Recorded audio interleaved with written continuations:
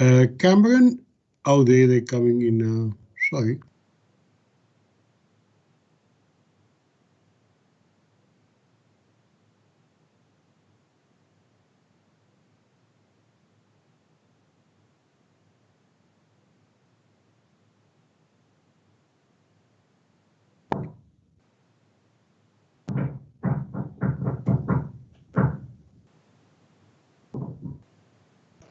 Let us pray.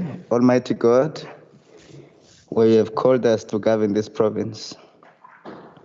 We ask your help to make decisions and laws that will be just and will promote the interests of our people. Almachtige God, ons bid dat u gedrende ons vergaderings, ons dienodige wysheid sal gee en ons motiewe sy wel sal hou. En dat u ons sal help om ons tekortkominge te oorkom en al onze besluite aan u op te dra. Sigelela Nkosi ilizwe lethu nabantu balo. Umisele Nkosi ukulunga kwiphondo lethu. Nkosi sigelela iAfrika. Gcina abantwana bayo. Khokhela Nkosi inkokheli zayo. Yinike uxolo Nkosi iAfrika. All this we beg in your most holy name. Amen. You may all be seated.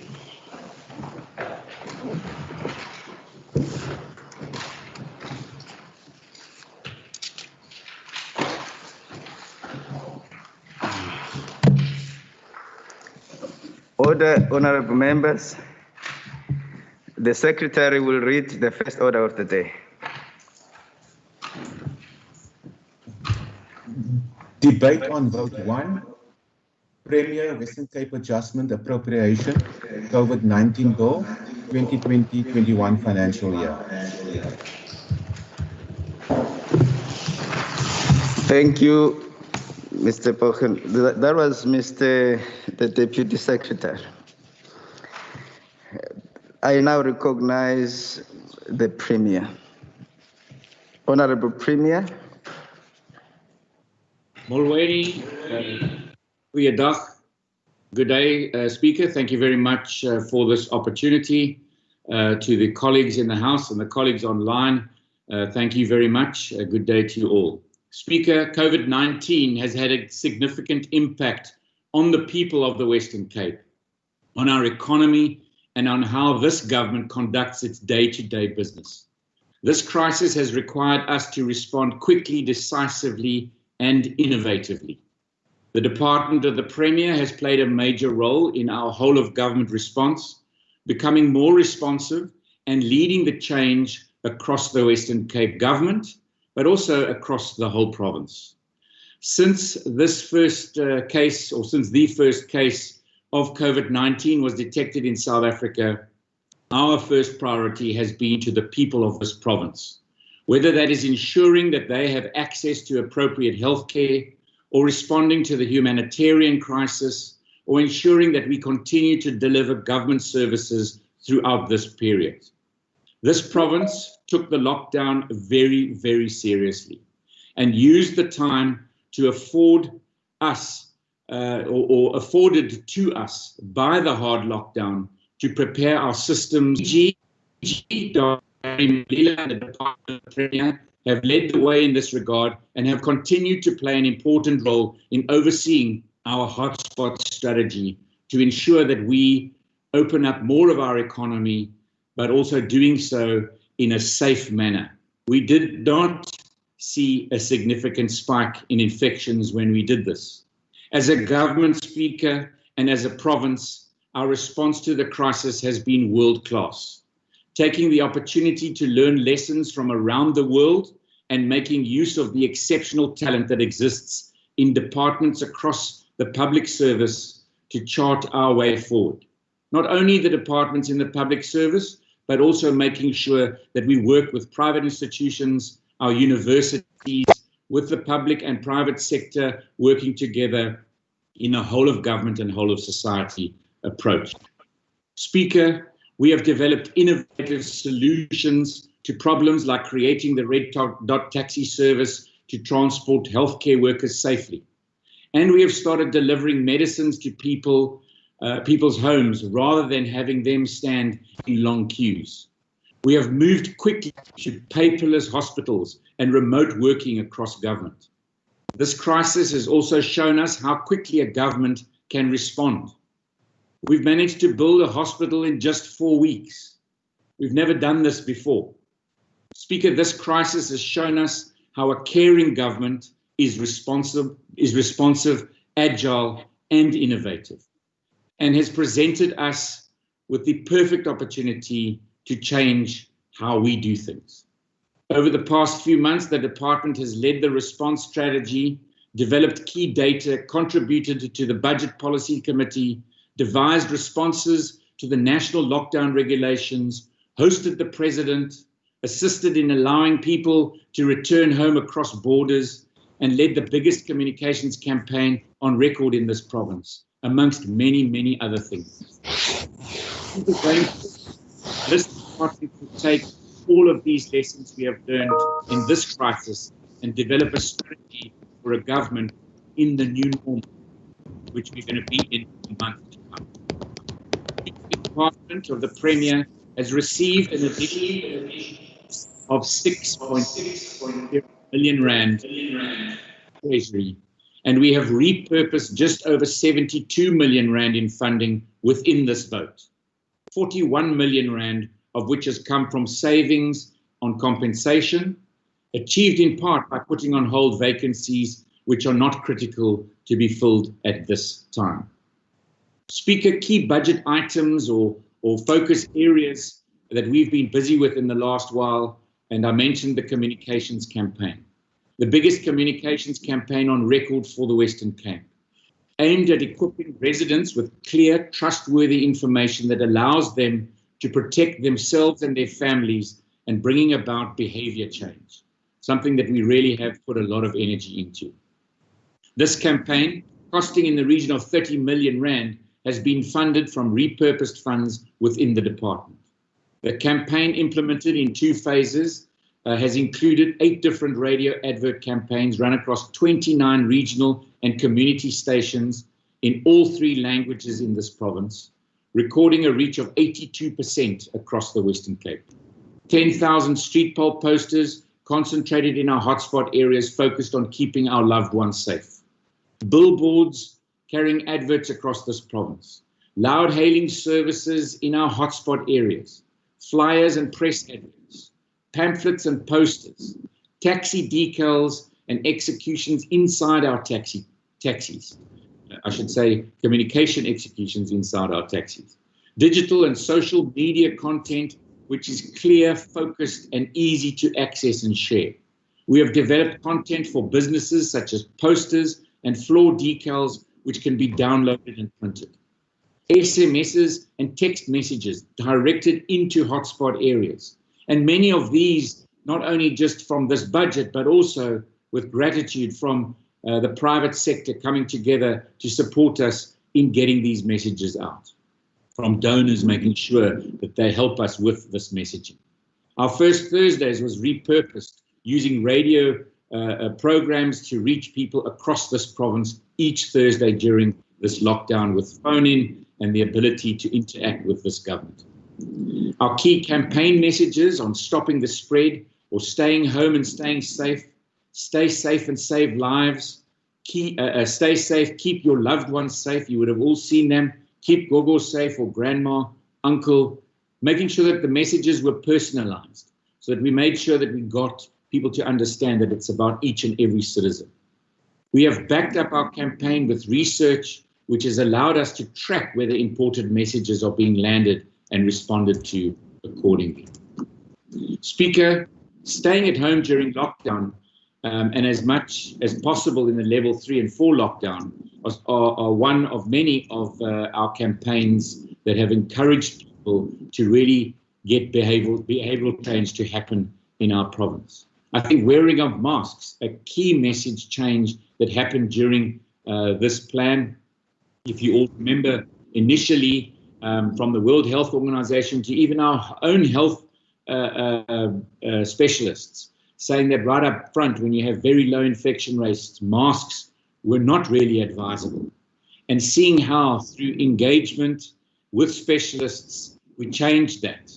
And now wearing of masks, not only in this province, but it is seen across the world as a major mechanism of slowing the spread of this virus. Social distancing, I think something that we still have a lot of work to do within our province. We've got to make sure that we follow these rules. Social distancing, a big one. Hand washing and hygiene, making or the Q&I facilities and making them accessible, breaking down stigmas. And I think a big kudos to the team for making sure that the messaging did change that stigmatization of this virus. Speaker, we boosted the call center specifically with a focus to our humanitarian response during lockdown level 5. We repurposed 11.158 million rand to expand the capacity of our call center to deal with the humanitarian relief calls, which peaked at an average of 10,000 calls per day in April, reaching over 14,000 on some days.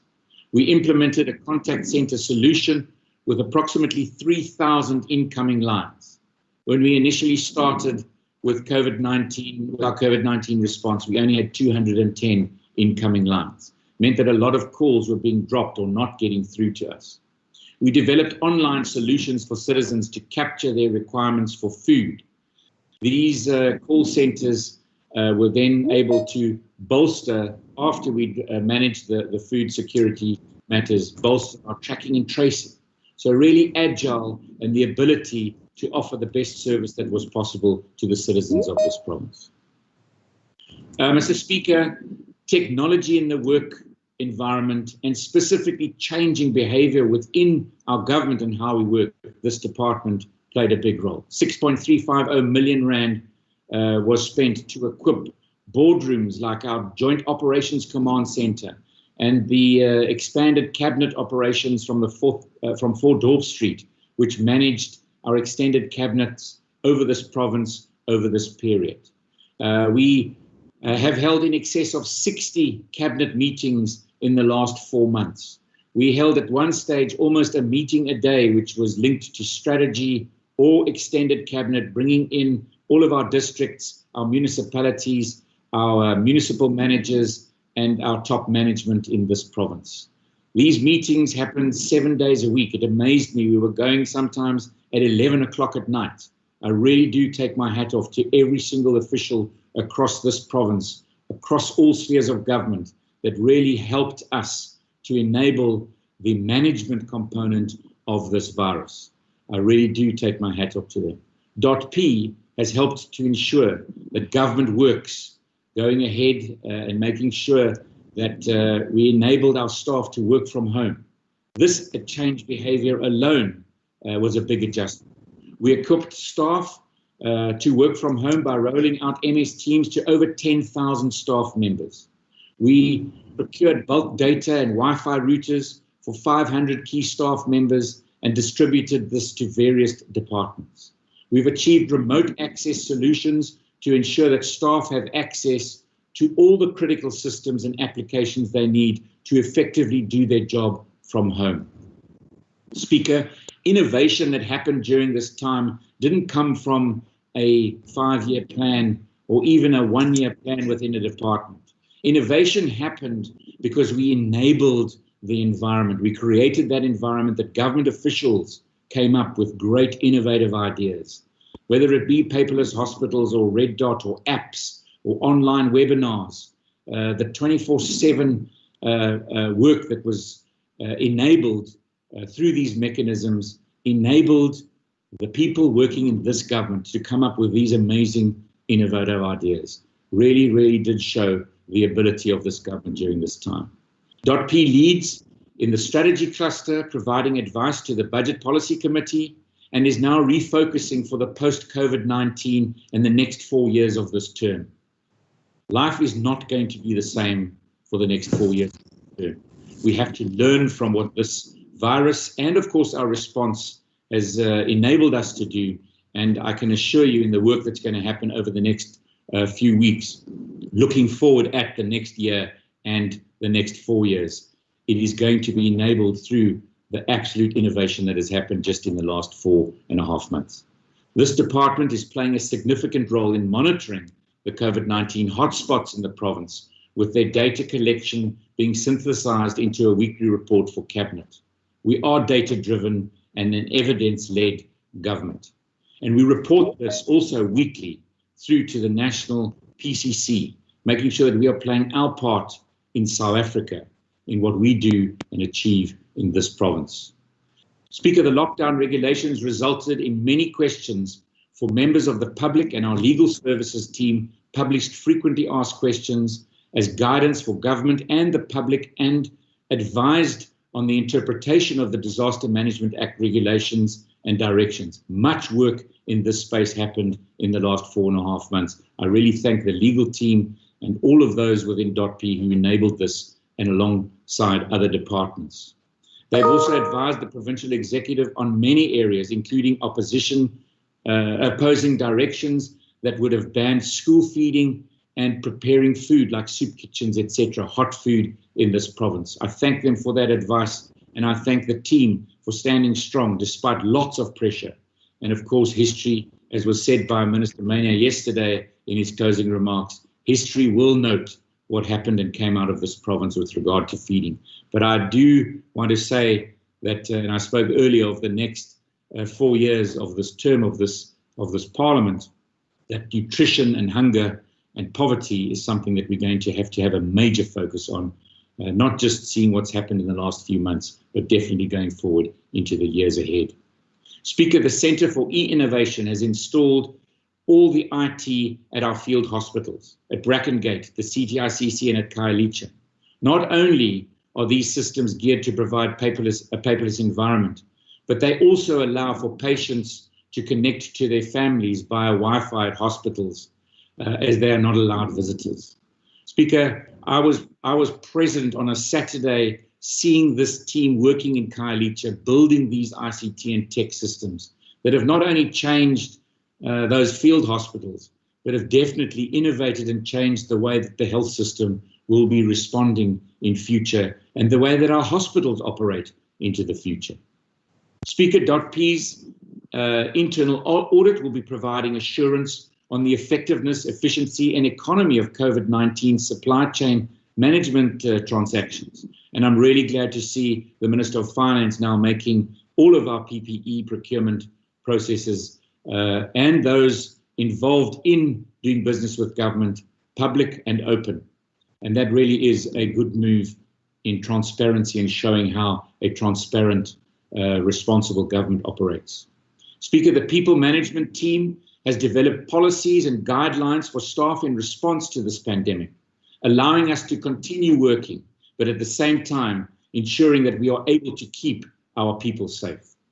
We have been liaising with the national government departments regarding vulnerable groups and have been assisting with conflict resolution and mediation.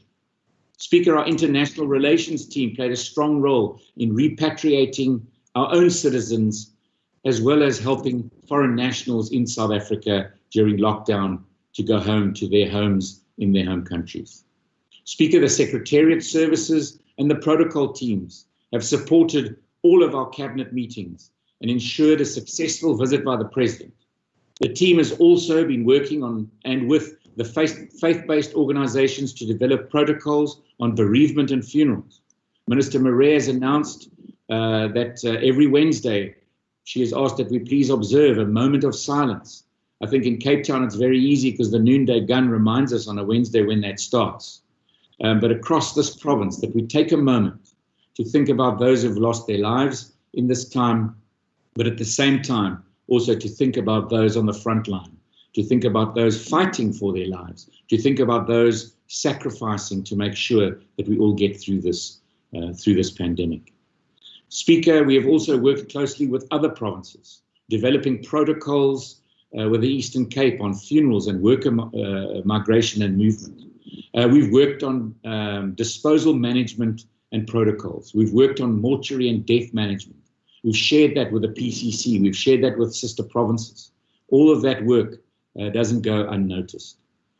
Mr. Speaker, the department's strategy team responsible for organizational health and safety, procurement of masks for staff, thermometers and for various buildings with our processes of making sure that people enter and exit our buildings safely. It's all managed through those .P staff that are responsible for these regulatory frameworks, and the compliance officers are appointed across this province. I thank them all for the work that they are involved in making sure that we keep our spaces safe. Speaker, the Department of the Premier team and all of the staff across the Western Cape government have shown us what it means to be a public servant. I want to thank them all for the work that they have done under very difficult circumstances over the past few months. I would like to thank the Director General, Harry Malila, for his hard work and steady leadership, and the members of my cabinet for their advice and their input and their leadership, which has helped us steer our response. For the top management and every single government official in this province who have gone above and beyond, I really thank them. I would like to dedicate this speech, Mr. Speaker, to the frontline staffers across this province, to those amazing health workers, to the teachers, to the donors and the NGOs who have helped with our social workers and our humanitarian response, to every single person who has gone to work every day in the service of the people of this province, despite great risk to themselves. I dedicate this speech to every single citizen who is playing their part, wearing their mask, social distancing, and making sure that we continue to flatten the curve in the interests of the people of this province. I thank you. Yeah.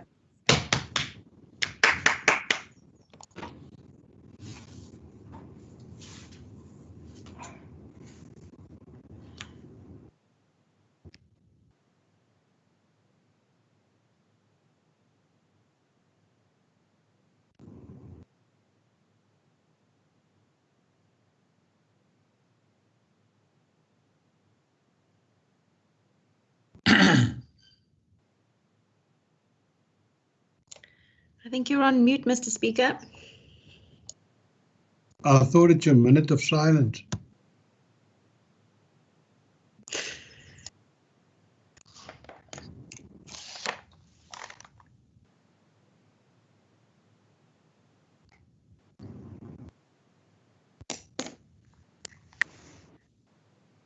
Speaker,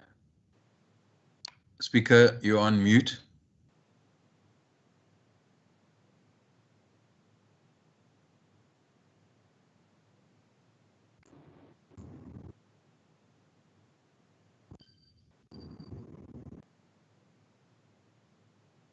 I only see body language.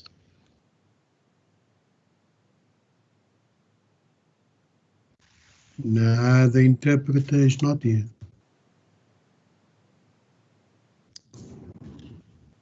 Speaker, Your channel seems to be on mute.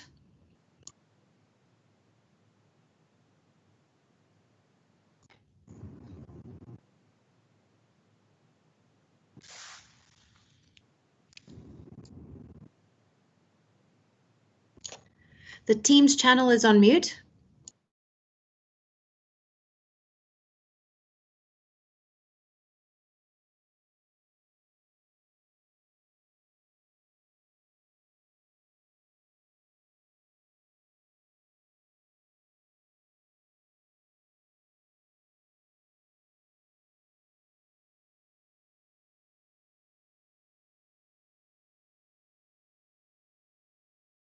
Thank you. Yeah, thank you, honorable members. Everything was activated. It just refused to work. So I don't know what was the glitch about.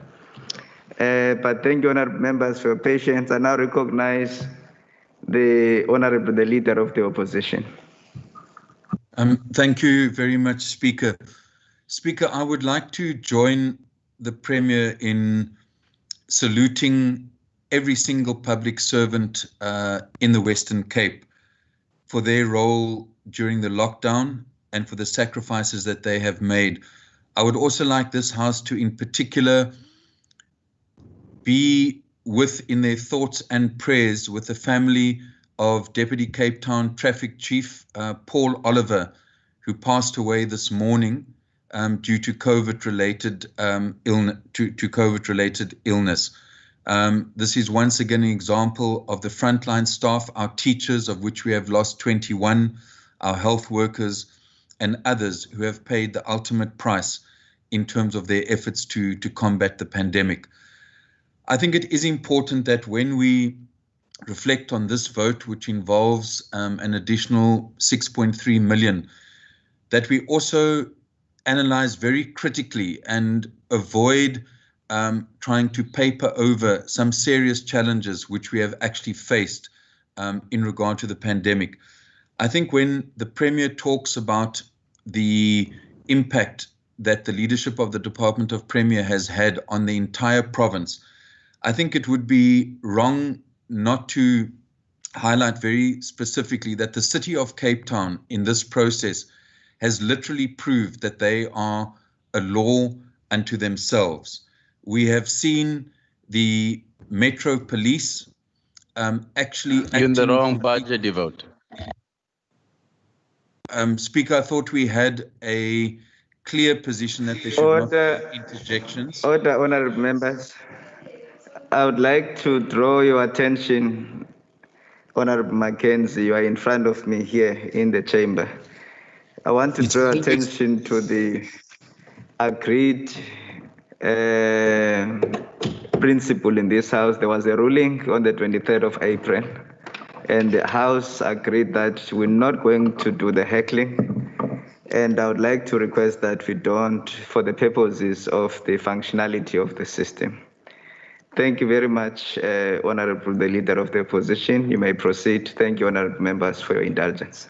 We know that the Department of the Premier during the pandemic has had responsibility for coordination, but we've had a major crisis where it has appeared very clearly that the Premier and the Department have been unable to ensure that other spheres of government actually work in a cooperative way. The shame of Strandfontein remains there, and the disappointment is that there has been no direct attempt to actually engage the city in terms of their chosen course of action. I think also, as we went into this pandemic, issues of inequality, poverty, and landlessness were there, and the fact that the province and the city and most municipalities do not have housing and human settlement master plans has shown up in what we've experienced over the last couple of weeks. We as the ANC say no to unlawful invasions, as we also say no to unlawful evictions of people, which we've seen happening in the city of Cape Town.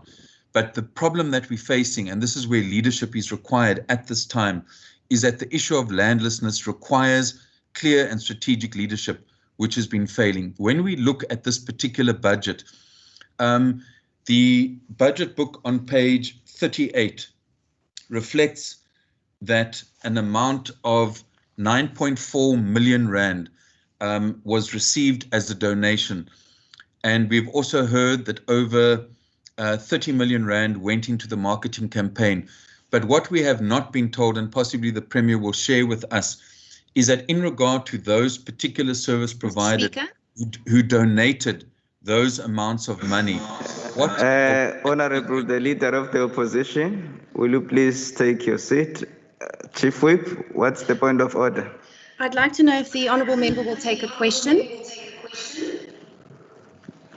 Thank you, Honorable Chief Whip. Honorable Dagmo, are you able to take a question? She can submit the question in writing to the Leader of the Opposition, and the Leader of the Opposition will apply in writing, will respond in writing. But I now see that I've got until 10:36, given the interruptions which have been made. So it's one thing to reflect in the budget book that 9.4 million. Thank you, Honorable the Leader of the Opposition. We'll still manage the time this side. It's managed from the presiding officer's seat. But the Chief Whip is welcome to submit. You may proceed. She's welcome to submit her questions in writing. It's absolutely fine. Thank you, sir. What we've asked in the committee is to actually break down the 30 million that was spent on marketing and actually indicate which of those service providers that are in the book appearing as having donated money actually received money for marketing. because I think in a sense, this donation then actually misleads the House, given especially if we have paid those particular service providers for media services. So we need a response to that. I think the Premier has indicated that 11 million rand, 158,000 was made available for the contact center. Now, anyone who tried to phone in regard to the food parcels in the first 3-4 weeks after that announcement was made experienced huge amounts of frustrations, phone calls not being answered, being promised that they would be phoned back, and yet MEC Fernandez tried to give the impression that this was a call center that was actually responding to the needs. Clearly, that was a failure, and the lack of planning in regard to making sure that the call center was able to deal with the number of calls was clearly a failure, which caused massive amounts of frustration during this particular lockdown. I think what we need to know is how many of those that actually called into the center requesting food parcels, how many of those specifically who called were actually assisted. We've asked Speaker for a detailed breakdown of the boardrooms which were supplied from the 5 million rand allocated to them. We've heard of 3 boardrooms, but we haven't heard any detail as to how exactly that 5 million rand was spent, and that is a major concern. One of the issues which remains unanswered, we appreciate the fact that field hospitals were built in a short space of time, and we salute all of those involved. But one of the issues which still has not been clarified was the fact that the evidence that we heard in the committee was that there is a so-called kick-in clause where an amount of 12.8 million rand per month would be paid to the convention center.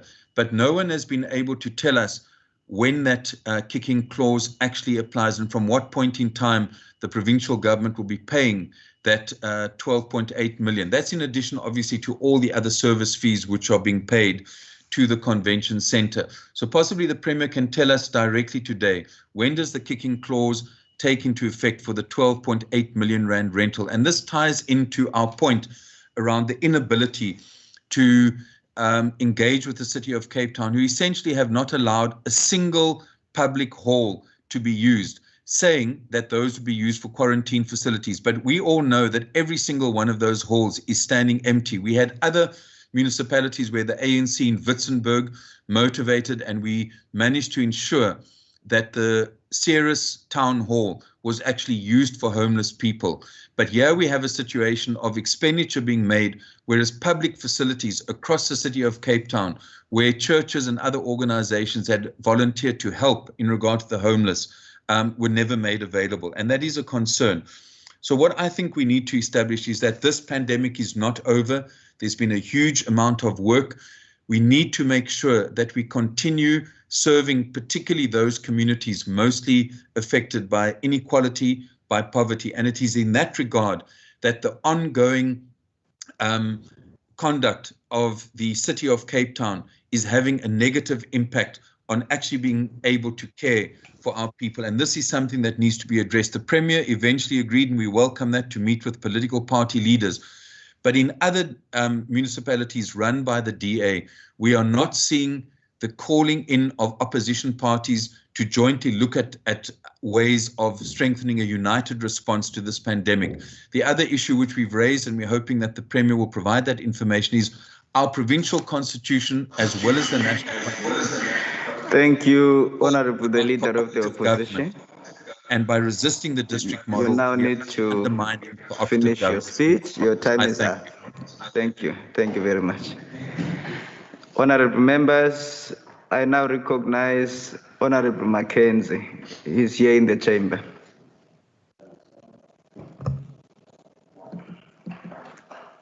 Honorable Mackenzie. Thank you, Honorable Speaker, and thank you to the Honorable Premier and Member Dagmar for that input. It is clear that the Department of the Premier and the Premier has led us through this pandemic, that members had to resort to going to municipalities to find something to criticize the Premier about, because there's nothing in his department and his handling of this pandemic that they can criticize him about. Honorable Speaker, today we are participating in the debate on Budget Vote 1 as the adjusted budget to beat COVID-19 in the Western Cape. We are debating during unprecedented times and against the backdrop of declining revenue, a national economy that is in tatters due to maladministration, mass corruption, and the abuse of public funds by the ANC, of which Member Dagmar is a member of. This economic catastrophe directly impacts on the budget on the Western Cape, as well as the Department of the Premier as the institution responsible for innovation, collaboration in order to improve service delivery for its citizens. This budget will allow us to make good of this vision. I'd like to take the opportunity to welcome the Premier of the Western Cape back, and I'm happy that he's feeling much better and recovered from the dreaded coronavirus. I'm confident that he will continue to lead his department in the Western Cape through these trying times. Following the order of the day, I express my support towards the Special Adjustment Budget 2020-21 for the Department of the Premier. I can concur that this is indeed evidence-based and data-led budget that meets the needs of this time, even if the Provincial Treasury had to accommodate some of the decreases in the overall budget. This is purely a result, what we've seen in the reduction of the budget for the Western Cape, as years of poor financial responsibility by the ANC, which this department also had to adjust to. The 30 million rand license for the ICT license is just one allocation that has been done to stem the negative effect of the ANC mismanagement of the country due to the dollar and rand exchange rate. If you had policy certainty, a competent government, national government, the impact of COVID-19 and the impact on the rand-dollar exchange rate might not have been so severe. Honourable Speaker, communication is the key to success. The Stop the Cane campaign led by the Department of the Premier have indeed been the most comprehensive communication strategy in the history of this government. Stop the Spread under the leadership of the department has truly become the new golden words of this government. I wish to thank the Premier and the team at the department for the proactive manner in which they've dealt with communication during COVID-19. Contrast this to other provinces and to other departments of the Premier, there's been little or no communication at all. The upward reprioritization of the 30 million under Program 5 has certainly gone a long way in ensuring people remain informed and are able to take responsible measures. As we go about our daily duties, these billboards, the posters on the street, and the radio stations discussing are much needed reminders that are not yet done in the fight against this pandemic. I also want to thank the many sponsors and donors like Vodacom, Independent Outdoor Media, Tractor Outdoor, Ads24, Media Mark, and various radio stations in this beautiful province that came on board during this pandemic. Speaker, the Joint Operations Center is one of the most effective ways in which to handle any situation. It allows coordination among many spheres of government and avails the most up-to-date technology for officials to work remotely. For a pandemic that can only be stopped or slowed by social distancing, investing in technology is the most important thing. For this purpose, it is with great applause that we welcome this innovative government that has technology on top of its agenda, and we therefore welcome the 1.3 million rand towards the IT refresh for this JOC. Through this pandemic, we have seen committed staff in the Western Cape and the work undertook to support those in need. It is only through further effective communication and behavior change that we continue to stop the spread. The department has consistently showed as to why it is one of the most innovative in the country. It was therefore no surprise that they earmarked on the 11 million expansion for the contact center and customer relation management. You see, Honourable Speaker, in the Western Cape, residents is our customers and not voters where we should steal from like other provinces. So when you have a contact and customer relationship center where residents can contact in, it speaks wonders of this great government and Department of the Premier that we have. Speaker, whilst the DA delivers a budget to beat COVID-19 in the Western Cape, Pretoria uses the crisis to line the pockets of the cadres and comrade. Regarding the baseline reductions from other programs, we are mindful of the fact that this is a direct result of COVID-19. However, I would fail in my duty if I don't mention the fact that the President was here a few weeks ago at the Cape Town International Convention Center, where he waxed lyrically, and I quote, "Money is not a problem." Yet the Western Cape had to make many budget adjustments, including this department's and baselines, which many of my colleagues will speak to later today. This is alarming, especially when the ANC cadres could not keep their hands off PPE, including the President's own spokesperson, and her husband, whose hands are all over PPE tenders in other provinces, where she is also a PEC member, of which member Dagmo is a member of, paid up member of.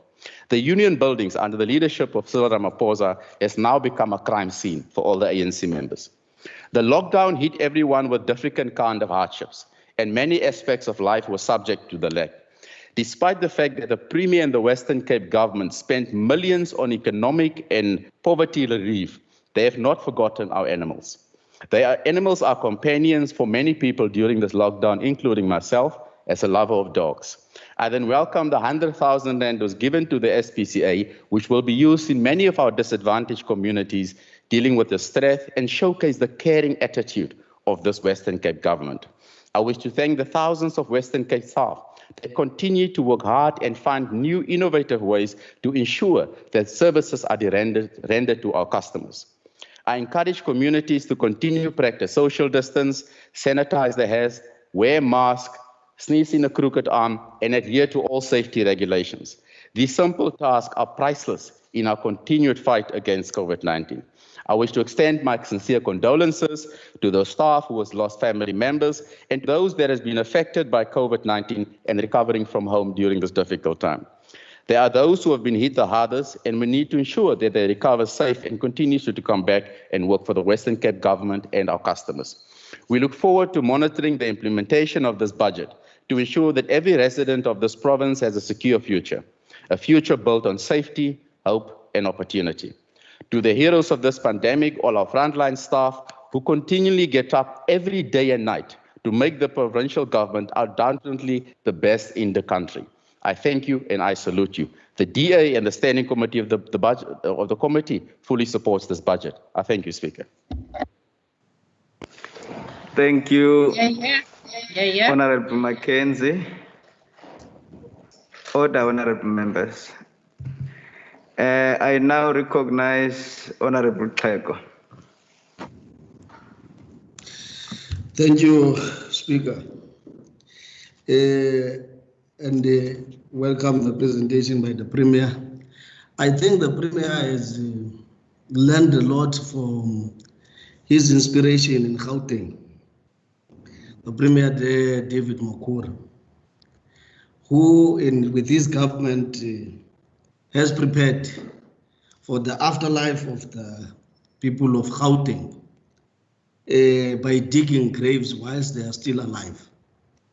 And we note as the EFF that the DA in the Western Cape has taken the same tune of preparing for people in the Tiger Baker Hospital when they are dead, in an institution, with preparing the institution where it can host up until to a significant number of 600 people who are dead. So, which means therefore that the aim here is that people should die. And there is no plan to prevent that. But fast forward, in principle, the Department of Premier should play a very strategic role in being true to its vision of assuming a leadership role to enable the Western Cape government to improve the quality of life of all its people, with a mission and a vision of providing good governance and to enable integrated service delivery. However, under the leadership of the Premier, this province is the opposite of this whole truth.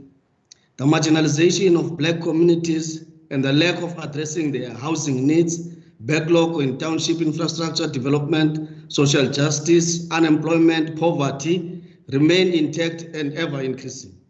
Despite being allocated a budget increase adjustment of over 6.3 million, the Department of the Premier is still failing to address a comprehensive and integrated economic recovery plan for the province, especially regarding assistance of small SMEs and the informal trading sector.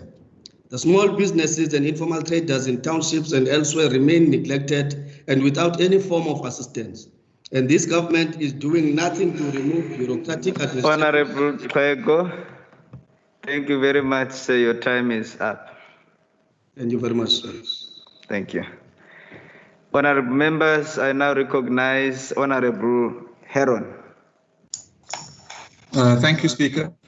Speaker, people can't eat IT, boardrooms and innovation.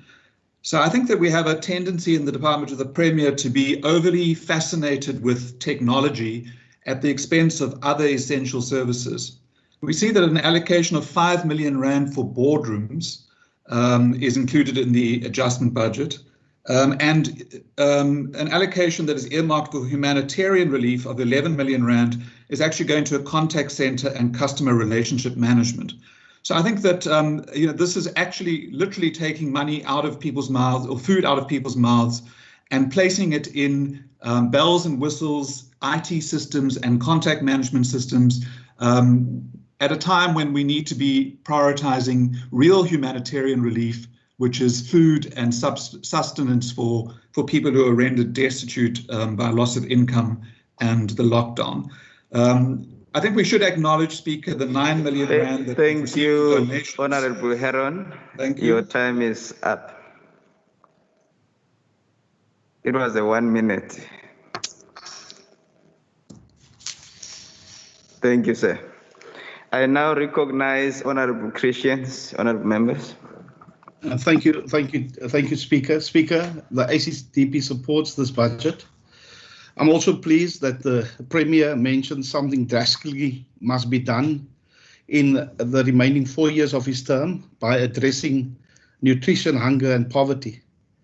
I think we all saw now the numbers that the Premier has quoted of the numerous volumes of calls that were received by the call center and the expansion of the call center, telling you that there is a dire need, that people is hungry. And Speaker, the 11.5 that was spent to expand this capacity, it's disappointing to see that only 50 million was to address the hunger of our people, and maybe something else can be done in future. And as I said yesterday, I'm saying it again, food parcels is not the solution. We will have to, as a government, the Premier will have to look broader, how to get people employed and how can they see to themselves. But Speaker, also another point that I want to make, the posters were small little posters on the poles. I think it was A1s and not A4s. I don't think the 10,000 posters make Christians. Thank you. Thank you very much. Your time is up. Thank you. Honorable members, I now recognize Honorable Murray. Thank you so much, Speaker. I'll speak fast.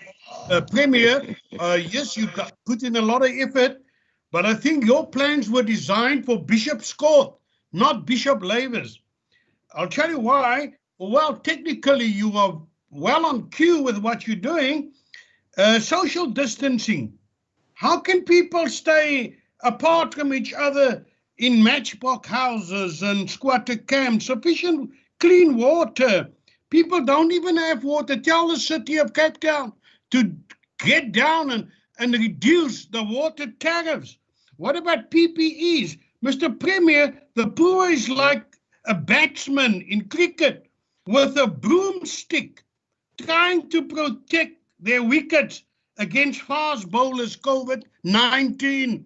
Their wickets fly every day, especially in the poor areas. They get bowled out, and that's why we're preparing mass graves for them. Give them a proper bat to defend themselves. Thank you, Honorable Murray. You spoke very fast. Your time is up, sir. Thank you. Honorable members, I now recognize Honorable Brancase. Thank you very much, Honorable Speaker. Under these pandemic circumstances, the Al Jamaa wants to welcome the vision of the Premier to focus on feeding and alleviating poverty. Al Jamaa therefore wants to encourage the Premier to take this initiative to each and every ward in the Western Cape Province, and not to so-called hotspots. There is enough churches, mosques and schools in each ward to feed the people. Thank you, Speaker. Thank you, Honorable Brancase.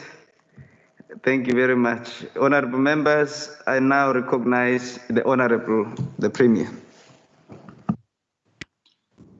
Thank you very much, Speaker, and thank you very much to the honourable members who have taken part in this debate. First of all, thank you to the Honourable Dugmore. I do note that he did sort of echo the thanks to the officials across the province, and thank you for that. But then, of course, he moved off to the land debate. And, of course, this is a budget debate and not a land debate, and specifically with a focus on the city of Cape Town and not on the province. I really look forward to engaging him in a land debate, and specifically around the different support from different spheres of government, but primarily at the moment on the illegal land grabs that are taking place, and noting that this province is definitely punished when it comes to the allocation of public order police.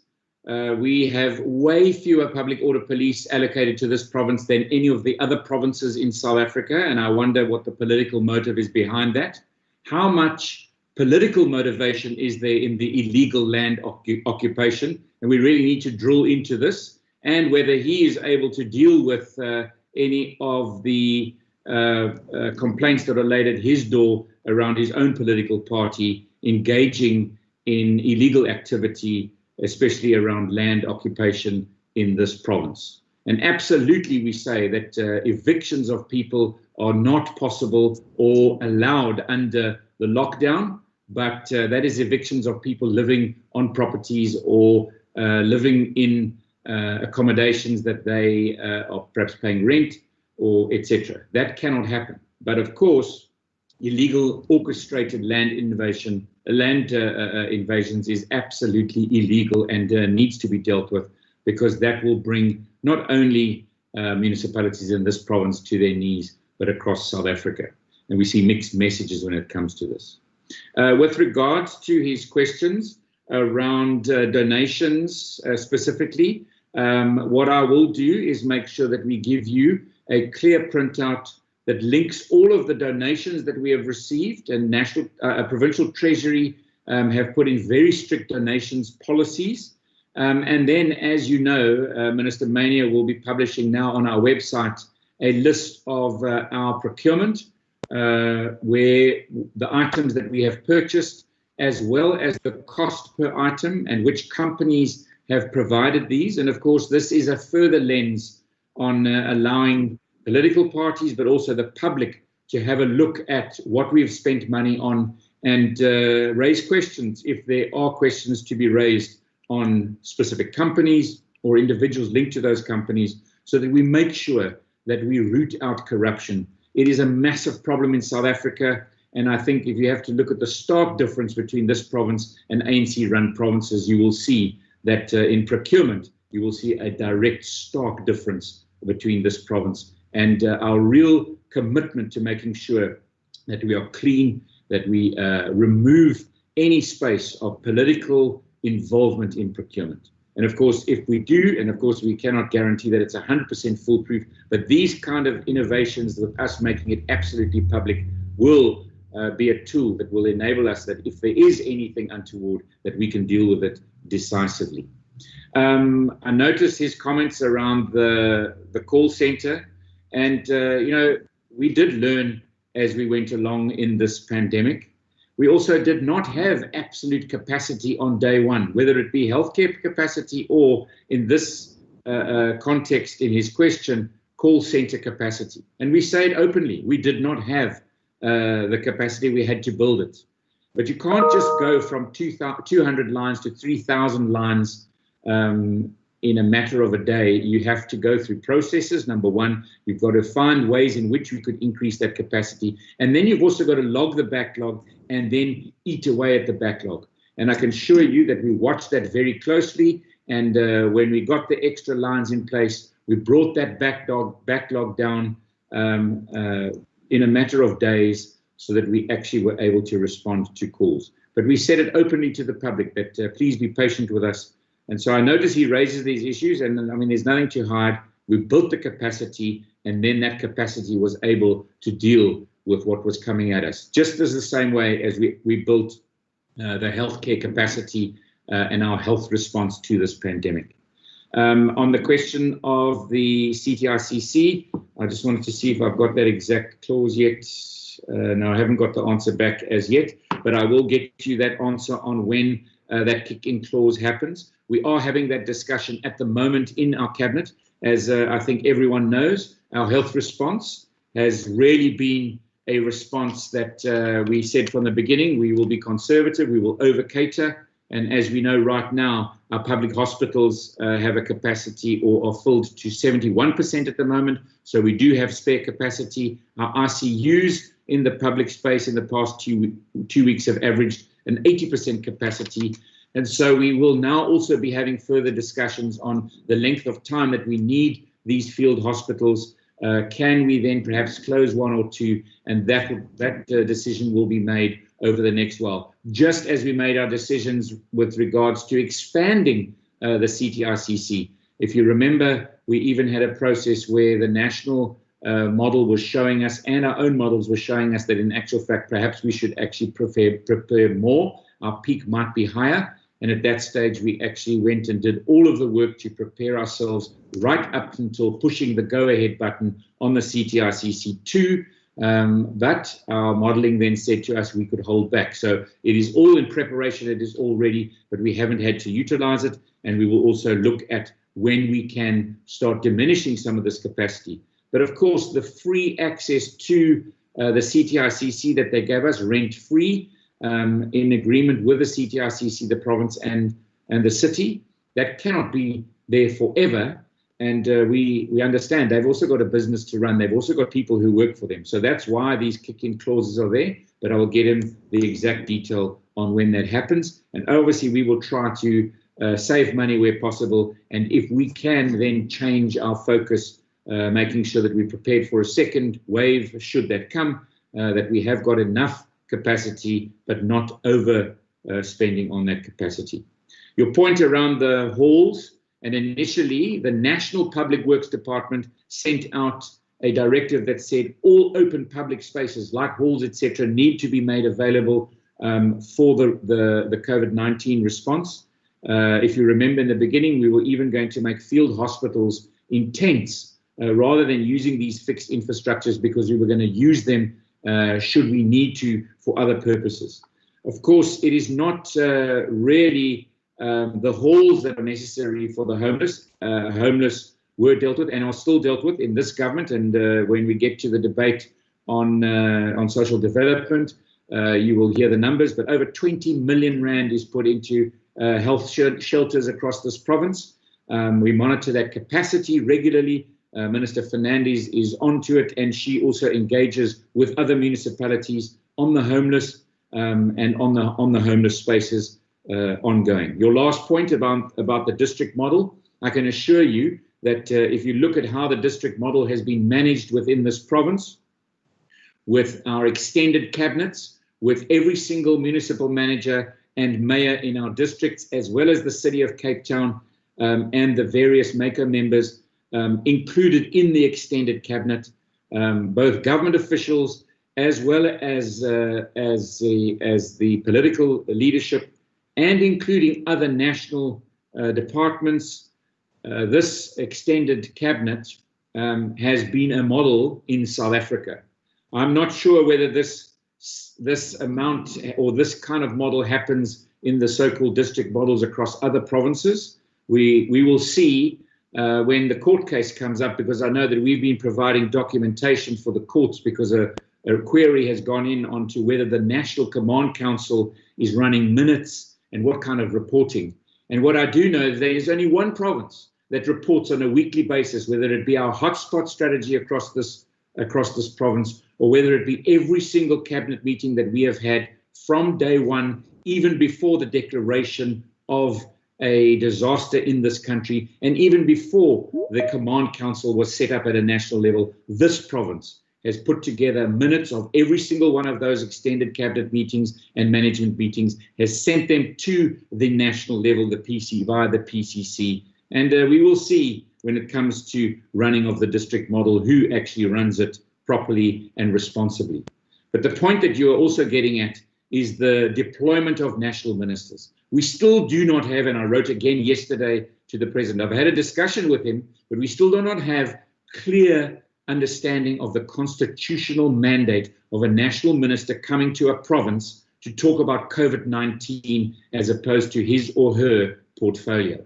We know that certain ministers at a national level are not even managing their portfolios properly, and now they want to come and manage provinces and manage districts across this country with COVID-19. I think this province has shown, and history will also show, the kind of management. We have made mistakes along the way, but I promise you that when it comes to a province managing this COVID-19, this province and the team in this province across all spheres of government have been absolutely world-class, and history will show that compared to what's happening, I think, in other parts of the world and in our country. Honourable Mackenzie, thank you very much for your role as chair of the committee. Thank you very much for your speech. I think evidently you were showing also, what happens in other provinces around PPE and corruption, and what we are doing in our province, making this absolutely open and transparent. One can't get or help the feeling that when this happens and we are awake at 2 o'clock in the morning concerned about the people in this province, when you think that perhaps leadership in other provinces are perhaps awake at 2 o'clock in the morning wondering how they can get another contract or how they can get another tender. And I sometimes look at that, and that is really shocking. We should be all focused on the interests of the people of our provinces, or the people of South Africa. Thank you for commenting on the SPCA help that we put out there. Of course, it's a small amount, but we also commend other departments and the private sector for helping across the board. Food security for humans, but also for the animals in our province. We need to show that we care. Also, your comments around the future and the kind of work that we've got to be focusing on now. We put a lot of effort into the health response and into COVID-19 in this province. I mentioned it as world-class, and I stand by that. We now have to use those learnings once again in dealing with pandemic number 2. Pandemic number 2 is hunger, starvation, poverty. Because now what is happening is the implications of this extended lockdown, of some of the crazy regulations that don't make sense, that we've learned from, or that even our own science and our officials that we appoint at national level and at provincial level, we need to listen to the science. We must be data-led and evidence-led. And of course, when we don't listen to it, that's when we have some of these crazy regulations that come out. We don't monitor and test them, and that is why we are now seeing this second pandemic staring at us. It is a major, major problem. And of course, that's what we will all be swinging our focus to in this government over the next weeks. Honourable Tlecho, thank you very much for your part in this debate. I do note that you talk about the province and Gauteng, and you talk about graves or perhaps the preparedness on dealing with death.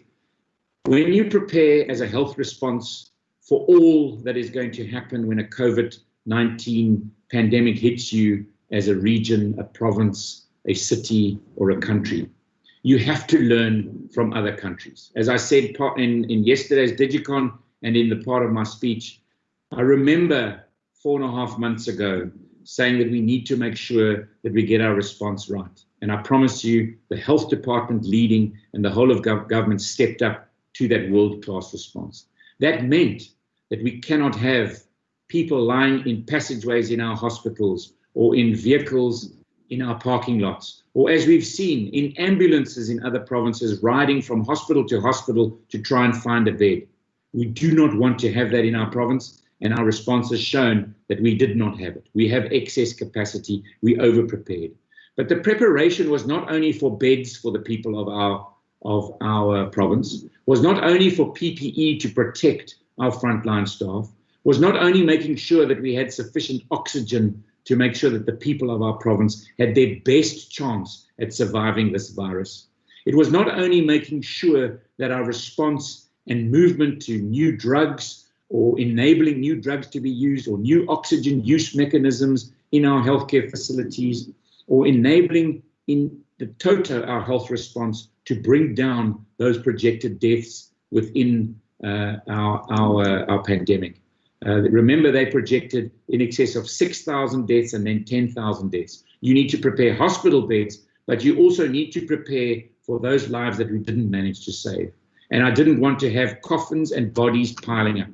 And of course, there too, we prepared as a responsible government prepares. The facility you speak about at Tygerberg at the moment, definitely making sure that we were prepared, but over-prepared. And right now, that facility has the capability of 624 bodies and only 9 at present taking up that space. Can you imagine what you would have been saying in this debate had we had 159 bodies waiting in piles somewhere? We had to prepare from one aspect or one part of the spectrum right across to the other, and it shows you that we have taken this very, very seriously. We really do respect life and we care about life in this province. And that is why we will be focusing now on the future, on our recovery plan, on the economic recovery plan. You do raise issues on the economic side, and we've helped thousands of businesses in this province, but I will leave that to the economic debate. To Honourable Heron, thank you very much for your contribution, but understanding that you now try to use this department as the department that needs to roll out the food security. We definitely had a role to play, but we have to play our part in that role, from management to enabling through a call center that our food system works. The big money happens in other departments, not in this department. And so it is not really helpful when you start to talk about how much money we spent on enabling the humanitarian response. That is all part of management. And so too are enabling our boardrooms. We weren't prepared for e-meetings and making sure that government can operate safely. We weren't prepared for these cabinet ministers visiting us, where we were going to have cabinet meetings with more and more people in them in a safe way. We had to make sure that we procured the correct IT to make sure that we could respond from a management point of view. And again, I say world-class response from the management of the administration in this government. I also noticed the Honourable Christians, thank you very much for your contribution.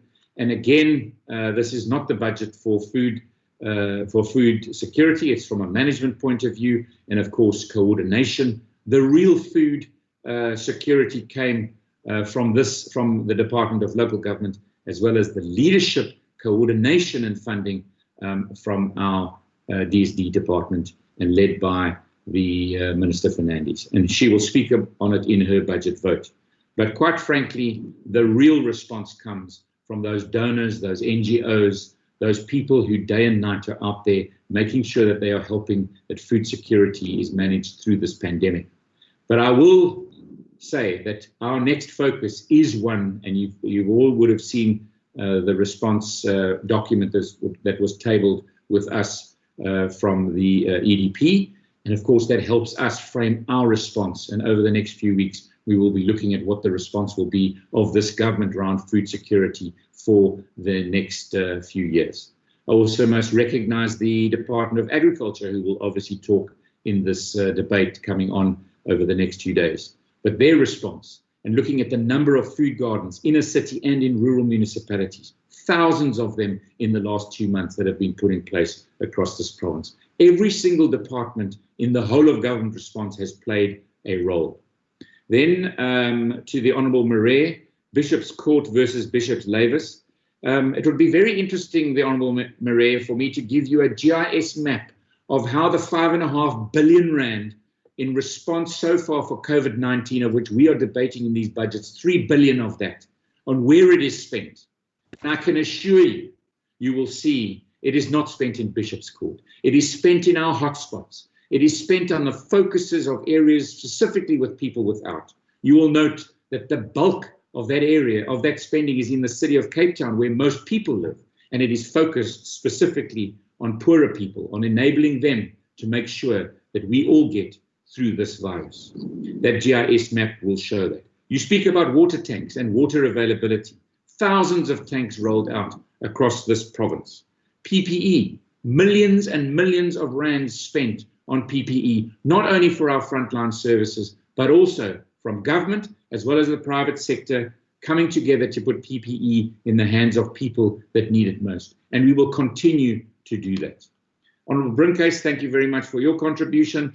Also talking and focusing on food, and that is the right area to be focusing on. I think the future, we're going to have to be much more focused on hunger and nutrition or poverty alleviation around food and nutrition, the economic recovery, as well as safety, and bringing those all together to make sure that we deal with pandemic number 2. We have to have the same kind of energy and focus because joblessness, hunger, and poverty is going to be what governments are going to be focused on, but the whole of society over the next while. It is going to be applying our minds, and I think we have this learning from COVID-19 and seeing how we've managed it as a government has been exemplary. And once again, I want to note that I dedicated this speech to every single person in this province who have been playing their part, who have been going above and beyond to make sure that we have flattened the curve. I implore you to continue to do so. We need to make sure that we keep this curve flattening, reducing this risk, so that we can then also at the same time reduce the risk of that pandemic biting too hard the citizens of this province. I thank you very much. Thank you. Thank you, Honorable Premier. Honorable members, that concludes the debate on this vote. The Secretary will now read the next order. Debate on Vote 6, Health, Western Cape Adjustment Appropriation, COVID-19 Bill, 2020-21 financial year. Thank you very much, Mr. Hindley. Now, honorable members, I recognize the Minister of Health, Honorable Mbombo. Thank you, Speaker. I'm not sure whether if any members of the department officials that are here, but if they are here in the House, I also want to recognize them. Speaker? They are not here, Honorable Minister, but perhaps they are listening and watching you. Okay. Premier, the honorable members, the people of the Western Cape, Morweni, good morning. Yesterday, I spoke about how history will judge us, and I still maintain that history will judge us on how we responded to this COVID, and history will judge us on how we spent the taxpayers' money to fight the COVID. Today, I present to this House the special adjustment budget for the Department of Health in the province in order to defeat the COVID. Speaker, having been the only province that initiated Provincial Parliament COVID ad hoc committee, and also we have been the only province where you'll find that even other committees have been active. It means that this House and the members know everything the department has done to fight the COVID. We presented to the ad hoc committee and health committee, including the National Assembly Committee, the NCOP committee, just as we presented to committee structures and councillors all over the province. This is the department that the whole country and the whole world spotlight was shown over, above than any. We journeyed with you from our first media press where we shared the Western Cape preparedness and readiness. We took you through the first strategy when we were responding to imported cases and also those associated with the imported cases. We took you into confidence into our response to clusters, the sparks and the flames. We took you through and journeyed together when we shared our hotspot response, when the flames turned into bushfires, into our local community transmission. We presented to National Joint Command chaired by the President. We engaged with academics throughout in search of scientific response to the virus. Speaker, remember, history will judge us. First things first, I just want to thank all healthcare workers for their sacrifice and putting their lives in danger while saving lives of the others. Our heroes and the sheroes, the alpha and the omega in the fight of COVID in South Africa. Despite that, it is still unknown and a scary virus. While some other public service servants were downing the tools, the healthcare workers did indeed show they fight when others can't anymore. Thank you very much. I also want to pay tribute to those who lost their lives due to this virus. Today, we have 37 that left us. This comprise also all categories from clinicians, non-clinicians, administrative and other support staff. Umzamo omhle bawuzamile, ugqatso balufezile. UThixo angabopha amanxeba ezizalwana nezalamane zabo abanike uphumla olunoxolo. Currently, we have 4,736 staff that has recovered, and currently we have 513 active cases. We want to thank the role they played by management. Also, I don't want to leave behind the unions to make sure that we create an environment that is responsive to occupational and healthy safety measures in our health facilities. Now, going to the budget, I want to thank Dr. Keith Kluter as the HOD and also his senior management team for the role they played in finalizing this budget. Speaker, note we are discussing a budget retrospectively as we have already implemented some of these response to the COVID. It feels like it's when you are raising a child single-handedly from birth until the child is old enough where you will have provided everything. And then later someone offers you money to buy nappies and baby formula. And then you are, and also for the teething medicines, whilst the child is an adult. Now we have to motivate how you're going to use the money for the nappies. So that's how it feels. However, I just want to table the budget as we have had 1.605 billion. From the 26 billion that we had, it goes to now adds to 27.856 billion in the first adjustment for the COVID. Taking note that already we have reprioritized from our own existing budget, the 435 million in order to fight the COVID. Now, with the 1.6 billion new money, 1 billion is for the emergency expenditure that has been through the Section 25 in terms of the PFMA. Thank you, Minister Mania. 53 million from the Provincial Disaster Relief Grant, 552 million in the HIV, TB, malaria and community outreach grant. Again, we're getting this money. This is the money that we are receiving from the national 4 months after we have been fighting the COVID. How this money is going to be used? PPE, we've already spent 424 million in the 4 months since the pandemic started, and they've budgeted a total of billion for the PPE initially. For testing, we have established 54 testing units at a cost of 93 million.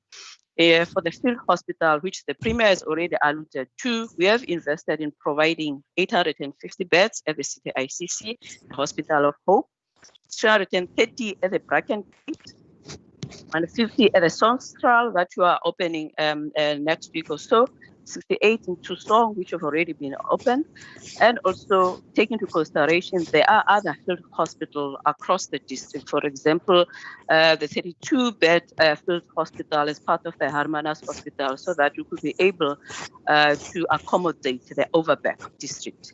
The additional beds in the Harry Hospital in George in order for the field hospital to accommodate the Garden Route.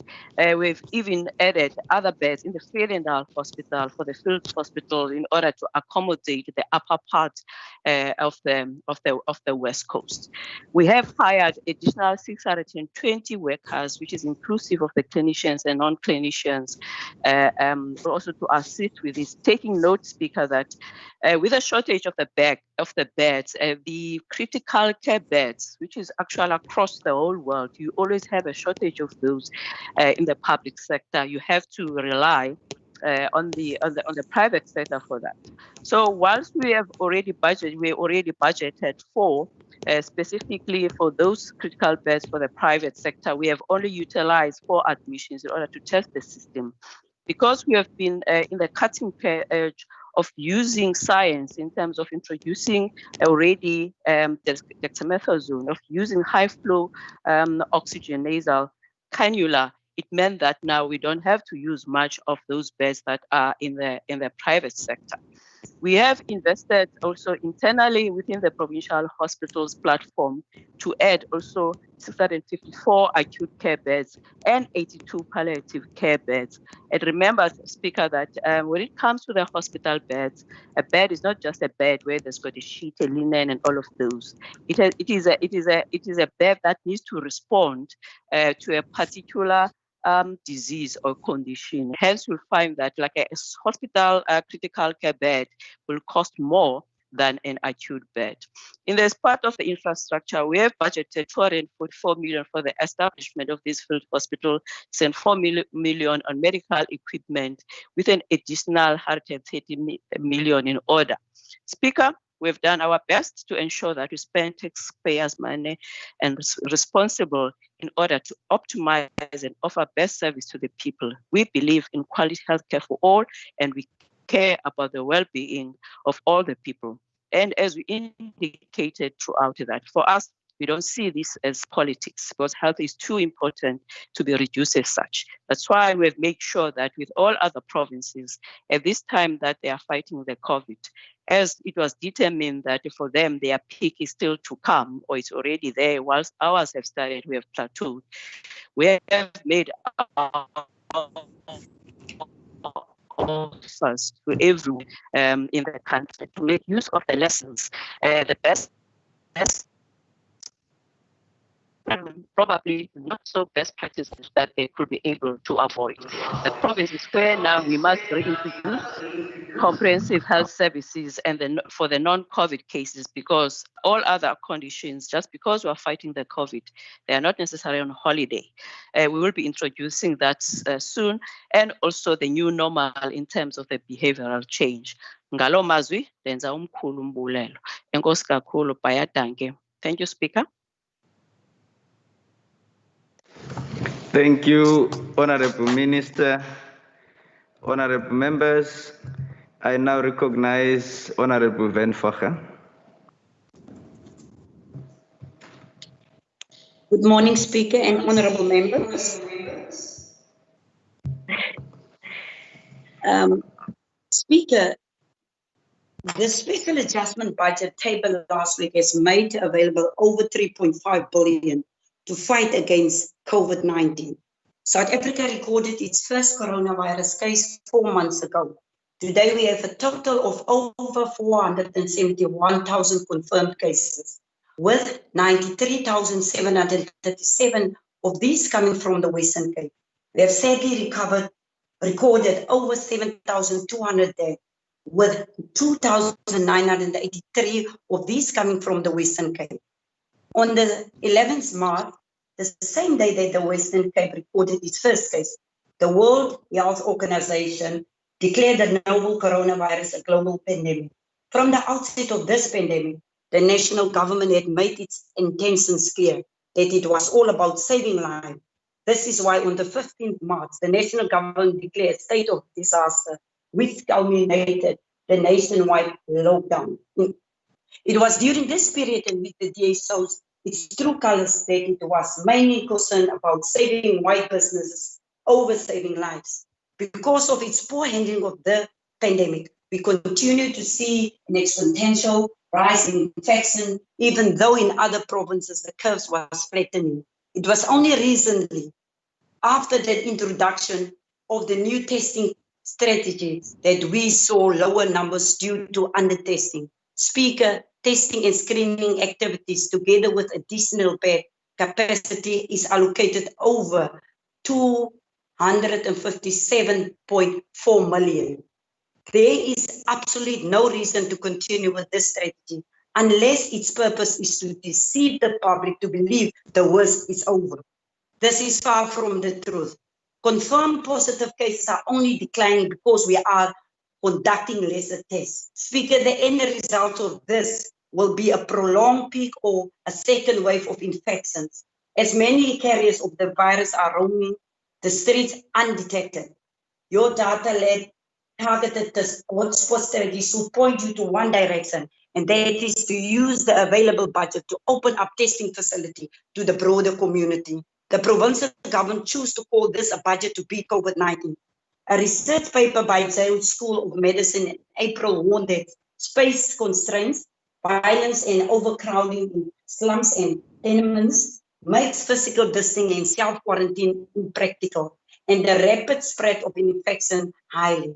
This so-called budget to beat COVID-19 does not address the underlying social realities, which results in the perpetual spread of this virus in working class communities like Khayelitsha, Nyanga, and Mitchell's Plain. The plans to de-densify the densely populated community has failed due to inefficiency in provincial government. The MEC yesterday blamed the whole world for Western Cape infection, but failed to acknowledge her own government's shortcomings. These systematic challenges can also be found in the public health care system. One would have hoped that the 1.8 billion allocated to this department is utilized not only to do the quick fixes, but to transform the public health care. The divide between our public and private healthcare has forced the provincial government to pay millions to the private sector to rent ICU beds simply because we don't have enough beds and enough staff in public healthcare system. This is in line with what Dr. Nicholas Chris, an NHI consultant with the national government, recently said, open quote. What we have learned during COVID-19 is that if we had one system where everyone was part of that system and it had a logical structure, it would have been a lot easier to address the COVID-19 challenges that we face. One of the lessons we should have learned is the urgent need to address the weaknesses exposed by COVID-19 in our public healthcare system. There is a greater demand to strengthen our public health. It is disappointing that in this budget, all efforts are directed toward the quick fixes, like temporary fields hospital, temporary staff members, additional bed capacity, as well procurement of PPEs, which arrive late after thousands of workers have been exposed, with some losing their lives. As we dip our revolutionary flag to salute these fallen heroes and heroines, this government should hang its head in shame for failing to protect them. I'm worried that when COVID-19 has passed, we will not have any tangible thing to show for all the billions spent. We will tell stories of field hospitals and temporary staff. As we move closer to the peak, we should also initiate discussions about the principle and policies for disposal of these procured assets. A quality public health care will remain a dream for the poor people of the Western Cape. It is not in the best interest of this government. This is why the vehemently oppose the NHI. This budget will further worsen the challenge as baseline reductions affected community clinics, such as the Villiers Dog Clinic and the Pero Ravensmead CDC. The long-awaited Klipfontein Regional Hospital to replace the Jewish Hospital will not be built anytime soon, as its budget has also been cut. And so was the budget for upgrades and additions at Tygerberg Hospital. This clearly shows that when COVID-19 passes, our state of healthcare in the province will be at a worse place. In closing, the Red Dot service must be extended to all regions. All health workers are in need of this service, not only those in the metro. The poor bed occupancy in the quarantine and isolation facility is a cause for serious concern. It may be as a result of the terrible conditions at the public facilities which remain unaddressed, as the health department and transport and public works play the blame game. For the reasons stated above, the ANC does not support the budget. I take this time to thank the health workers for their selflessness and dedication in the fight against COVID-19. I thank you, Speaker. Thank you, honorable members. Thank you, Honorable Ventfoche. Honorable members, I now recognize Honorable Philander. Thank you, Speaker.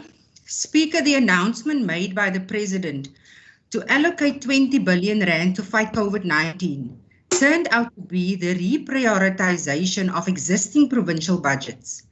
This should have come with no surprise, as Minister Mania pointed out, that South Africa's debt levels are expected to skyrocket to 3 trillion rand in the next financial year.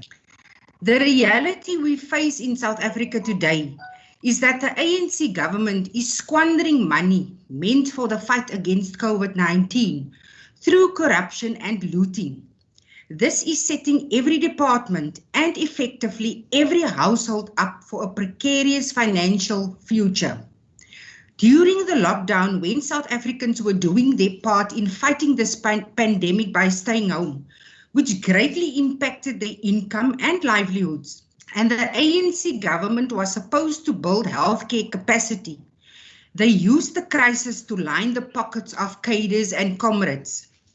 Speaker, in the DA Western Cape, we have seen and experienced commitment to and by the Western Cape Health Department as COVID-19 hit our shores. The Hospital Association indicated it will use the service level agreement established in the Western Cape as a blueprint for other provinces. Surely this is evidence that this provincial government must be doing something right. The 1 billion rand in emergency funding in May already helped establish 3 field hospitals with over 1,200 beds, conducted 300,000 tests, and screened close to 1 million people. It capacitated hospitals with ventilators and additional staff, as well as PPEs to healthcare facilities to ensure we fight this virus head-on. Speaker, 1 billion rand in the exact amount lost within the National Social Development Department under SASSA as implementing agency. This effectively means South Africa could have stood with double the healthcare capacity. Instead, the lockdown were extended, which laid the basis for a nationwide socio-economic pandemic. Fortunately, through prudent financial management and sound governance in the Western Cape, we managed to bolster our inpatient capacity ahead of our peak in this province. Gauteng surpassed the Western Cape and became the new epicenter for COVID-19 in South Africa. At mid-July, along with the Eastern Cape, they have recorded just under 150,000 cases in the country, with only approximately 700 beds available for utilization. The launch of the Bed Bureau system and the chatbox system, non-COVID-19 related chronic care, helped ensure we coordinate these efforts with ease in the Western Cape.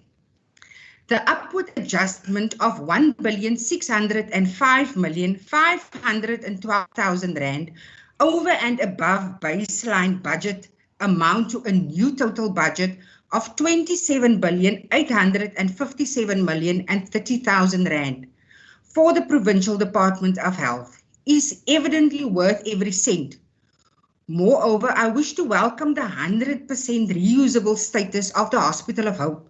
This truly speaks to the intrinsic value of strategic planning, financial management, and speaks volumes of crisis management in the Western Cape. Speaker, we are not scootering around, and there are no signs of commissions to recover stolen COVID funds in the Western Cape. Neither will any service provider be appointed that does not meet the standards and requirements. There is no finger in the pie business in the Western Cape. The ANC seem to be oblivious that they are stealing public money, not national government money, it is public money. Seem to be oblivious that people are dying, Speaker. Speaker, we can testify to the commitment of a people-centered government in the Western Cape. The head of the COVID-19 ICU ward at Tygerberg Hospital has stated in a media report that the treatment of patients has drastically changed from how it was initially approached at the early days of the disease. She further states they planned well and they planned early. Speaker, quite accurately, we have yet to experience anything like COVID-19 before. but nowhere near the sense of once in a blue moon, and we certainly had no idea what to expect. What we did expect was a government that will do everything possible during the lockdown period to ensure that all systems are in place to fight this pandemic.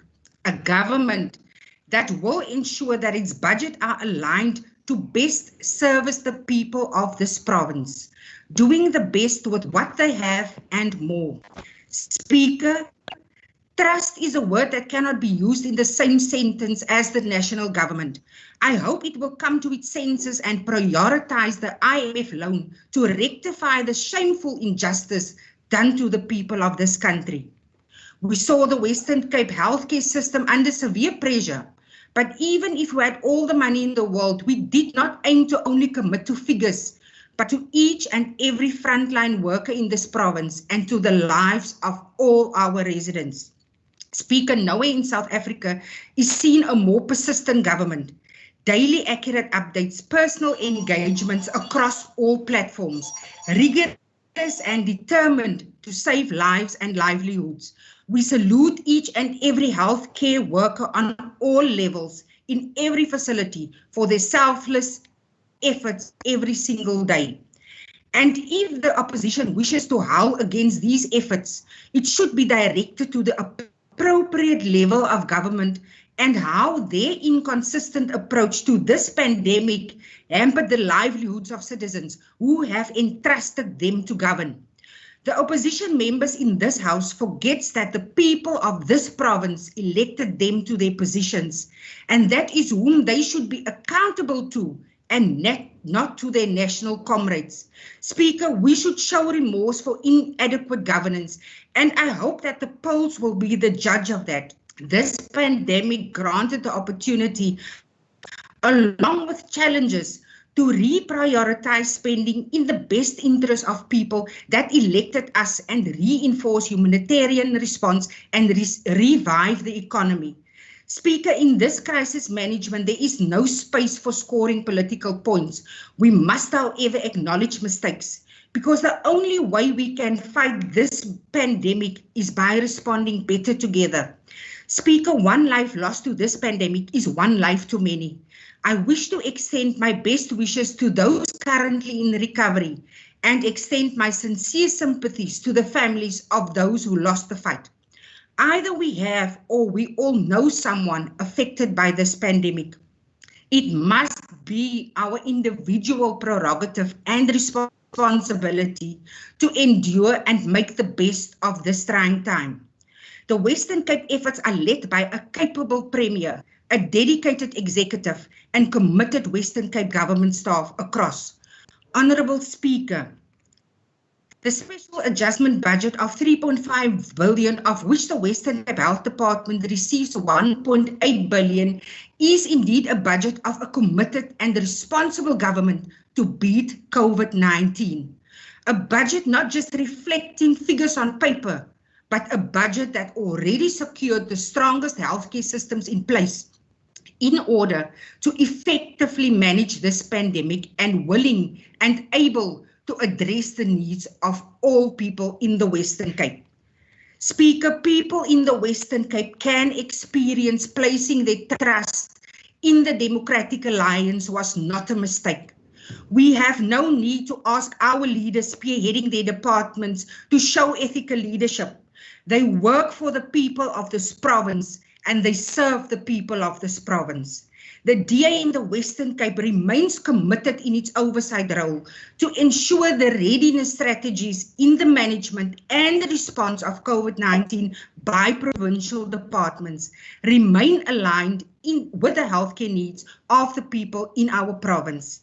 And it is with this, Speaker, that I table my support for this budget and my support to vote 6. And I thank you. Yeah. Thank you, Honorable Phila. Honorable members, I now recognize Honorable Makamba Boja. Thank you, Speaker. The Western Cape Department of Health still fails to address a number of key areas in the provincial health sector, despite experiencing an adjustment budget increase of more than 1.6 billion From the outset, it is apparent that issues of staff training and compliance with occupational health and safety procedures within the provincial health sector is not adequately addressed by the budget. This is so despite a shocking discovery by labor inspectors early this month that the majority of health workers in the province remain not properly trained and therefore do not adhere to standardized health and safety procedures. The discovery in the reason why more than 300 health workers at Tygerberg and serious hospitals tested positive for COVID-19, resulting in a number of hospitals units being forced to shut down. Despite all of this, the primary healthcare training remains unmoved and shockingly low at 1,000 Rand, with health science and training also remaining unchanged. In the midst of the coronavirus pandemic, the trauma unit at Tygerberg Hospital remained crowded due to the hospital's old and bad design. This adds to the increase of COVID-19 transmissions amongst patients at the hospital. The Tygerberg Hospital project that was meant to revamp and rebuild the hospital remains dead and buried, with officials offering one excuse after another. Under the leadership of DA, the healthcare sector continued to participate in an exploitation of Black people instead of filling the vacancies by directly employing healthcare staff members and remunerating them directly. The department instead make use of third-party agency services who take the bulk of the salaries of these healthcare workers and leave them with peanuts. Speaker, I would like the Minister of Health to actually give us clarity on the issue of 1,000 Rand that has been budgeted for healthcare training. Thank you, Honorable Makamba Poja. Honorable members, I now recognize Honorable Heron. Thank you, Speaker. We support vote 6. Thank you. Thank you, Honorable Heron. Nice and sweet. I now recognize Honorable Christians. Thank you, Speaker. Speaker, the proof of the pudding is in the eating. The numbers are going down, and on behalf of the ACTP, we want to thank all the healthcare workers for what they're doing. For what they're doing is working. I said it yesterday, I want to say it again. HASA, the Hospital Association of South Africa, had high praise for the Western Cape Health Department. And I think at this time, I want to, as the ACTP, we want to say, we congratulate the department under the leadership of Dr. Kluter for work well done. So, Speaker, we support this adjustment budget. I thank you. Thank you, Honorable Christians. I now recognize Honorable Marais. Thank you, Speaker. I support this budget, but I want to warn the Department of Health. We are paying a very heavy price for our neglect of and funding of teaching hospitals, academic hospitals, Grooteskies, Somerset, Red Cross, and Tygerberg. We need researchers. We need to draw with the big brains around the world to South Africa so that they can do research in fighting cures for epidemics and pandemics like COVID-19. We've had enough now to taking money away from academic hospitals towards primary health care. Primary health care, Minister, will never cure a pandemic like COVID-19. This will be done by academic hospitals where the research is done. We're going to pump more money into these hospitals to make sure that if any other pandemic strikes South Africa, we will be ready to fight such a pandemic. We are playing with fire by pumping more money into clinics and not in a teaching hospital. Thank you very much. Your time is up, Honorable Marais. Honorable members, I now recognize Honorable Brankes. Thank you, Speaker. Speaker, poor old people in the Western Cape still have to stand in lines whole day at hospitals and clinics and queue in long lines, standing in the rain and in the cold. From the Al Jamaah's perspective is that the Provincial Health Department, the only solution to our health situation is that in the Western Cape we have approximately about 500 wards. So each ward must have a hospital like Tygerberg Hospital. That is the solution to our health challenges. Thank you, Speaker. Thank you, Honorable Brenkes. Honorable members, I now recognize the Honorable Minister of Health. Nuban. Nkosi Somlomo, thank you from the honorable members for your input. Specifically for those who have voted, supporting the budget. The honorable member Heron Christians, member Mamaray, member Brenkes, and also member Van Vogel, Philander. Thank you very much. I also, Speaker, want to indicate that I am aware that there might be some of us also who might have been contracted the virus, and we must also understand that as we already indicated previously, that it doesn't discriminate. Everyone gets infected. So for those who already have the virus or having it right now, we are supporting you, and you are in our prayers. I think, Speaker, it is crucial. I'll be doing injustice because initially I took for granted that because we have been presenting to these committees and also weekly basis, the Premier will have the Digicon. And also in some instances, even us as a department or even myself individually will share all of these in social media, that some of us at least would be able at least to take an opportunity and read and understand what is happening. I just want to respond to the issue of the testing first. The president, before the last one, when he did his speech addressing the nation, he did indicate that now that the country, everyone, all the districts are in the hotspot, science determines that when you are in the hotspot, it means we have to change the strategy for testing, which according to the Department of National Health Response, hotspot is in their stage 5. Stage 4 was about mass community screening and testing, where everyone could go to anywhere and then you just do that, where it's about knowing your COVID status. But in stage 5 of their hotspot, it does say that it must be targeted testing. I think it's page 4 of the president's speech in terms of that. In addition to that, science does show, according to WHO, 4 kind of scenarios in terms of the spread of the epidemic. We've got scenario 1, where you are being prepared when there is no determined case. For example, at the time, 2nd March, when we started, we had our first media engagement in the Western Cape talking about the preparedness. There was no case at the time, but we have to, in terms of the response, talk about being prepared. And then you get another scenario where you might have less than 5 cases or sporadic cases, up to the level where in the red you have now hotspot. In the hotspot, you have to contain the virus in terms of the spread. And also number 2, the most important thing is about you have to target the vulnerable.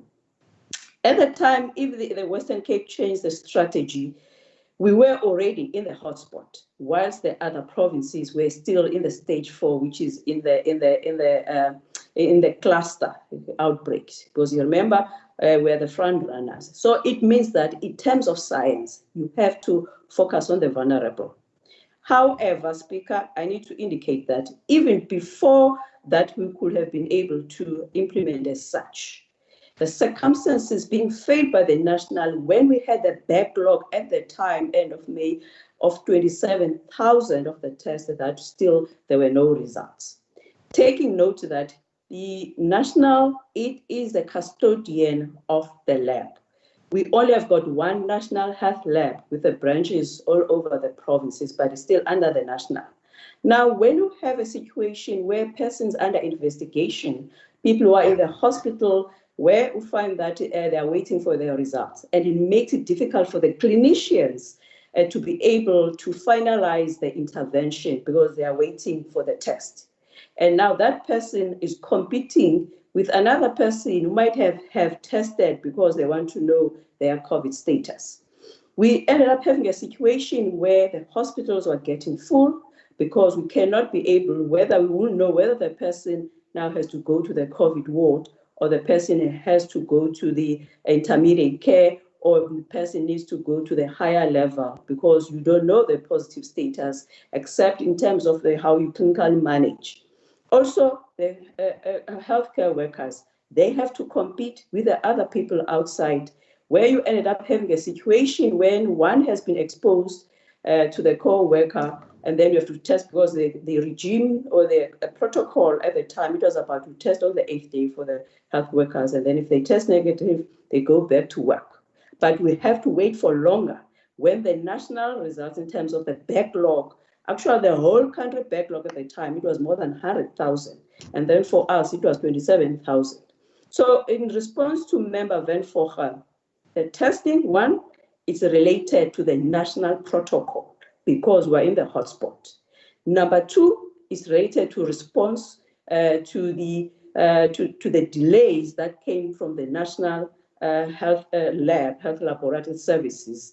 Yet, if you recall that they did once promise us that they will be providing more capacity in terms of the South Africa, in terms of the testing, because we still see a situation where it's the private that tests more than anyone else. So I need to indicate that. The notion that the Western Cape is plateauing because we are not testing more. Remember, the whole country is in hotspot. Two, testing doesn't not necessarily where we are now in terms of the scenario where we are as a country. It's not a conclusive determinant in terms whether you are going up or down. The hospital admission and the number of deaths are the ones that are reliable indicators. Because if one is ill, that person will go to the hospital. If one is probably has got a mild also infections, will go to the clinic. If one is positive, yes, one might be positive, but the mere fact that it hasn't resulted for that person to go to a hospital, it means that, yes, of course, because you are in the local transmission of the hotspot, it's likely that many people will be infected. But the question is the virus is at a bad situation where it results into hospitalization. So we have seen, for example, the 21st of June, where we find that the hospitalization is coming down, the death is coming down. Now, with the deaths, you get the deaths that are happening in the health system where we could be able to account for. There will be people who may die from home without knowing their COVID status. Hence, in the Western Cape, we will do swabs in terms of testing. Before you certify that person has died, you'll do the swab test. If the person comes as an emergency to a hospital and then dies there without necessarily being tested, posthumously, you could be able to take a tissue in terms of the autopsy so that you can be able to see the cause of death. So we are not surprised when we find that there's still some elements of the deaths going up. But of course, there are some of the areas that are not clear. For example, there was a time that we had more deaths in the Khayelitsha and the Klerkfontein, which now has been reduced. But we see these now are going in outside, for example, for the metro. And then some of the deaths through the MRC, those ones that probably have been left behind, because all the deaths anyway will be reported to the Department of the Home Affairs. So that's why we could be able to account even those that are excess death. When we talk about the deaths that are coming down, we are including those because on the weekly basis, we do have an engagement and also with the MRC. So just to take that in consideration. The issue that we are using private health for beds because we are not sure, no. The people who are using private health, even the acute bed, is Gauteng. Western Cape has never used any private hospital beds for the acute beds because we are not short of. Out of all the 50+ hospitals, specifically the local ones in the metro, the hospitals that have reached more than 80% of COVID cases, it's only the two. It was Khayelitsha and the Eastern Refill. The only time that we made arrangements for the patients to be admitted in a private, it was for the critical care for 4 patients, and 4 patients to test the system. Because now some patients don't need ICU for the high oxygen flow, which we have seen in Provincial because they are not using the ICU for the high flow nasal oxygen flow. Same applies that now that we have introduced the dexamethasone, you find that some of the patients, they don't need mechanical ventilation that warrants one to go to the ICU. So that's why it's unlikely that we might be using any other private hospital. Taking note, the private health is a national competence. It is the National Health Minister who negotiated the prices of the 16,000, for example. And then for each and every province has to do the service level agreement, because that 16,000, taking note that private hospitals don't appoint specialists. They only appoint nurses and other support. And therefore you have to go again, each province to have an individual agreement signing with a radiologist, with a specialist, with a lab, with a whatever that covers 16,000. No, it's not us. We haven't used that.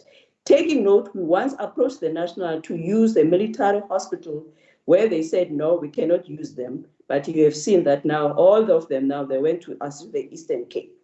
The issue about the PPEs, that staff end up being infected because we got these late, no. That is the untruth, through you, Speaker.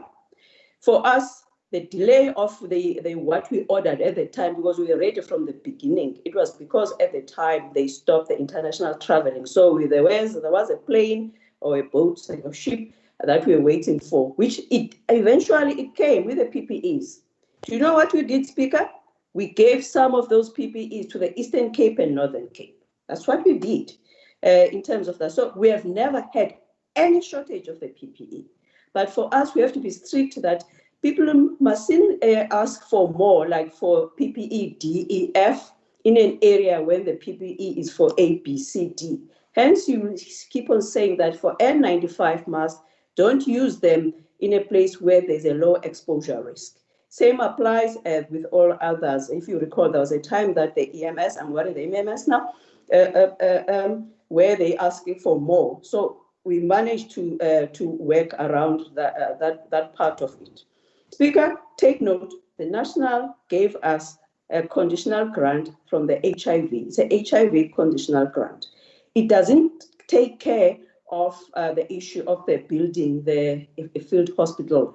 It doesn't take care of continuing in terms of the permanent structure. The issue about only doing a field hospital everywhere internationally to respond to this virus, you have to build temporary structures, because in some cases, people just need an oxygen and all of those, not necessary for the permanent admission. Yes, prior COVID, we used to have bed shortages. That's why we did submit at the time to the National Treasury, and also they did confirm that the Tygerberg Regional Hospital, which is there by the Bela, which will reduce the workload in the existing Tygerberg Hospital, will be ready if they could be able to confirm, because at the time they did confirm that they're going to give us some money, plus also the Joester Hospital, the Clairefontaine Regional Hospital, as part of the promises that we are going to do it. But remember, we are using this budget as part of the provision in the National Disaster Management Act. So we are in the disaster. So now it cannot be, it's unfair. You'll be asking us in this budget, what are you going to do? When are you going to build clinic A, B, C? Yet we are responding to the COVID. Even the members, they can look in terms of recently, I think it was yesterday, the national, in terms of the president's office, when they share in terms of the infrastructure, I think 340 billion of the infrastructure. Go and zoom there and see and count how many of the infrastructure from the Western Cape. Dololo. The last time I checked, it was a lousy project somewhere in Bergrefield, but you'll find that there's nothing that is coming from that part of it, also from that side.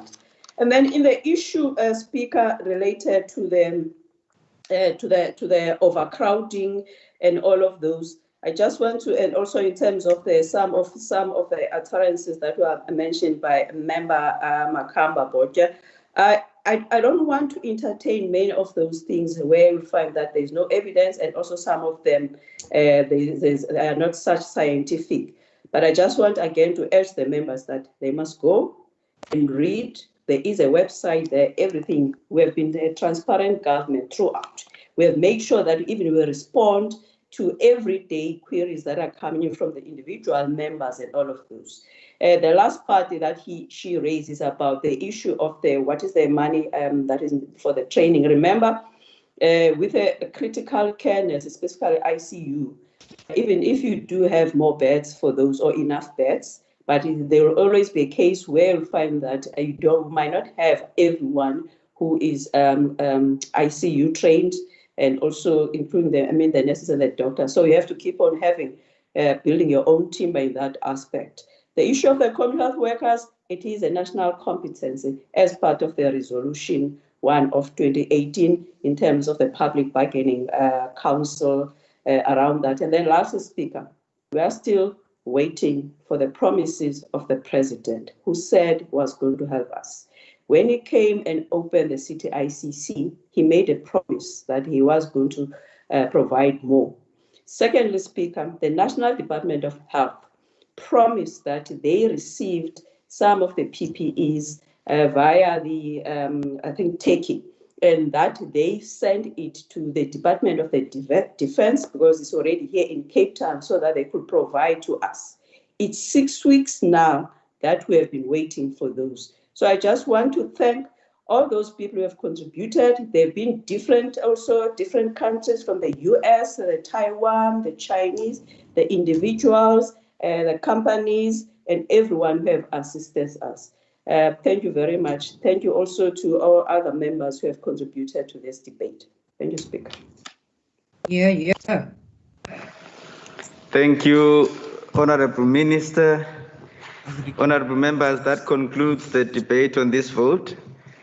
I now move to vote number 11, which is the third order of the day, and the Secretary will read the order.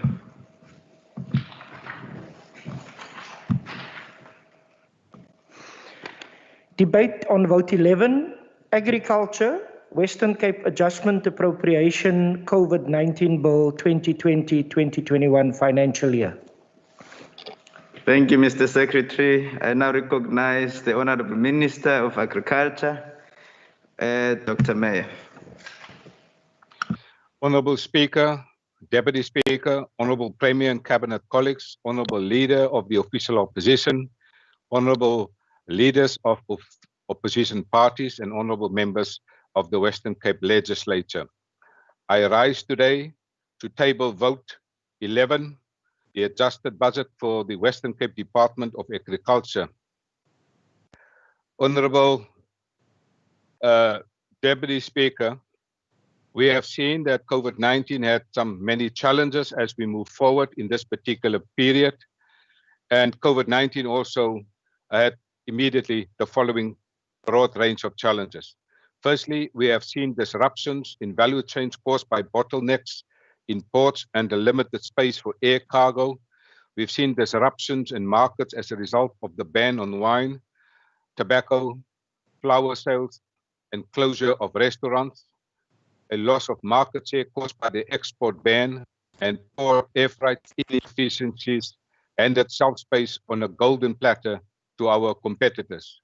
The increased cost of compliance led to production of inefficiencies due to social distancing, cost of personal protection equipment, and changing domestic and overseas consumption patterns, and also a weakening exchange rate. Speaker, the list could continue, but the main distinguishing factor between COVID-19 and other disasters is that the production base of farming remained intact. During a drought, Honorable Speaker, trees die and the veld deteriorates. During a flood, it washes away the orchards, roads, and other infrastructure. During an outbreak of avian influenza, it leads to the culling of ostriches and chickens. None of these happened during COVID-19. Honorable Speaker, COVID-19 did underline the importance of farming and the vulnerability of food supply to the average consumer. Honorable Speaker, during the first quarter, the GDP numbers published by Stats SA shows that there is a further decline in South Africa's economic performance by 2%. Honorable members, this decline comes after the country already entered into a technical recession in the final quarter of 2019. The sectoral performance indicates that agricultural growth increased by 27.8% when compared to the fourth quarter of 2019. Now, this growth comes from improved performance in many of the significant farming industries. There is some evidence, Honourable Speaker, that the Western Cape agricultural sector is set to recover from the significant impact of the drought. The main drivers of this recovery is improved total production for table grapes, stone fruit, and palm fruit. However, Honourable Speaker, COVID-19 has had a devastating impact on industries such as the wine and the flower industry. Since regulations to combat the spread of the virus will remain in force for the immediate future, the implications for the agritourism sector remains a serious concern here in the Western Cape. Honourable Speaker, it is worth noting that when one compares the first quarter of 2019, the number of farm workers in South Africa has increased by 4% in the first quarter of 2020. Honourable Speaker, 970 million rand was allocated to the Department of Agriculture in the main budget in the beginning of this year. The main budget that we tabled made provision for 970 million. This budget aimed to finance critical posts such as 3 cold rooms in support for black farmers, specifically commercial farmers in the Overberg district. The table grape market development in China via the South African table grape industry. Market access improvement through biotechnology and increasing fruit export opportunities on the African continent. And the extension of alien vegetation clearing in river catchment areas. Honourable Speaker, 56.7 million rand in provincial equitable share was surrendered specifically for the Western Cape Government's COVID-19 response plan, spearheaded by the Department of Health, the Transport, Public Works and Local Government in this province. The detail will be unpacked by my Cabinet colleagues, the Ministers of Health, Transport, Public Works and the Minister of Local Government, Environment and Development Planning, and the Minister of Health has just done so before me now. The decision by the Department of Agriculture, Nationally Land Reform and Rural Development to cut the comprehensive agricultural support program, Ilima Letsema, is a severe blow to agriculture here in the Western Cape. Honourable Speaker, the cut of 21 million rand of the Comprehensive Agricultural Support Grant, a national condition grant, has also a direct impact on the number of black farmers that will be assisted.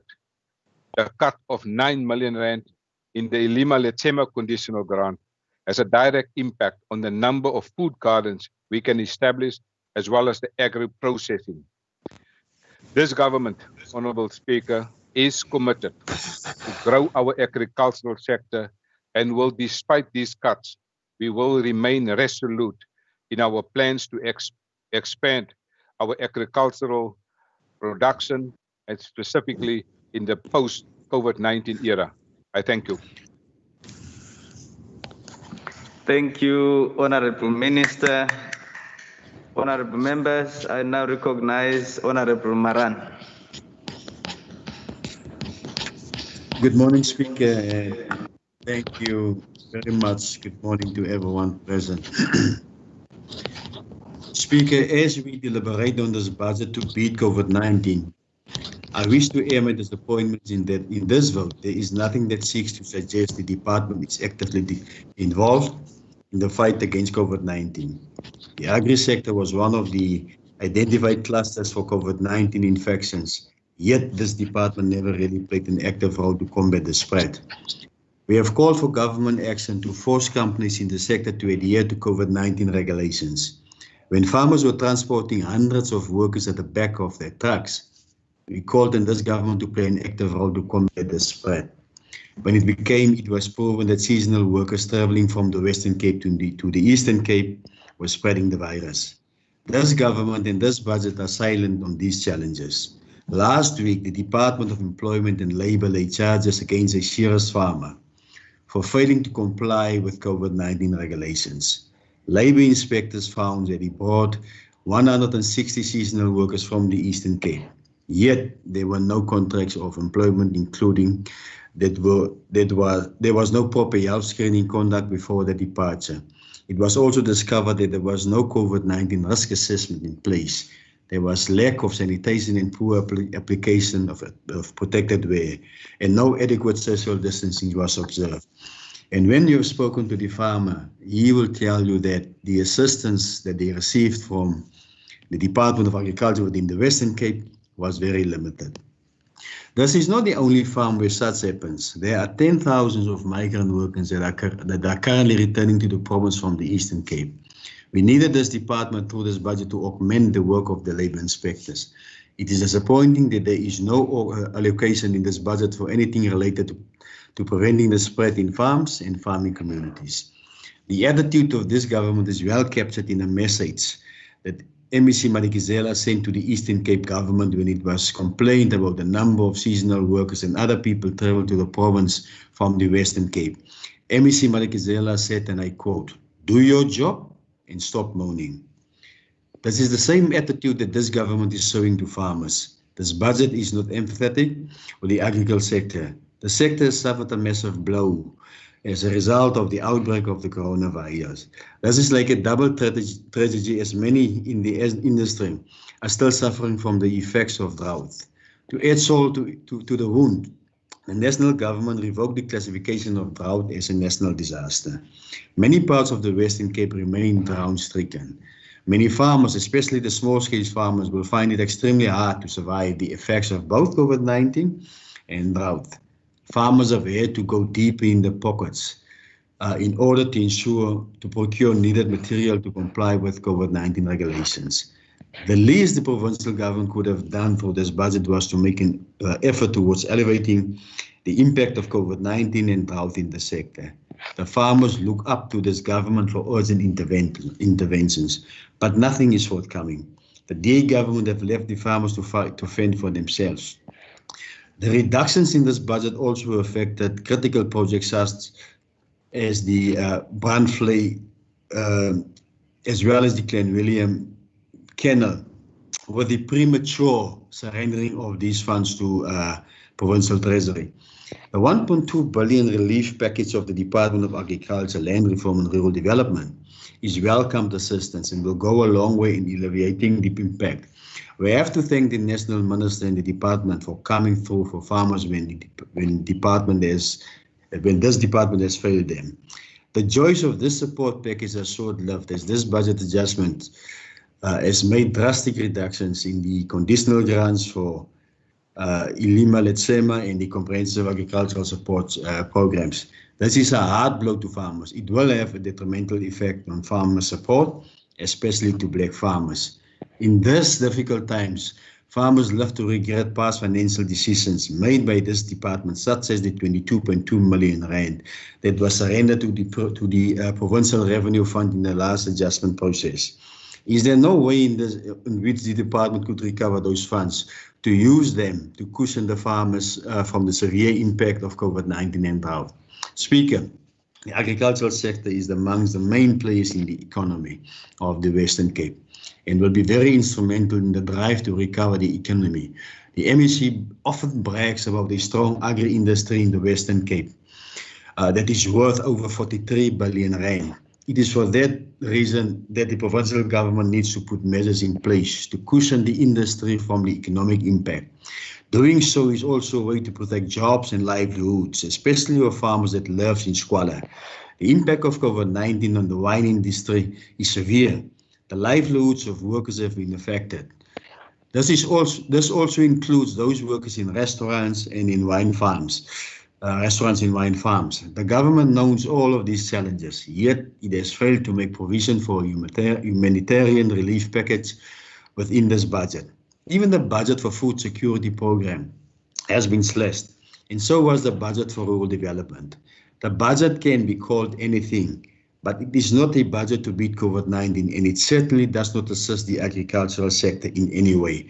The budget has failed to step up when farmers and farm workers needed it at the most. Speaker, for that reason, the ANC cannot support this vote. Vote 11. I thank you.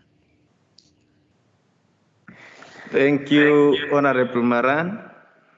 Honorable members, I now recognize Honorable van der Westhuizen.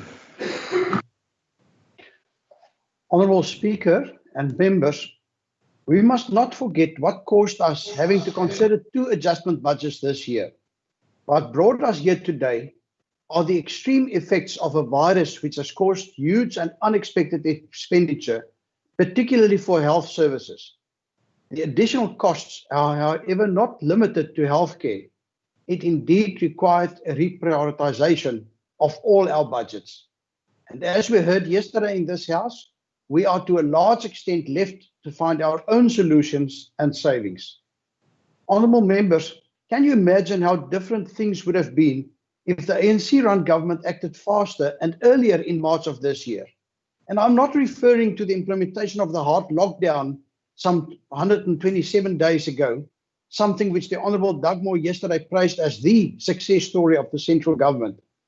I'm also not referring to the military-style curfews that we all were and still find ourselves being subjected to, nor of the closing of schools, factories, restaurants, hairdressers, etc., or the flip-flopping on liquor scales and the reopening of schools. I'm asking you to think carefully about the following potential scenario. Can you imagine how different things would have been for all South Africans if the central government, who is responsible to manage cross-border travel, introduced a compulsory quarantine period of just 7 days for incoming travelers to our beloved country at the beginning of March this year? This whole pandemic could have been avoided and infections would have been limited to a small number of international travelers. Can you imagine a South Africa where the death rate would not have spiked? Can you imagine a South Africa where to date 460,000 South Africans, and the number is still growing fast, would not have fallen ill to COVID-19? Imagine a South Africa where unemployment would have come down and not gone up.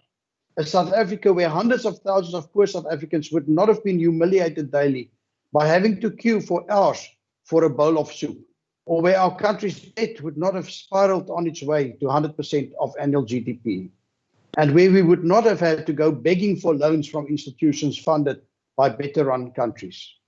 Can you imagine a South Africa where ANC cadres would not be exploiting the pandemic to enrich themselves, where all provinces spend money on items that will really save lives, and where taxes are spent in the public interest and not the well-connected? Do you realize that this could all have been avoided if our government acted in time to stop the virus from entering our country? But the ANC-led government failed, and since then we've been subjected to harsh and often silly, senseless decisions by a body that's not accountable to Parliament or any structure. Honourable Leader of the Opposition, you should hang your head in shame for representing a party with such disgraceful members. If it was not for this failure, South Africa would have been spared this crisis and we would have been able to go about our daily lives normally, like many other countries in the world, and our economic outlook would have been far better. Yet this failure of the central government has caused us to be ranked 5th in the world in terms of the number of infections. Again, we should hang our heads in shame for this failure by national government. We are here today to debate the proposed adjustments to the budget for the Department of Agriculture, a department whose only purpose is to support agriculture in as many ways as possible. And we've seen some great initiatives from the department to deal with the challenges.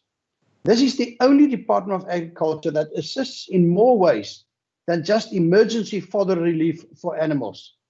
This Department of Agriculture also focuses on the needs of farm workers and former farm workers in drought-stricken areas. And I'm referring to the funding of projects such as the expanded Public Works Green Opportunities Program to clean riverbeds of aliens and debris, because we believe that it will rain again. Honourable Speaker, I will later return to Pretoria's stance on the drought. Agriculture has been highlighted in the National Development Plan as a sector with the ability to grow 1 million jobs by 2030. Agriculture is also important as it allows us as a country to produce enough food for all our people. One would think that this central government, like many others, would be garnering the maximum support possible for agriculture.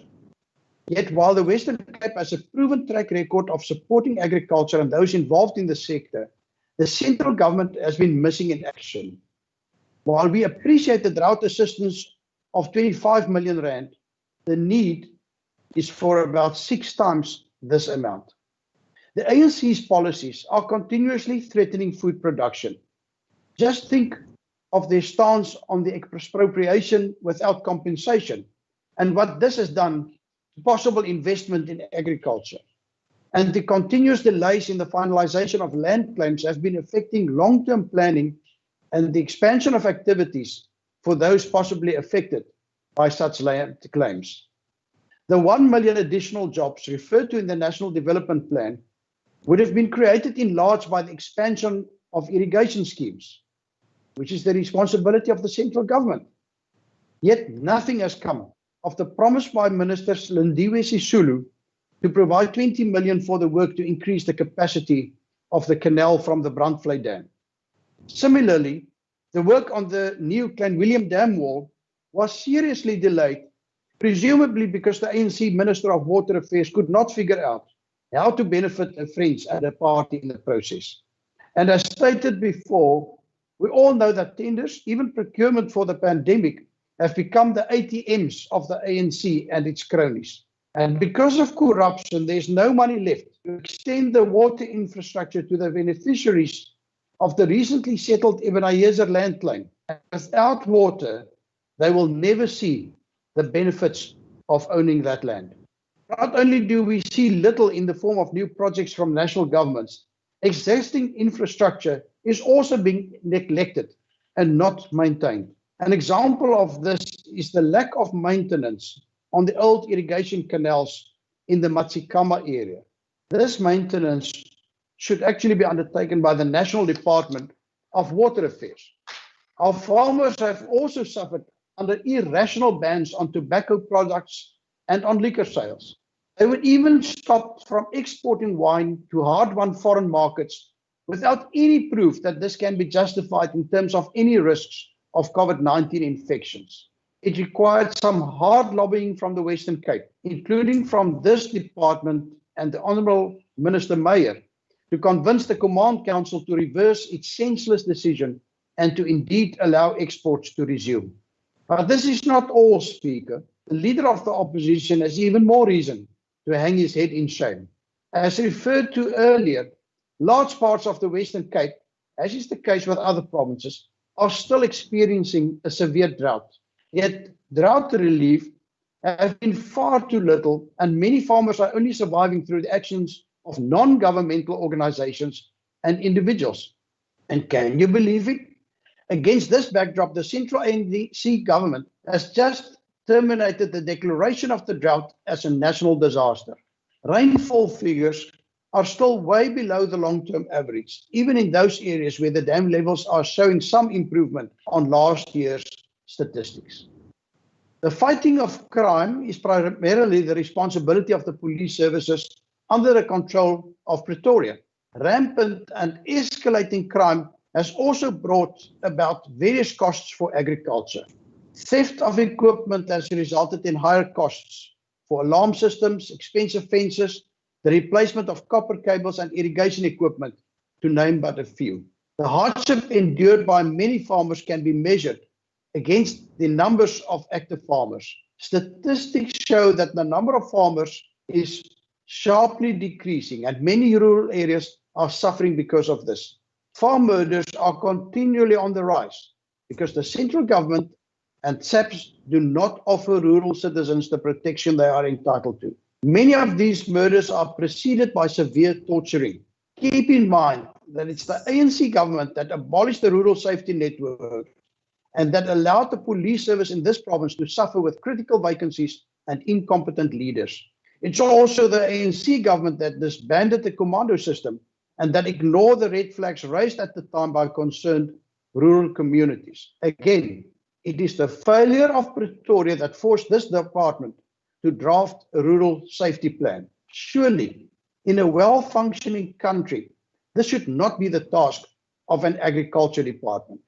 As we heard yesterday, this province had to fund the response to COVID-19 largely from its own sources.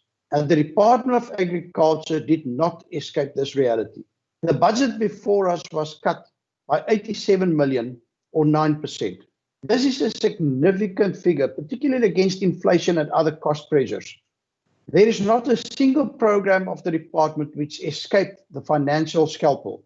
What is disconcerting is to see which grants from national have been cut. Pretoria claimed to be on the side of the poor, yet more than 21 million was cut from the grant meant to support the beneficiaries of land reform, the so-called CASP or Comprehensive Agriculture Support Program. This while we all know just how important financial support is for the survival of new beneficiaries. Similarly, and Minister May referred to that, 9 million was taken away from the Ilima Letsema initiative, an initiative to support poor communities to become more food secure. Members of the ANC, can you see how it's again the poor that suffers most because of the ANC government's strange priorities? As stated earlier in my speech, agriculture has also been negatively affected by the decisions of the National Command Council on COVID-19. Fortunately, the damage is not as bad as in some other sectors, as agriculture was seen as an essential service and therefore allowed to continue operating. The Western Cape is already contributing more than 45% of all South Africa's agricultural exports. And economists tell us that this year's agricultural exports may even be higher and better than last year. I believe that agriculture will play a significant role in the economic recovery of the Western Cape. Speaker, fellow members, it is important that this important industry and the Department of Agriculture be supported. I therefore call on you all to support this budget vote. I thank you. Thank you, Honorable van der Westhuizen. Honorable members, I now, who is that now? Honorable members, I now recognize Honorable Taiko. Thank you, Speaker. The Western Cape agricultural sector under our current government remain exclusionary with no intent of transformation whatsoever. Potential black farmers are not only denied access to land and financing by the government, but are also denied by the untransformed banking sector. It does not make sense that in a province with untransformed agricultural sector, the budget for farm support and development is reduced by 41.4 million sector. The budget for this is the money that should have been used to support struggling potential black farmers who want to participate in the sector. The department failed to support the plight of seasonal farm workers early this year, who got infected with COVID-19 and went to travel to the Eastern Cape and infect the others. This budget adjustment makes no provision for the safety of those workers going forward. This is further evidence that the DA government only cares about the owners of the means of production and less about the plight and safety of those providing labor.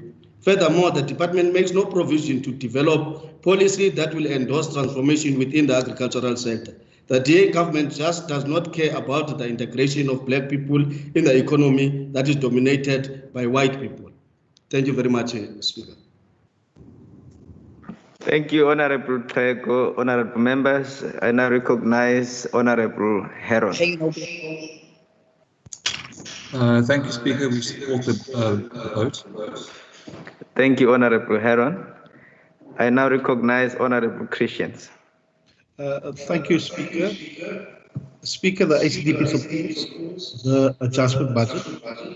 I just want to know from the Minister that the 9 million that must go to food gardens, how will that impact the Western Cape, and what is he and his department going to do about it? Because we know that is one of the areas where people can look after themselves and not to wait for handouts. And also, if the Minister can tell us the impact of the 21 million on the land reform, how will that impact the Western Cape, and what is he and his department going to do on that? Thank you, Speaker. Thank you, Honorable Christians. Honorable members, I now recognize Honorable Marais. Thank you, Speaker. Minister, I want you to please pay all your attention to getting the colored people's land back. The 13 rural areas which was placed under the Minister of Land Affairs after the tricameral parliament ceased to exist. We want these areas back in trust for our colored community. I'm talking about Zua, Amalstein, Fremesheim, Ebenezer, Harlem, Rietpoort, Kranshoek, Mamre, Pieneil, Slangenvee, Genatendal. We want our land back. Saron, Elam, Pakkelsdorp. This was given to us in 1909 by England. Before we became part of the South Africa, we were a Cape colony, and those rural lands belong to the colored people. We want it back. The Minister of Land Affairs must give that land back, which he's holding in trust. We are sick and tired of hearing that we are second-class citizens. We were the original landowners. Thank you, Honorable Marais. You have just exhausted your time. Thank you. Support Honorable land members. without compensation. It's the only way. Honorable members, order. I now recognize Honorable Brancase. Thank you, Speaker. Speaker, 82% of the agricultural land in the Western Cape is still in the hands of colonialism. This is clearly a strategic move by you know who. Nevertheless, the Al-Jamaa encourages this department to continue their efforts and also help the farm workers. Thank you, Speaker. By who? Thank you. Thank you, Honorable Brancase. Honorable members, I now recognize the Honorable Minister. Thank you, Honourable Speaker, and thank you to the honourable members who took part in this debate. I take all these comments very seriously, and thank you for this debate. I think this debate will help us to improve agriculture in not only in the Western Cape, but in South Africa. But I do think Honourable Member Maran is wrong on the issue of that the department has done absolutely nothing in the context of COVID-19. I will now extensively explain what this department has done.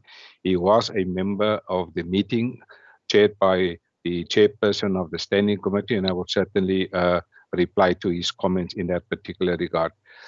I think we have also no evidence that farm workers from the Western Cape travel to the Eastern Cape and infected. There's absolutely no evidence. We have asked for the evidence, both myself, the Minister of Health, as well as the Minister of Transport and Public Works, and we have certainly developed a protocol in terms of the transportation of seasonal workers. Part of that protocol is that people must be tested, or rather be screened, that there must be sanitizers and all the necessary COVID-19 protocols involved in the transportation, in other words, the taxi. Also, the person who does the screening on the farm of the workers that will be traveling to the Eastern Cape, they had to fill in on the transport permit the name of the person that did the screening, record the temperature of the person, and make sure that the person in the taxi maintain the necessary social distances and have the necessary sanitizing equipment. We've also proposed to the Eastern Cape that when our workers arrive at the borders in the Eastern Cape, that they be tested again. They have the similar protocol so that there is evidence that nobody goes into the Eastern Cape. We have also asked our colleagues in the Eastern Cape that if you find anybody on the border who have high temperatures on the border, please return them to the Western Cape. So we, in our consideration was the health and the safety of the people of the Western Cape, the health and the safety of the people of the Eastern Cape. So those were the considerations, and we have agreed in this particular regard.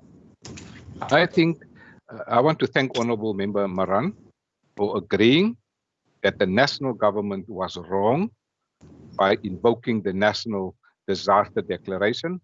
I would also like to thank Honourable Member van der Westhuizen because they are absolutely right. This is a disaster, and my colleague Minister Berdel is currently also looking into this particular matter. I think Honourable Member van der Westhuizen is also correct that the national government of agriculture was and still is missing in action. The Director General of the National Department of Agriculture resigned last month. And when he left, he said, he left that department of Toko Didiza because the department is dysfunctional and doesn't have people that have any competence or capabilities.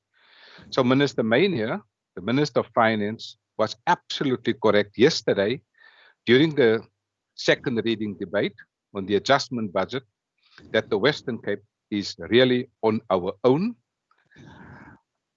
Colleagues, I think for us, what we are seeing here is that the national government, as the colleagues have indicated, mismanages public funds. And as a result of this, the Western Cape now has to bear the brunt of these budget cuts. Cutting the conditional grants and revoking the national disaster status of the drought will severely impact on the lives and the livelihoods of farmers, farm workers, and the entire agriculture value chain. But my colleague, Minister Berdel, is engaging the National Department of COCTA and the National Disaster Management Center precisely on this particular matter because we think it was a wrong decision, and he will engage with the National Department, and his department did have some discussions already last month about this matter. Now, the Western Cape Department's point of departure is that we have to protect lives and livelihoods. And for this reason, the Western Cape Department has responded to COVID-19 in our sectors as follows. We immediately contributed to personal protective equipment for agri-workers by making 100,000 Rand face reusable cloth mask available for agri-workers here in the Western Cape. We have also issued permits for farmers in line with the regulations and food production as it was regarded as an essential service.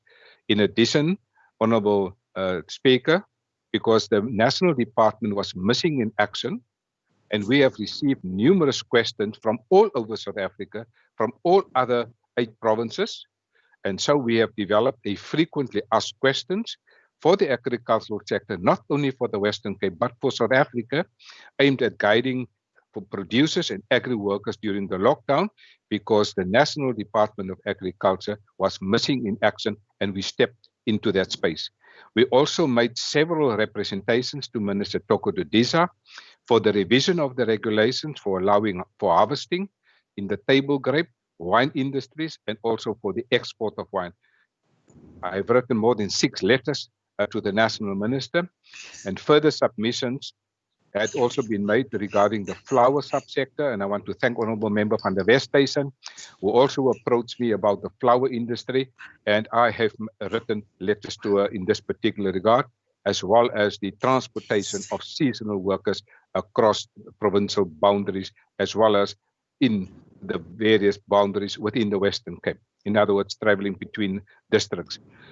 I would also like to thank Premier Windy and the Minister of Transport and Public Works, Minister Bonki Nkosi Madikizela, because they have personally engaged with the Premier of the Eastern Cape and the Minister of Transport and Public Works from the Eastern Cape, and we now have an agreed protocol for the transportation of seasonal workers, cooperative governance at work.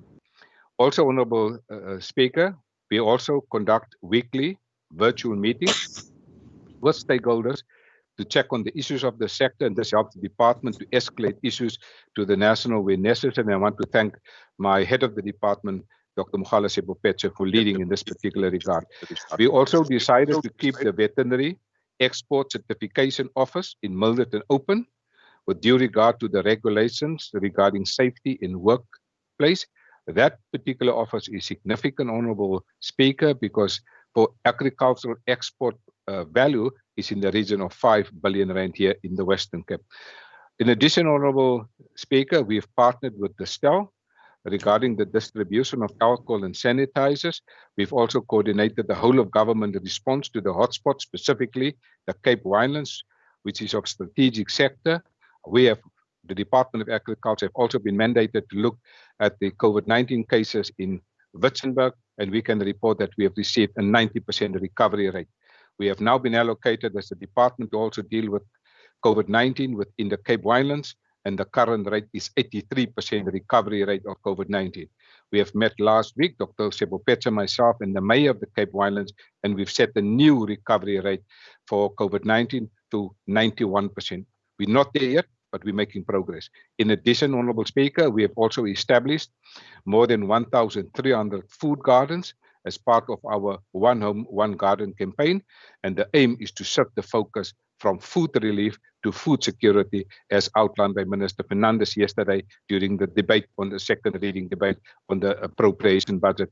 This is also aimed to empowering households to produce their own food. Honourable Speaker, our post-COVID-19 agriculture response plan will strengthen our 5 key priorities. Firstly, education, training and research in agriculture. It will continue through this budget our support for our farmers and farm workers, the only province in South Africa that does have a farm worker budget, farm worker program, farm worker competition, and farm worker magazine. This is the only province that cares for farm workers in South Africa. Thirdly, it's also to continue to promote rural safety. Fourthly, we will continue market access. We have set a target of 5% to grow our agricultural market exports, because we know that 5% in agricultural exports in the Western Cape will lead to 90,000 new jobs here in the Western Cape. And lastly, Honourable Speaker, we will continue to manage climate change and its impact on agriculture. Honourable Speaker, I want to thank my head of the department, Dr. Mogala Sebopetse. I have met again yesterday with him around the 5 strategic priorities. I want to thank our Deputy Director General, Dr. Daryl Jacobs, our CFO, Floris Huyshamer, and all my staff in the Department of Agriculture for their hard work in putting together this adjustment budget. Lastly, I want to thank the chairperson of the Standing Committee, Mr. Andrikus van der Westhuizen, and all members of the committee. I want to thank the parties for supporting this budget. This is supporting agriculture. This is supporting our sustainability. I would also like to salute our Western Cape farmers, our farm workers, and our producers in the Western Cape. I now move for the consideration of Vote 11, Western Cape Department of Agriculture Adjustment Budget in this House. I thank you. Baie dankie. Siyabonga. Thank you, Honourable Minister. Honourable members, the time is now 12:44 to 12:45. So we'll be taking a short break. In fact, I think it is rather a lunch break until 1:30, there which then the Deputy Speaker will preside. So at this stage, thank you very much, honourable members. This concludes the debate on this budget vote, and the House is currently suspended. I thank you.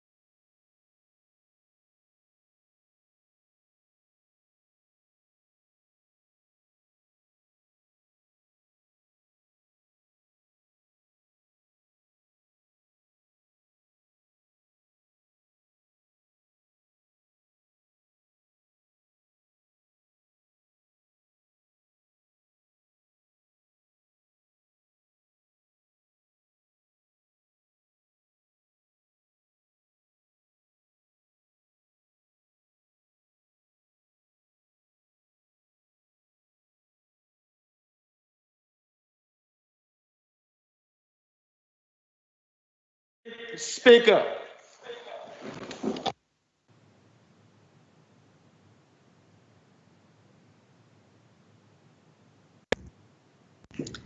Good afternoon, members. Welcome back. We will proceed with the rest of the day. I now will call on the Secretary to read the fourth order of today.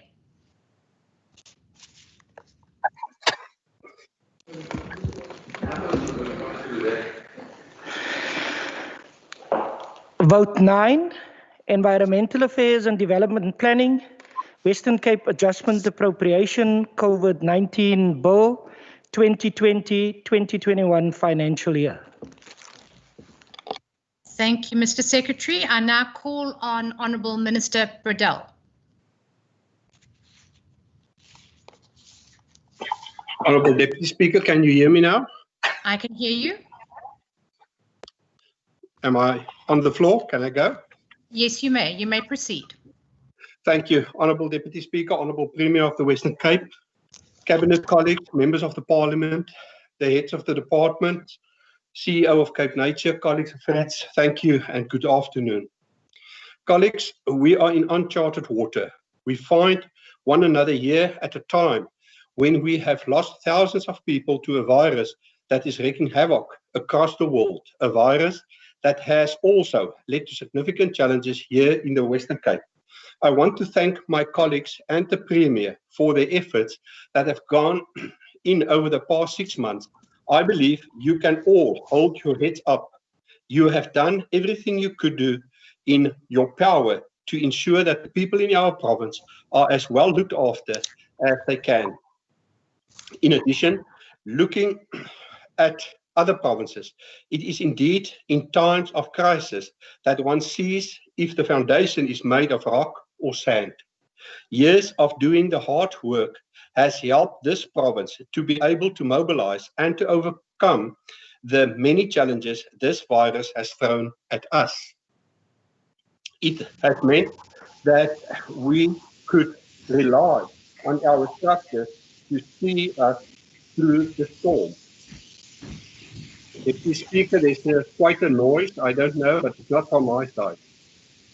If you can just wait 1 minute, Minister Bradell, if I can just make sure that all the microphones are switched off in the chambers. Thank you very much. You may proceed. Thank you. It meant that we could rely on our structures to see us through the storm. I am thankful for that today, as we see other ANC-run provinces collapsing under the COVID disaster. We know, however, that none of this comes easily or cheaply, and so we find ourselves having to pass another adjustment budget.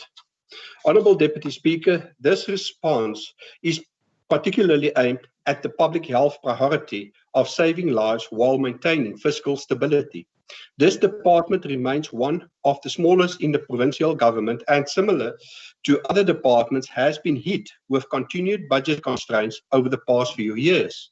We have, over the years, already cut our expenses down to the bone, and we continue to save where we can at the present time. This will have an impact on some programs in the future, but many programs have had to be put on cold storage as the lockdown has taken hold of the country. Some of the funding initially allocated to some projects have been shifted to the pot to help the Treasury fill the holes. But we will need that funding back once the system is reset and we get on with business post-COVID. If I may remind this House, this department has received clean audits for a number of years. This is but one measure of showing that the money we get is spent wisely. Despite the cuts to funding that we are making, we will, of course, do what we can to ensure the impact on service delivery is minimal. Colleagues, Honourable Deputy Speaker, the department has been playing a critical support role in the ongoing provincial response to the COVID-19 pandemic by coordinating and guiding the Western Cape waste management response to the pandemic. 2 waste protocols were developed, namely the household high-risk COVID-19 waste and PPE waste at business and office premises, together with a guideline for high-risk medical waste at quarantine and isolation facilities. The waste workstream was utilized as part of a consultative process for the development and distribution of these guidelines. In terms of air quality management during the COVID pandemic, the department's officials has engaged with the licensing authorities in the province to ensure that all crematoria were operational and were able to handle the COVID-19 cremations. Officials also actively track to report on COVID-19 cremations at all 5 crematoria in the province, making sure that crematoria are able to respond to the increase in cremations during the peak of the COVID-19 pandemic. As a result of the COVID-19 pandemic, my department's Director of Environmental Law Enforcement and Waste Management initiated and established an intergovernmental task team in collaboration with the Provincial Department of Health to adopt a proactive approach on assessing the surge to healthcare risk waste stream being generated at our healthcare facilities and Q&I sites, as well as the treatment and disposal thereof by healthcare risk waste service providers. This has accumulated in a series of enforcement blitzes operations led by the department Green Scorpions in conjunction with the Provincial Department of Health, the National Department of Environmental Affairs, Forestry and Fishery, the City of Cape Town and other district municipalities in the province. By executing these operations, the Western Cape government ensures that unforeseen danger posed by the COVID-19 waste are eliminated as much as possible, thereby stopping the further spread of COVID and the potential outbreak of other infectious diseases. To date, a total of 24 facilities have been inspected, comprising of hospitals, community health centers, municipal clinics, healthcare risk waste service providers, and crematorium, with further inspections planned in the Garden Route and the West Coast area. All this is being undertaken using the existing budget allocations with the existing Green Scorpion staff whose responsibility have been diverted to deal with COVID-19 pandemic. Honourable Deputy Speaker, the findings of all these blitzes are channeled through the various hotspot committees in order to positively contribute towards the management strategy that are being employed to deal with this pandemic. Honourable Deputy Speaker, the original operational for Vote 9, which include the Department of Environmental Affairs and Development and the public entity Cape Nature, is 620,849,000 rand. The COVID-19 first adjusted budget we are tabling now will realize a reduction of 8,921,000 rand, which reduce the allocation to 611,926,000 rand. The reduction of 8,921,000 rand is achieved through reprioritization of funds on the budget. These include savings on mainly all traveling and substance-related expenditure, training and workshops, catering and consultant services. Deputy Speaker, the department and its entity Cape Nature continue to be ably led by officials and leaders who have spent the past few months rolling up their sleeves and getting to work. Under ever-increasing pressure and challenges, Mr. Piet van Zyl and Dr. Rosina Omar rose to the occasion. I want to thank them for their continued leadership and their never say die attitude. They are always ready to help and jump in with solutions and to answers. Stalwarts like them are rare. I want to wish them and their teams further good health and strength for the coming months. I thank you. Thank you, Honourable Minister. I recognise Honourable Moran. Speaker, Deputy Speaker, thank you very much. Speaker, just to let you know, there's an arrangement with the Speaker that this vote will be said, the speech will be said between the minutes will be said between myself and the Honourable Smith. I will do the first 4 minutes and he will do the second 4 minutes. Point of order. Honourable Chief Whip, if you can just hold on, Honourable Marin, what's your point of order? That's highly unprocedural. We did ask parties to provide the names of their speakers as well as their speaking times to my office so that the speakers list could be drafted. No such communication was sent to my office. I would therefore have to consult with other party whips to check if there is broad agreement to this change of the speakers list at this late hour. Honourable Chief, one minute. If I can just say what I thought Honourable Moran was saying, because I see on the list that at number 6, Honourable Smith is going to be speaking. Is that Honourable Moran means, or is he meaning that in this 4 minutes he's going to give half his time to Honourable Smith? Honourable Moran, if you can just clarify before. That's correct, Speaker. Which part? Explain. Pardon? You sharing your 4 minutes now? Is it 4 minutes or do we have 8 minutes? You have only 4 minutes, Honourable Moran, now in your the first ANC bite.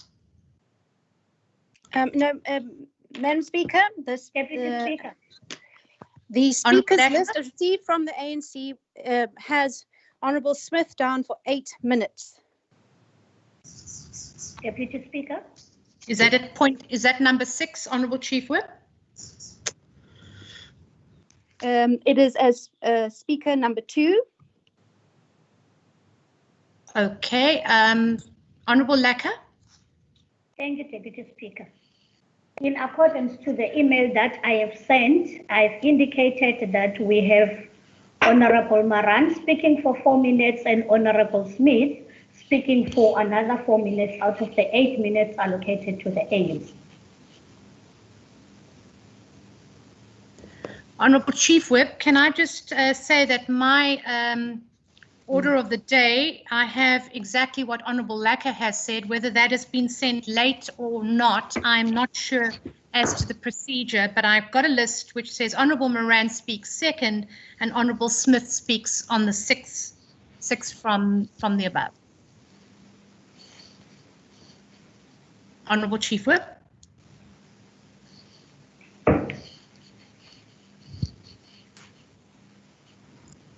Honourable Chief Whip. Honourable members, I'm not quite sure. Yes, okay, there I'm here. I can hear you. Let me take this matter offline and I'll revert to you. Thank you. Thank you very much. So I'm going to, before anybody continues, I'm going to follow the procedure as per the debate list of vote 9 on the paper that I have received in my hand. And if the Honourable Chief can take that up later. Honourable Moran, you have only 4 minutes and yes. Then Honourable Smith will have 4 later. So you may proceed as of now. Thanks, Honourable Deputy Speaker. Deputy Speaker, as we gather here today to deliberate on the budget adjustments for this department, which promotes resilient, sustainable, quality and inclusive living environment in support of human well-being, as it is stated in its aim. The budget cuts amounts to more than 8 million rand. It affects all critical programs of the department, including environmental policy, planning and coordination, compliance and enforcement, environmental quality management, environmental empowerment services, and biodiversity management, which had the biggest cuts of over 3.9 million. The cuts will have long-lasting impact on the work of this government to promote resilient and sustainable environment. It is for this reason that we needed to accelerate the process of appointing the Environmental Commissioner so that we can have a statutory body that will assist in the quest to guarantee a sustainable, quality and inclusive living environment. Deputy Speaker, every year when we discuss these budget adjustments, we always have to remind this provincial government about how it is making this province and this legislature to be constitutional delinquents. In this budget too, there is no provision made towards the establishment of this important office. The argument that national and provincial legislation provided adequately for the protection of the environment and that the filling of this vacancy is not desirable as it will involve an overlap and duplication of roles and function and will consume scarce state resources, falls flat and exposes the DO's hypocrisy. This is the same D that has created other offices such as the Western Cape Police Ombudsman, which is duplicating the work of the IPAD. The Environmental Commissioner post is provided for in the Provincial Constitution of 1998. There is no excuse not to appoint it. The refusal by the government not to appoint the Environmental Commissioner makes it susceptible to further court challenges, which will force it to use the scarce resources to fend itself in court. In this budget, 11.1 billion is taken away in baseline reduction as part of provincial response to COVID-19. And an additional 2.1 billion allocation is made for increased operational cost in response of COVID-19. There is nothing for the Commissioner of Environmental Affairs, for the environment. For this reason, we cannot support a budget to make this province constitutional delinquents. Thank you. Thank you very much, Honourable Moran. I now call on Honourable van der Westhuizen. Second part, Speaker, which is Honourable Smith. No, not yet. No, he comes sorry. in at 6. Thank you. Honourable Deputy Speaker, in 1972, a ballad written by Albert Hammond and Mike Hazelwood and performed by a group named the Hollies reached the #1 position on the weekly charts in South Africa, the Netherlands and New Zealand. The song's name was The Air That I Breathe, and the chorus went like this. All I need is the air that I breathe and to love you. Now, with the requirement to isolate and maintain social distancing, the latter part of the song has become particularly problematic. How do we love each other over such long distances?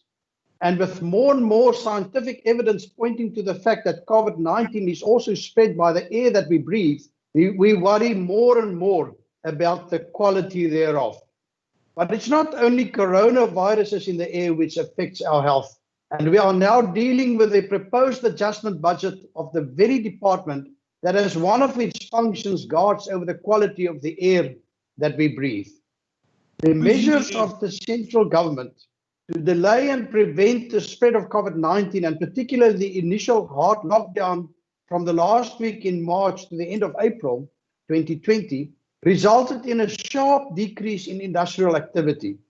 The call for all citizens, apart from those in the food chain and emergency medical fields, not to leave their homes, led to unprecedented drops in industrial emissions and particularly pollution caused by vehicular transport. The Western Cape has traditionally been fortunate to experience significantly better air quality than many other parts of our country. The recently improved air quality at a number of monitoring stations, however, came against a severe price in terms of human suffering, malnutrition, unemployment, etc. We are seeing levels of hardship that no one would have been able to predict only a few months ago. Many people, particularly in our poorest and most often densely populated areas, were forced to cook their food on open fires, which in turn resulted in increased particulate matter and ground level ozone levels. But anyone who has woken up in some of our ANC provinces and cities with itching eyes and noses will be aware of the difference in air quality between the Western Cape and those areas. Thank you to this department for caring for and controlling the air that we breathe. The expenditure budget of the Department of Environmental Affairs and Development Planning was cut from 621 million to 612 million. This may at first sight seem as if the department has not that badly been affected by the savings required for the COVID-19 response. One must, however, look somewhat deeper and also consider the effects of COVID-19 on the income statement of the department's entity, the Western Cape Nature Conservation Board, generally known as Cape Nature, to grasp the real impact of COVID-19 on the budgets. I will be returning to the financial position and how the COVID-19 pandemic affected Cape Nature's finances soon. The Department of Environmental Affairs and Development Planning has played and will have to continue to play an important role regarding best practices in waste management, including the medical and contaminated waste associated with COVID-19 infected patients. And the MEC referred to the protocols developed in this regard. I'm grateful for the role that this department played to assist our local governments with advice and guidance regarding refuse collection and the measures required to protect workers in this field. While residents in the Western Cape are used to their household refuse being collected weekly, this is not the case in ANC-governed provinces. The pandemic has also highlighted the risks associated with overcrowding, the long distances that many South Africans must travel to and from work, etc. These aspects again put the focus on the need for proper and long-term planning, particularly spatial planning. With this department's excellent audit record that the MEC referred to, it's a real pity that more money cannot be found to expand the number of urban upgrading projects. The department has been contributing to the quality of life of people through various projects. And again, if one travels to other provinces, the lack of proper spatial planning and the enforcement thereof is clear for all to see. Cape Nature is the entity responsible for the management of vast tracts of land within the Western Cape. More than 824,000 hectares are managed by Cape Nature, and many of these areas are of the utmost importance to not only us, the citizens of this province, but also to scientists and nature lovers from many parts of the world. The biodiversity, particularly the floral diversity found in our province, is not matched anywhere else in the world. It should be kept in mind that the areas managed by Cape Nature include pristine water catchment areas, areas with a number of scarce species, the so-called red data list species, etc. The protection of this is a huge responsibility, and the MEC referred to the law enforcement operations and the pressure that also they experienced during this time of economic hardship. I can safely say that the demands put on Cape Nature and the expectations of the role that they as the custodian of these assets should play far exceeds the amounts made available to them. Many of the areas that they are responsible for can only be reached on foot or by helicopter. And despite the biological and other value that these areas hold, many of them have come under a lot of pressure lately.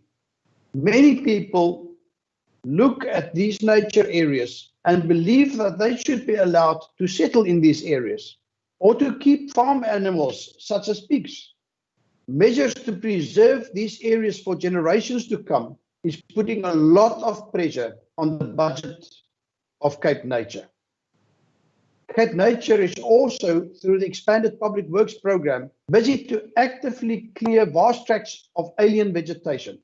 The lockdown has, however, put a temporary stop and a serious delay to this program of action, which in turn could increase the fire risks in the years to come.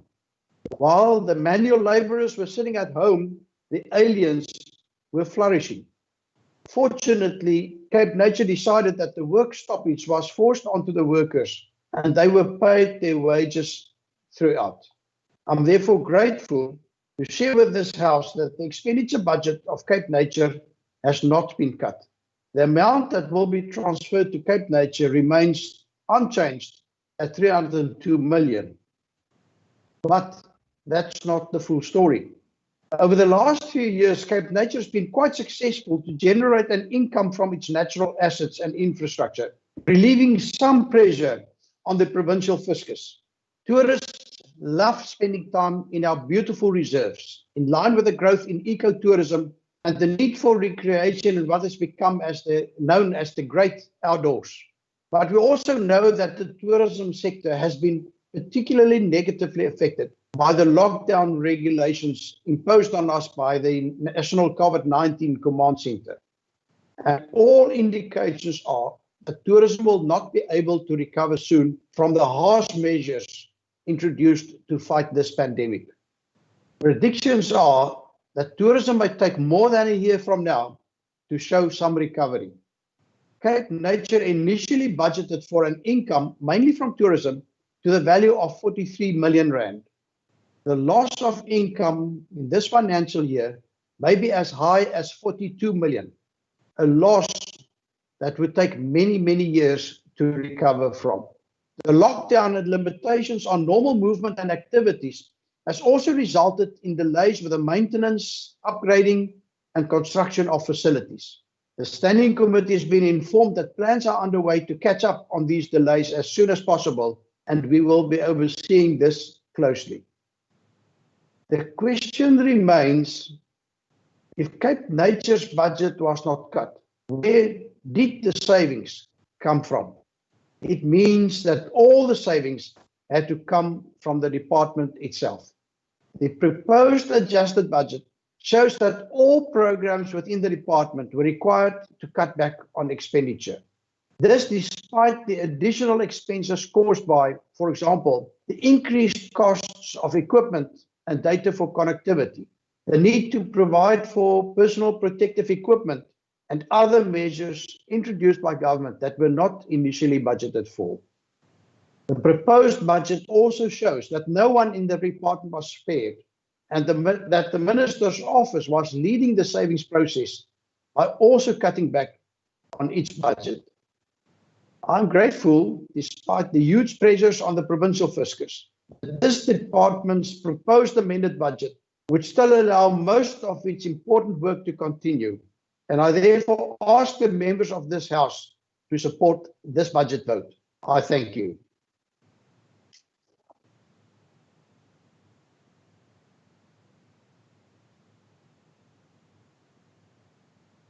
Deputy Speaker, you're on mute. Apologies, that got muted there. I now recognise the Honourable Makama Borchia. Thank you, Deputy Speaker. The Department of Environmental Affairs and Development Planning plays a key and strategic role in matters of intergovernmental coordination, spatial development and development planning. It is in that position where it has the benefit of operating alongside other departments in executing its functions, such as the Department of Local Government and Human Settlement in the province. Despite this inherent beneficial feature, the department still fails the poor Black people in this province. To this day, the department still fails to develop an integrated spatial planning within the city of Cape Town and create provision for affordable housing for the poor. Despite being handed land within the city of Cape Town, as well as in the District 6 area by the national government. Furthermore, to show that this DA government has no intention of addressing the issues of spatial planning and integration, they cut the already low budget of 19.6 million in environmental policy, planning and coordination by a further 215,000.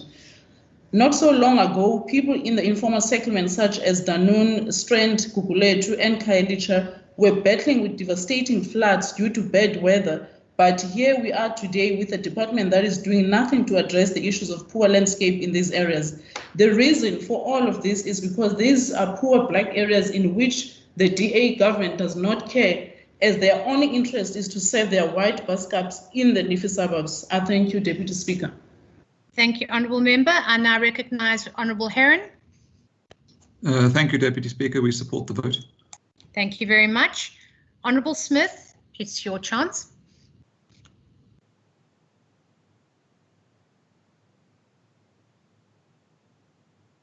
You there, Honourable Smith? There, I got yes, you. I'm here. You may proceed. Just give me a sec. Thank Sure. you. Deputy Speaker,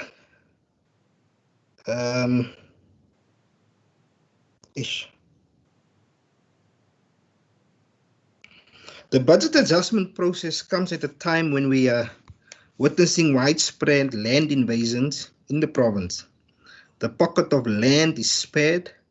The land hunger masses working with some criminal elements that seek to hijack the genuine struggle for land are moving around the province grabbing pockets of land. This poses a greater danger to protect diversity and our protected land in the coastal areas. Given these developments, we needed to strengthen our biodiversity and protected area planning and management and the coastal management programs. The opposite has happened as biodiversity management program received the biggest budget cuts. The development planning aspect of the department needed to play a role in this challenge. The development planning of this program has 3 sub-programs, which include development facilitation, spatial planning, land use management, and municipal support, as well as regional planning and management and special programs. These should have been used in dealing with a spate of land grabs, as well as addressing the legacy of apartheid spatial planning. Instead, the budget for these sub-programs have been cut. This government should have used the provincial reserves to the department from these cuts. This department has been surrendering funds to the Provincial Revenue Fund. In the last financial year, the department surrendered over 5.2 million to the Revenue Fund. This included the funds for urban landscaping and design projects to be initiated through a partnership with the Department of Human Settlements. Deputy Speaker, the budget also comes at a time when the province recently announced the reopening of Cape Nature reserves. It is concerning that only 2.1 million additional allocation for the increased operational cost in response to COVID-19. There is no allocation made to procure PPEs to ensure safety of staff and visitors to these reserves. In closing, the impact of COVID-19 was felt by all across all sectors of the economy. Environmental workers were also affected.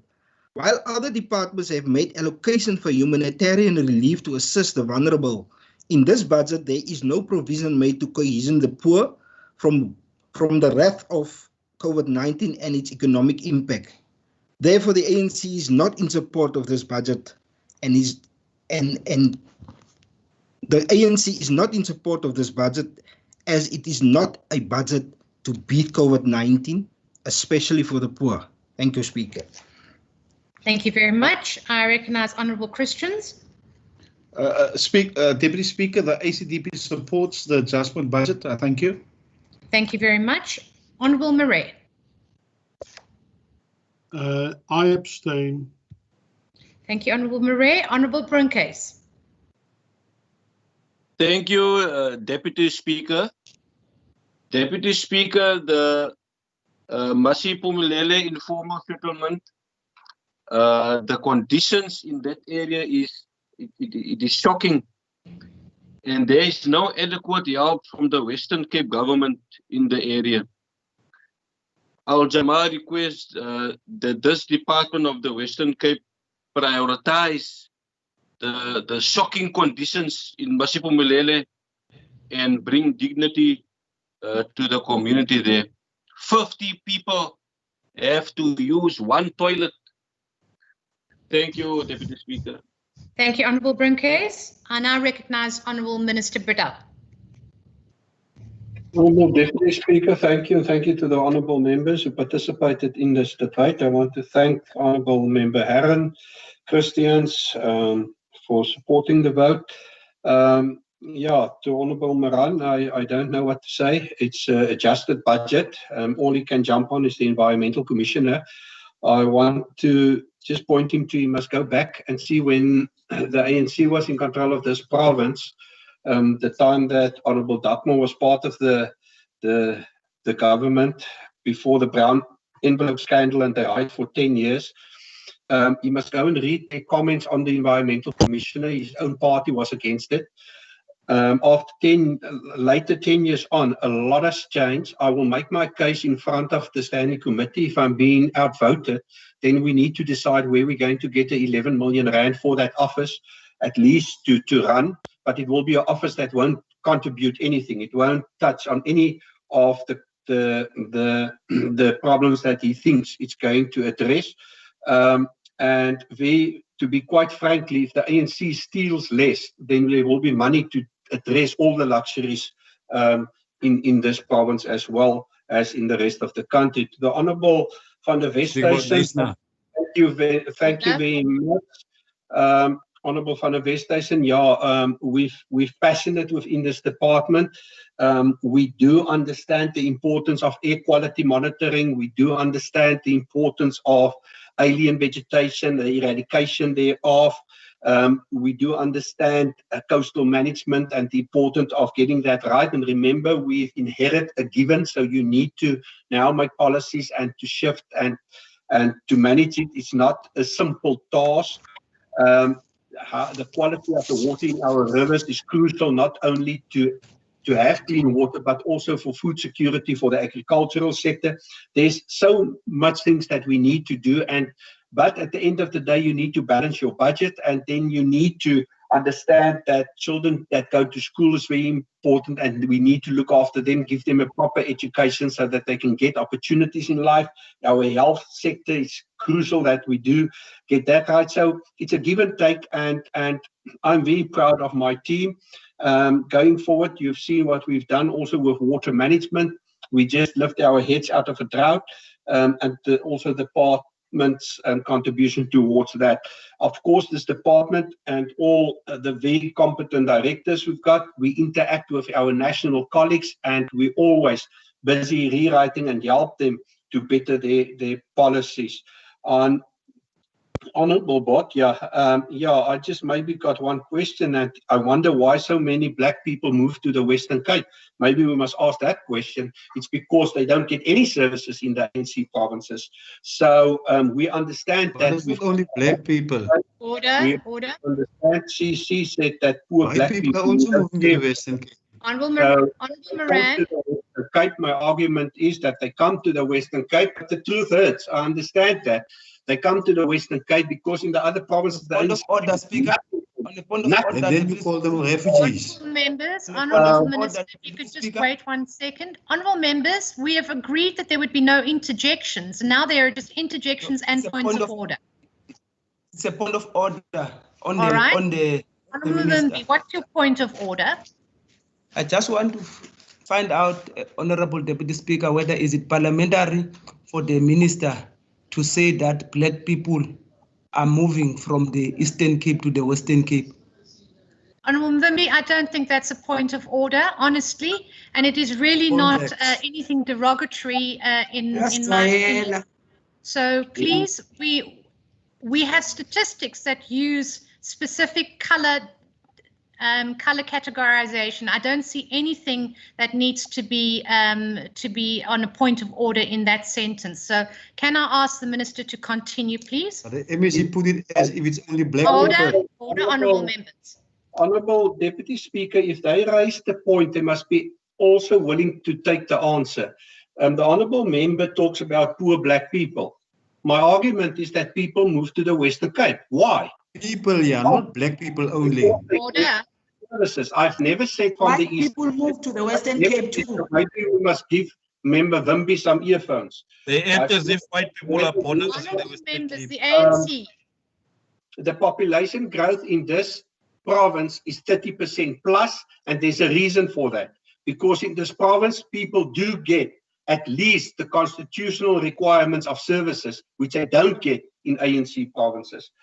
Honourable Speaker, to the Honourable Smith, I can understand why they divided their time, because actually none of them's got anything to add to the debate.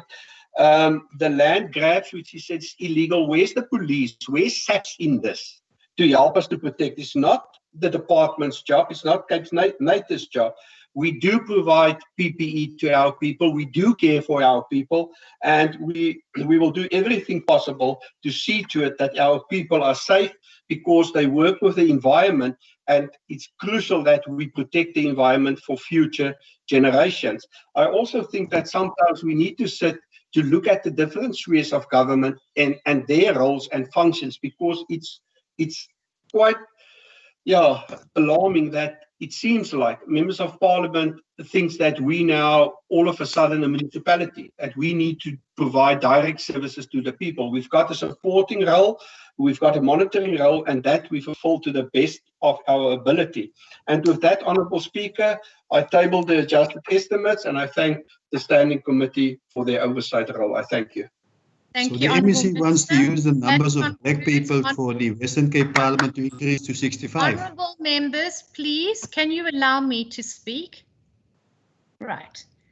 Honourable members, that concludes the debate on this vote. The Secretary will now read the fifth order of the day.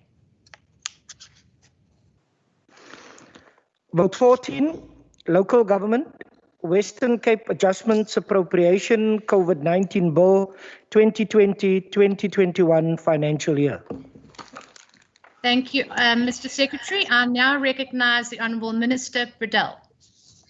Honourable Deputy Speaker, Honourable Premier, Honourable colleagues, members of the legislature, ladies and gentlemen, thank you and good afternoon. I want to start by congratulating the 27 municipalities in the Western Cape that recently were awarded unqualified audits by the Auditor General. In addition, 13 of those received clean audits. In total, only 20 municipalities in this country got clean audits. 13 were in this province and supported by this department. In short, it is clear the Western Cape government does not steal public's money. When we say we are building extra hospitals to deal with the deadly virus, 4 weeks later, the hospital are there. And these are not hospitals like the ones built in Gauteng, which consist of only beds. Our hospital consists of beds, oxygen, nurses, free Wi-Fi, and everything else possible needed to ensure the people of the Western Cape is looked after and cared for as much as possible. Honourable Deputy Speaker, this province does not expect vulnerable patients to use motorcycle ambulances to get to the nearest hospital. We provide world-class services to each and every person who needs it. Honourable Deputy Speaker, we are really living in interesting times. As we speak, parts of the Western Cape is still under severe pressure with regards to the unprecedented COVID pandemic. It seems we are just never given some breathing room. If it is not fires, drought, it is this pandemic, or Eskom implementing load shedding stage 4. This department has always been the tip of the spear when it comes to disasters, and I am proud to look at the role this department has once more played in managing this terrible pandemic. Looking at the way other ANC provinces are collapsing as this virus hits home, I am grateful that the evidence shows that the structures and systems the Western Cape has built over the past 11 years since the ANC was kicked out of office in the Western Cape clearly shows the difference between building on a rock versus building on sand. Deputy Speaker, this Department of Local Government has been at the coalface of tackling this ongoing disaster and has done some incredible work in managing this disaster over the past 6 months to date via the Provincial Disaster Management Centre.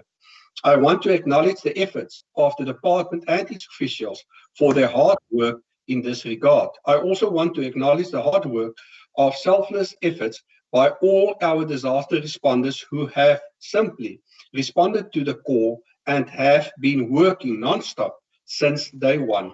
These include emergency services like nurses and ambulance staff who are often first on site to help patients presenting with possible COVID. It is an honor to be in the trenches with these men and women. Honourable Deputy Speaker, in the trenches. Unfortunately, as a province, we have had to make more budget changes. Honourable Speaker, somebody is deliberately put on their mic. Yes, can you switch off your mics, please, honourable members? Yeah. Someone switch it on from your side. Can you switch it off, please? Thank you. If the table staff could just mute the mics. Honourable Minister, you may proceed. Thank you, Honourable Deputy Speaker. Honourable Deputy Speaker, unfortunately, as a province, we have to make more budget changes. Money is needed to first support the ongoing COVID-19 fight, to continue to do whatever is necessary to look after the well-being of the people in this province. This department has been allocated additional funding as it is one of the few frontline departments actively dealing with this virus. As we know, the COVID pandemic is a wrecking ball in more ways than one. We are seeing total economic devastation, and we are seeing a growing humanitarian crisis as people are losing livelihoods and getting desperate for help. This is not helped by the national ANC-led government, who is managing this crisis without a clear strategy or a plan. Allow taxi operators at 100% capacity, but shut down restaurants at 9 p.m. and refuse them to sell alcohol. Honourable Deputy Speaker, it has been projected that in the months to come, the unemployment rate in South Africa will reach up to 50%, meaning that 1 out of 2 people in South Africa will be without a job.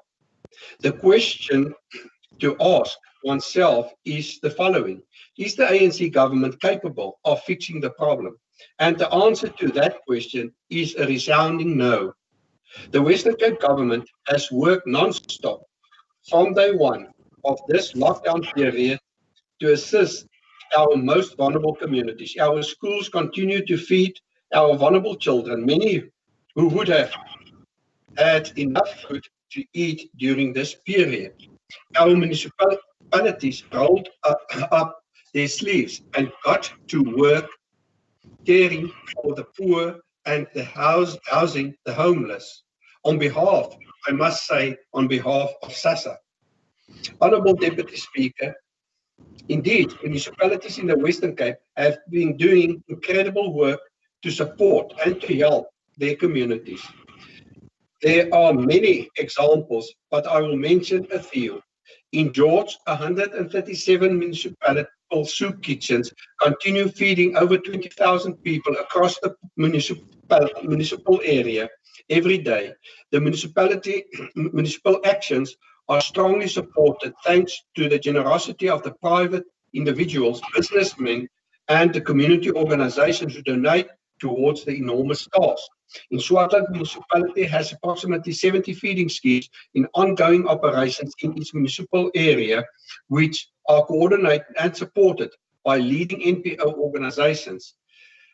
The areas include Marlborough, Moresburg, Goedgedag, and Riebeek Valley. In Stellenbosch, the Stellenbosch Unite Collaborative Aid Action continues to provide social support, including supplied weekly food packages to identified vulnerable families. The municipality has channeled 1.2 million towards this food relief program. Drakenstein distributed more than 5,000 food parcels, providing food to an estimated 25,000 people. Laingsburg municipality fed up to 800 people per day through soup kitchens and feeding schemes. I want to thank our municipalities and congratulate them for the efforts and hard work during this trying time. Honourable Deputy Speaker, the original budget allocations to the department was 313,901,000 rand. This amount has been increased by 32,500,000 rand, with this adjusted budget at a total adjusted budget of 346 million rand. The department has made cuts totaling 17.4 million rand to help with the burden, meaning the department is spending 49.9 million rand more than initially estimated. The bulk of the additional funding has gone to humanitarian support in our municipalities. A lot of the support was used by our municipalities to ensure the most vulnerable are housed and fed during the lockdown that was affected since March. Honourable Deputy Speaker, to end on a positive note, I would like to point to the dam levels. We are pleased to note that the City of Cape Town sites with dam levels sits with dam levels of 77%, and the provincial dams is at an average of 62%.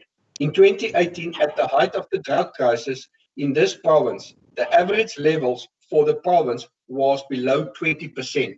We have seen remarkable turnaround despite drought conditions continuing in some regions. The recent rain is something to be happy about. Still, I want to take this moment to reiterate the call to continue to save water in our province. We must be wary of complacency, and we must seek, all of us, to adapt to long-term behavior change when it comes to water and in general the way we live. I want to end off by thanking the head of the department, Graham Paulse, and his colleagues who have been doing incredible work this past year. I also want to give a special thanks to our Disaster Management Centre and the people staffing the centre, many who have not had a day off since this has all started. Thank you for your efforts and your support. And with that, I table the adjusted budget. Thank you. Thank you, Honourable Minister. I now recognise Honourable Smith.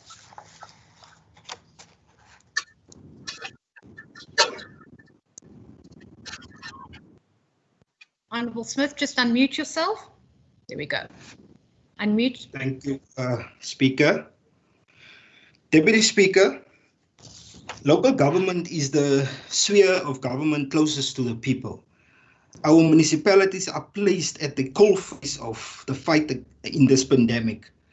The provision of water and sanitation are critical aspects of the prevention strategy, yet many of our informal settlements are characterized by severe shortages of these. While on the one hand, municipalities are losing funds due to lower revenue collection as a result of COVID-19, on the other, it is faced with rising demands of services and rising number of indigents, as many people have lost their jobs due to the economic effects of the COVID-19. This is one point that we raised sharply in the committee meeting. We pointed out to the department and the MEC that municipalities are under so much pressure and could lose the battle to contain the spread of COVID-19 if no additional resources are received from the provincial government. Municipalities have been forced to adjust their budgets downward due to lower anticipated revenue collection. This is what the MEC calls municipal COVID-19 budgets. The department has ignored our calls for additional budget for municipalities who are at the coalface of government resource to COVID-19. This did not end there. The DA government went further to reject the Division of Revenue Act, which made a provision for an upward adjustment of 5.3% or an additional 7 billion allocation to local government. In this budget, 17.4 million is taken away from the department. This affects programs such as development and planning and the local governance program. This should impact on the department's ability to conduct proper and meaningful oversight over municipalities. I will return to this point shortly. While we welcome the additional 49.9 million budget for the department, we are concerned that it will not go for enough to assist municipalities. 5.2 million is for the department increased operational costs. 1.6 million is for communication and awareness campaigns in municipalities. 16.2 is for humanitarian relief, while 27 million goes towards disaster-related response in hotspot areas. This is not enough given the challenges our municipalities are faced with. The spate of illegal land invasions is adding another strain to our municipalities' abilities to respond to the COVID-19. This department, as well as the Department of Health, must put measures in place to prevent the spread of COVID-19 infections in these new informal settlements. We reiterate our calls for an immediate suspension of the sale of land in municipalities, especially the city of Cape Town, and we further call on the city to produce a master plan for human settlements and land release. Our informal settlements remain immensely populated with substandard services. The department has failed to get the Departments of Human Settlements and Transport and Public Works to accelerate the process or of de-densification. This has contributed immensely in the spread of the virus in various hotspots. The budget for communication and awareness is not meaningful. Part of the campaign's increased awareness in municipalities involves deployment of advocacy workers, social media campaigns, pamphleteering, as well as enforcement of regulation through the deployment of law enforcement officers. As the province, we have spent millions to train and deploy law enforcement officers as part of the safety plan. We have to ask, why are they not deployed to other municipalities to assist in this fight against COVID-19? Speaker, and I want to return to the point about effective oversight of municipalities. The NDP places a responsibility over this department to strengthen the ability of municipalities to fulfill their developmental mandate.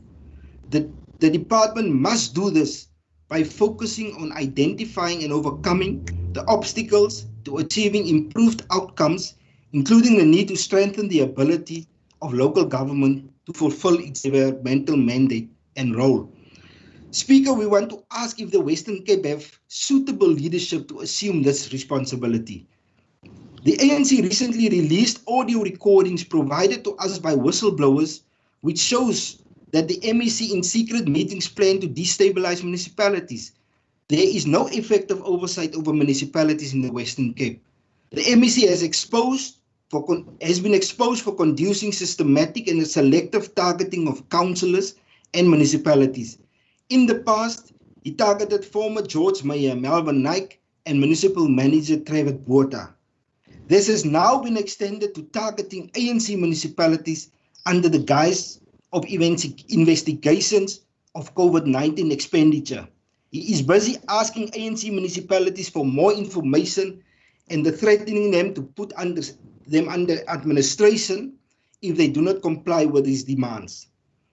He has asked the SIU to investigate Masikama municipality for COVID-19 PPE tender, which is not a problem, while ignoring DA-run Swartland municipality, which has a budget of 73 million for COVID relief program. This municipality has spent 265,000 on 77 food parcels for soup kitchens, Speaker. This comes to over 3,000 rand per food parcel. Speaker, in other municipalities such as Bergrivier, there has been alleged electricity fraud cases attended to investigated earlier this year. Financial misconduct by officials in the municipality and the DA provincial government decided to keep quiet. The department has also kept a blind eye on political appointments in Saldanha municipality by the mayor and others without advertisements and proper recruitment processes and people working without job descriptions. Speaker, the MEC must tell us what happened to the over 700,000 that the department gave to Saldanha for the humanitarian relief program. In closing, Speaker, we are deliberating on these budget adjustments on the back of Eskom winning a court case against NERSA, which allows them to hike electricity prices. What will be the impact of this on the poor? How is the department assisting municipalities that depends on Eskom sales? What will the impact of this be on our people, Speaker? Clean audits is not a guarantee of services and cannot be measured as such. The people need municipalities that deliver quality services and then delivers clean audits based on the quality services. I thank you, Speaker. Thank you, Honourable Member. I now recognise Honourable America. Thank you, Speaker. Deputy Speaker, 2 months after the lockdown was announced, approximately 4 million South Africans lost their income. Only 117,000 received the special COVID emergency grant, according to research done by Dr. Nick Spau of the University of Stellenbosch. Most poor people, Black women in particular, suffering had worsened as a result of the lockdown. A staggering 47% of persons surveyed stated that their money for food dried up in April. It is by no means an exaggeration that the virus have had a devastating effect on our economy and the well-being of our people. Instead of responding to the crisis and preparing our people and economy for the recovery after the lockdown, the ANC and its cronies celebrated at the opportunity to enrich themselves yet again. The Auditor General earlier this year lamented in its report the colossal theft of public money in ANC-controlled municipalities. The ANC, by way of its General Secretary, denied that the deployment of incompetent and corrupt cadres to municipalities were ever a problem. He had the temerity to say that where black people excel, it is labelled corruption. Deputy Speaker, no vaccine can be developed as an antidote for corruption and lawlessness as long as the ANC is in denial and failed to act against the corrupt within its own ranks. In contrast to the wanton corruption in ANC-controlled municipalities, municipalities across the Western Cape continue to roll out a broad range of interventions aimed at mitigating the impact of COVID-19 in their communities, although Council's primary responsibility is to continue to ensure that basic services, including water, sanitation, electricity, and cleaning continues. In addition, councils are doing everything within their means to assist their communities who are all struggling as a result of the COVID-19 virus and the impact thereof. A snapshot of some of the additional measures some councils have undertaken and which was shared with you by the Minister includes the following. And I agree that in Stellenbosch, the municipality provided a payment retrieve or holiday on property rates for 3 months. In addition, homeless residents in Franschhoek, Stellenbosch and Klapmuts areas were being accommodated in temporary accommodation. Furthermore, in Stellenbosch, the Stellenbosch Unite is a collaborative aid organization or action formation that provides social support to vulnerable communities and to vulnerable communities, particularly during the COVID-19 pandemic.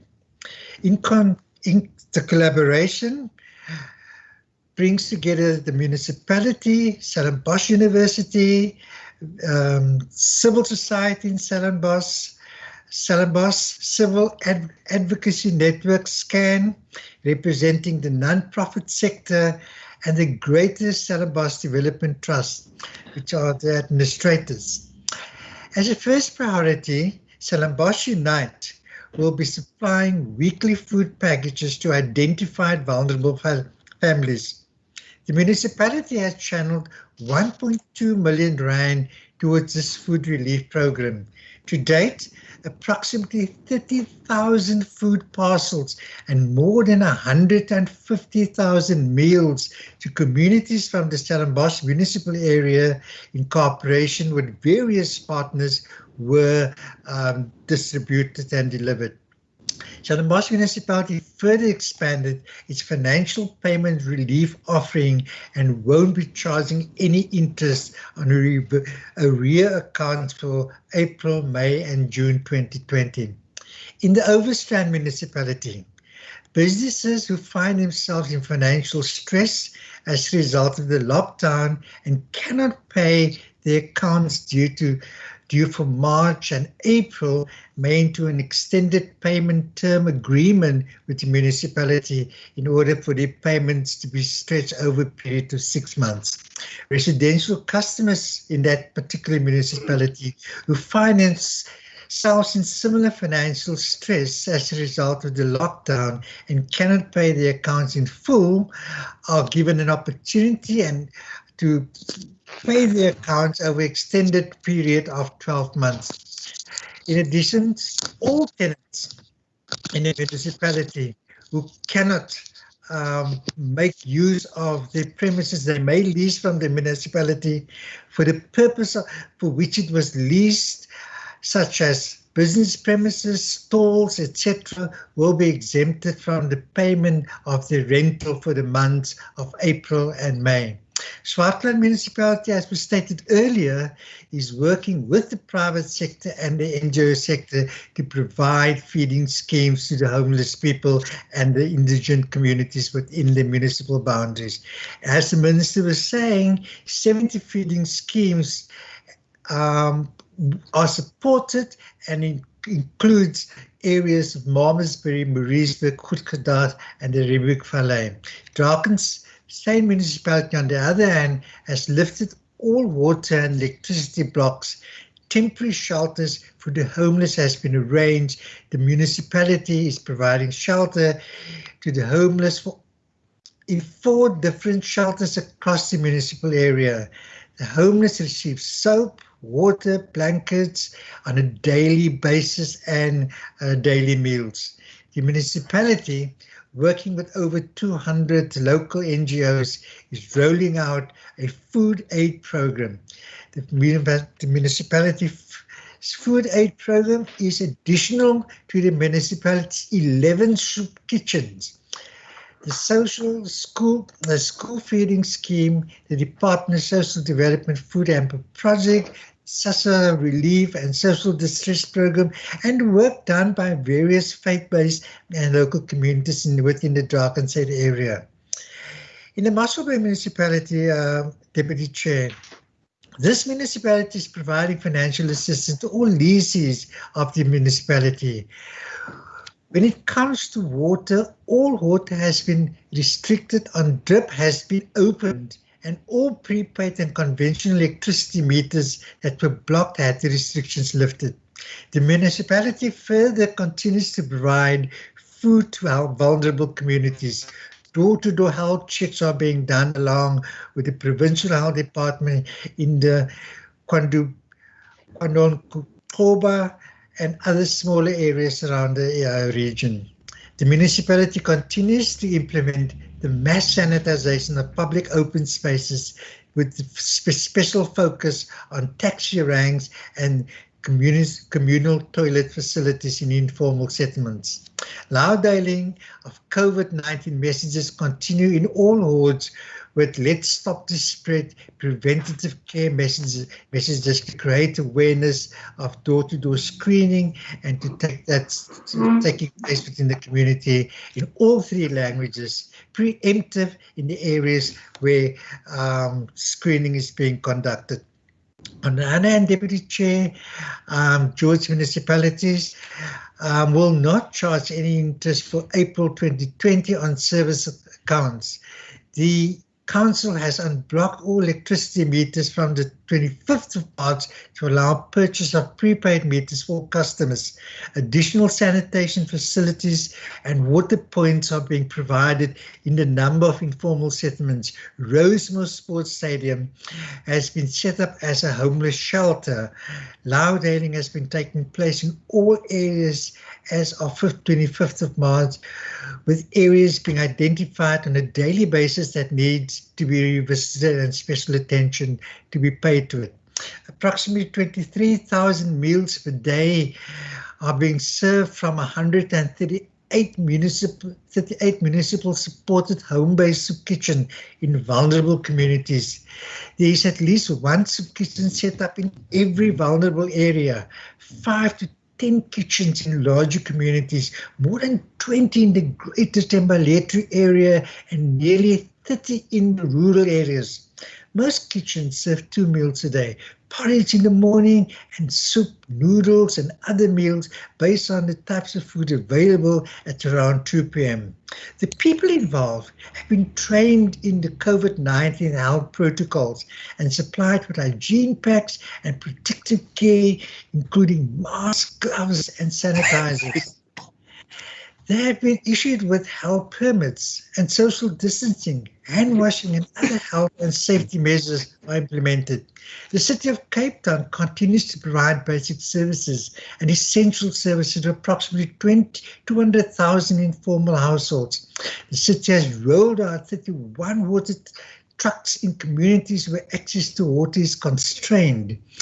This project has seen more than 13 million litres of water delivered to date. The City of Cape Town is also now offering guest houses and B&Bs an option of applying to change the property classification if they need to as a result of the COVID-19 impact, which in some cases could cut rates bills in half. The City of Cape Town has decided to reopen 19 strategically positioned ablution facilities across the metro. This will be done in close cooperation and consultation with the city's health and social development departments. The city's health department and its Metro Health Service partners have conducted 70,310 screenings and over 5,000, close to 6,000 tests in the metro. The city is currently reprioritizing water allocation budgets to unlock funds to assist struggling residents with food and sustenance provision. The city's food relief program, which was rolled out to all 24 sub-councils and recognized NGOs, and soon it will be expanded to as soon as the reprioritization of the budget has been completed. The City of Cape Town, furthermore, Deputy Speaker, has assisted nearly 3,000 small, medium and micro enterprises to safely get back into business, handing over toolkits to SMMEs across the metro. The city has supported more than 80 soup kitchens across the metro with equipment and ingredients. These are but some of the work our councils do from their own budgets as a contribution towards mitigating the impact of the pandemic. I want to thank our councils, the Western Cape Department of Local Government, the numerous NGOs, as well as the enormous contribution Agri-Western Cape is making and to assist our communities during these difficult times. The Deputy Speaker, a major focus outside of the health sector remains ongoing humanitarian and feeding initiatives to assist vulnerable communities during the COVID-19 pandemic. The Provincial Department of Local Government allocated, after reallocating and reprioritizing some of the expenses, provided funding of 49.9 million rand to mitigate the impact of the pandemic. The bulk of this will go towards humanitarian aid to assist our municipalities to continue providing much needed relief in various forms, including soup kitchens, homeless shelters and food parcels. This is additional allocation and it will assist them to continue to do so. Deputy Speaker, we are not yet out of the woods. COVID-19 is still with us and it will be with us for a long time. Throughout this pandemic so far, our municipalities continue to render services to our communities in the Western Cape. However, this pandemic also brought about serious financial challenges to many of our municipalities. All of them will continue to face cash flow and revenue challenges at a time when residential and business clients are struggling to settle their municipal accounts in full. We understand the situation many of you are in and empathize with you. National government should make more money available to municipalities to augment their revenue challenges.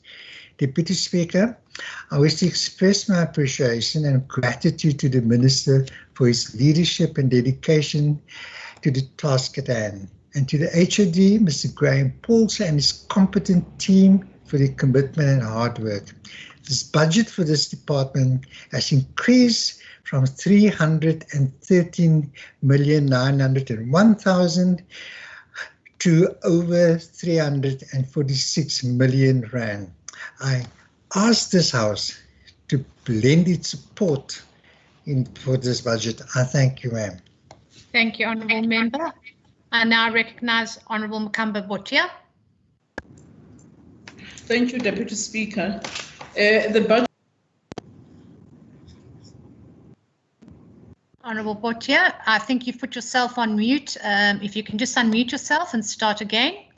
My apologies. Thank you, Deputy Speaker. The budget adjustment increase of 32.5 million to the Provincial Department of Local Government is unreasonable when one takes into account that it is one of the badly run departments within the Western Cape Provincial Government. Under the poor leadership of Honourable Anton Bredell, the department often fails at its duty to support and strengthen the capacity of municipalities in the province. The aim of municipalities under this tutelage have taken a wrong turn of being obsessed with obtaining clean audit reports outcomes rather than delivering services to the poor communities of our people. Under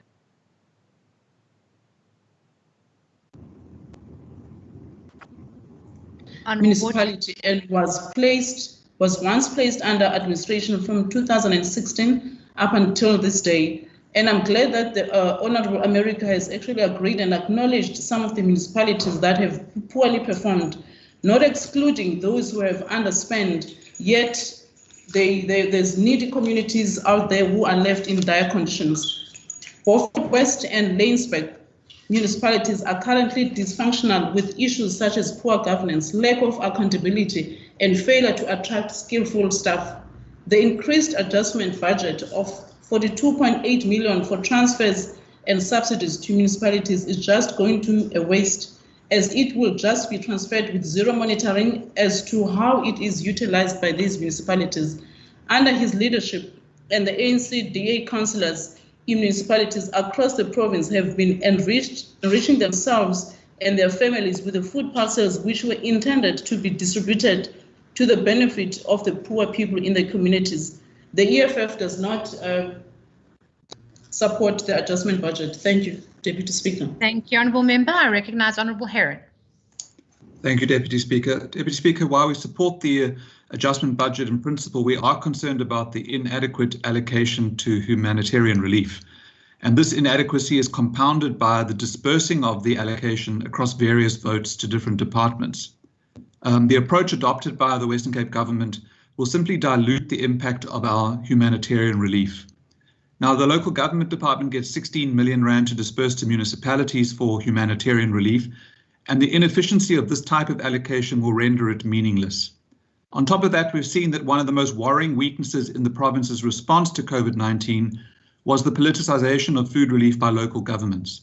So this 16 million rand is just waiting to be abused and to become a campaign tool for councillors and mayors. Despite a provincial government guideline that prohibits councillors from being involved with food relief, we've seen that the Department of Local Government is reluctant to intervene directly. So we support the vote, Deputy Speaker, but we need the Minister's assurance that this funding will be dispersed to ensure maximum impact and that the funding will not be abused. Thank you. Thank you, Honourable Member. Honourable Christians. Thank you, Deputy Speaker. Deputy Speaker, the ACDP supports the vote, but and we know it's a small department and the money rolled out to municipalities to help the most vulnerable. But Deputy Speaker, the problem that I had, and that is a bitter taste in all of our mouths, is how the people of Strandfontein, the homeless people of Strandfontein, was treated. And the Minister must assure us that that will not happen with other homeless people in the other sites. But Deputy Speaker, with a small budget that the Minister have, he's assisting municipalities. They're rolling out food parcels, and I want to ask him that he ensure that the guidelines that he sent out after rumors that councils are using it for their own benefit, that will be well monitored, but we support the bill. Thank you, Deputy Speaker. Thank you, Honourable Christians. I recognise Honourable Murray.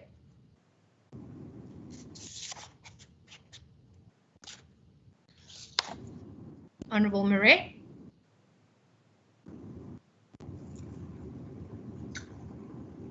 Honourable Murray, are you there? If not, I'm going to move on to Honourable Brinkhuis. Thank you, Deputy Speaker. A proper budget for each ward in the Western Cape Province will ensure a 50% increase in sustainable employment. Contact the Al Jamaa for further details. Thank you. Thank you, Honourable Brinkhuis. I now recognise the Honourable Minister, Minister Bradell. Thank you, Honourable Deputy Speaker. And if you allow me, I'm going to start and thank Honourable Christians and Honourable Herren. Thank you for your contribution and your good criticism. I take it.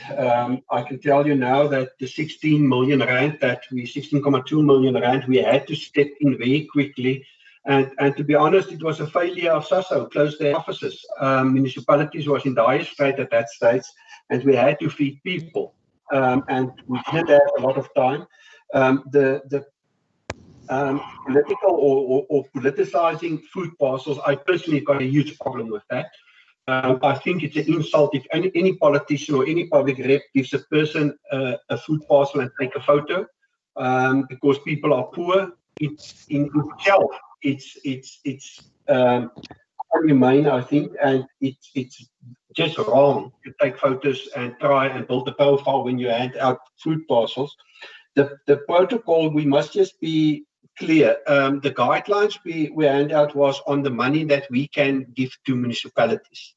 We cannot instruct them what to do with their own money or with the municipalities' budget and how they deal with that. But the money that we allocated, we will see to it and we monitor it very closely. Therefore, we've also dismantled some of the responsibility to the districts and give them funding to help us to monitor the spending of this money, because it's really important that we do get it to the right people. To Mbotya, good financial management, I'm not ashamed to be obsessed about that, because if we don't get good financial management going, we will never get to service delivery. The ANC's answer to service delivery is you steal everything and then you just stand up and shout and hope the poor will still follow you. We cannot do that. We need to have good financial management. We need to proper management in place to get to service delivery. One of your councillors has been found guilty of corruption in Nuremberg. Order, members. By a court. To the chairperson, Mr. Maker, thank you very much. Thank you for your leadership in the opposition. And then to Member Smith, I've got a lot to say there because of the failure of national government, and puts a lot of pressure on all of us. And I think we need to clear the air on some of these issues. I've never been involved in trying to destabilize any councils. To get good, proper discipline in a council, I will stand for that. I said it from day one.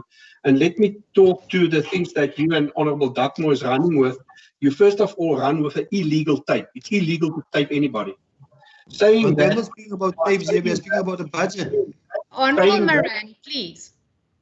Saying that, I will tell you, I will say it in any public platform. I was never ashamed of anything I said. I don't mind, because the truth will speak for itself. But you've done another illegal thing, and you part of that, and that is to cut a tape. To only selectively play 20 seconds out of a tape of a 1.5 hour meeting. Think about the budget. So that will come. I answered to what he has mentioned. Now, what has happened in that tape, and I need to state it on the record, you see, because that's why they cut tapes selectively. We started that meeting with the DA caucus. It was a DA meeting. It was not any other meeting. It was a DA meeting because we expect our public reps to serve the people. And if they fail in that, we will tell them that and we will hold them accountable. That's what the DA is all about. That's one of the big differences between the DA and the ANC. And you will see it, how he jumps down on the shoulders of Matsikama, but he will be, I will correct that statement of his now. What had happened in Oudtshoorn to that leads to that meeting was that I went there as the DA chairperson. I told them the DA caucus is divided. A caucus that's divided cannot deliver services. Secondly, that DA caucus and the administration, there was a break in relationship between them. The CFO resigned, the engineer resigned, and the municipal manager was put on suspended leave. That, and my opinion to save that situation, will always be, let's put you under administration, let's get a competent team in here, let's get the politicians aside, and let's move forward. Because our build the DA brand. And that is that. That's how we build, and that's how I will build the DA brand, because I owe it not to anybody else, but to the people. Honourable Chairperson, on the George thing, I will categorically state that I've never targeted Trevor Botha or Melvin Knight. Personally, I like the two individuals. I went to that people and told them, and to that caucus, and they will attest to that, that they not guilty until being found guilty. After that, we received 3 forensic reports, and I dare the Honourable Member Smith, who's so clever with his comments, to go and read those reports, and then you come out with your judgment on that. If there's any sign of corruption, then we must hold people accountable. They must defend themselves. I don't mind if I get investigated, and I will prove my innocence. But we've got to hold the higher moral ground, and we need to clamp down on any form of corruption. And on the ANC councils now, all of a sudden, because some of them are under threat, he jumps on and say that I sent the SIU to Matsikama. Well, it's his own president, the ANC President Ramaphosa, who sends them. Now write to him and tell him to back off. Because I'm glad they walk in there, and if the ANC's got nothing to hide, they must prove it. Prove it. And we will see what's going to get out of there, because like in any corrupt organization, we will prove it. We will prove it. Their own bodies, their own cadres turn on them. They're busy turning on them. They turn whistleblowers, and we as a department will follow through, irrespective of the opinion of Honourable Duckmore and Honourable Smith. They can protect the corrupt people in the system. We will not. We will do anything possible to get them out of the system. Therefore, I will call on the national government to enhance and to strengthen the capacity in the Hawks, to strengthen the capacity in the public prosecuting officers. I personally think we need a special court to get rid of all the corrupt politicians. So we will, and I will not back off that statement. So thank you, thank you for opening that. Point of order. Point of order. Honourable Duckmore, can you just wait? I've not recognized you. 1 minute, please. Honourable Duckmore, you have a hand function which you can use rather than shouting over the microphone. Okay. Apart from your own colleague, Honourable Moran, shouting at the same time. So, Honourable Duckmore, what is your point of order? Thank you, Deputy Speaker. Slightly less aggression would indicate your neutrality, but my point of order is to ask whether the MC is prepared to accept a question. The face must show your He will not. Honourable Kondlo, please. Honourable Bradell, I'm listening. He will not. Yes, I'll accept the question. There you go, Honourable Duckmore, you have your question. Ask your question. Thank you very much, Deputy Speaker. I would like to ask MEC Bradell whether he is prepared to go on the record today and announce a Section 106 investigation into the conduct of the George CFO, who has been found guilty by an internal disciplinary process, as well as the MACO member for finance in regard to the Old Mutual investment in George, a 106 investigation. Over to you, Honourable Minister. Honourable Duckmore knows what the 106 investigation is. The CFO was found guilty. He was fired. He's out of the system. Why must we investigate him? But saying that, the Hawks is busy investigating that whole issue. It's with the Hawks and with SAPS, and I can get you the numbers. So why must we throw money now into that investigation? Our forensic investigations speak to 3 other matters that the Hawks didn't investigate. So we await that report. And the sad part of all of this is that the Hawks struggle with capacity. The sooner we can build the capacity in the Hawks at the Public Prosecuting Authority, the quicker we can determine people's guilt or innocence and then move forward.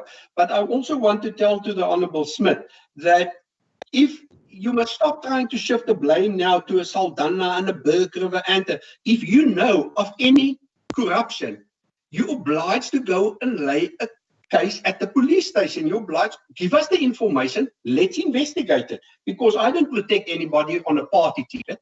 If they're guilty, they will pay the price, because at the end of the day, we need to serve the people. On the electricity matter, the Honourable... I'm not the MEC, you are. ...said that the electricity tariffs is going up and it's going to be so high. The question is why? It's because of the ANC mismanagement using Eskom to loot this country. That's why we've got the Zondo Commission.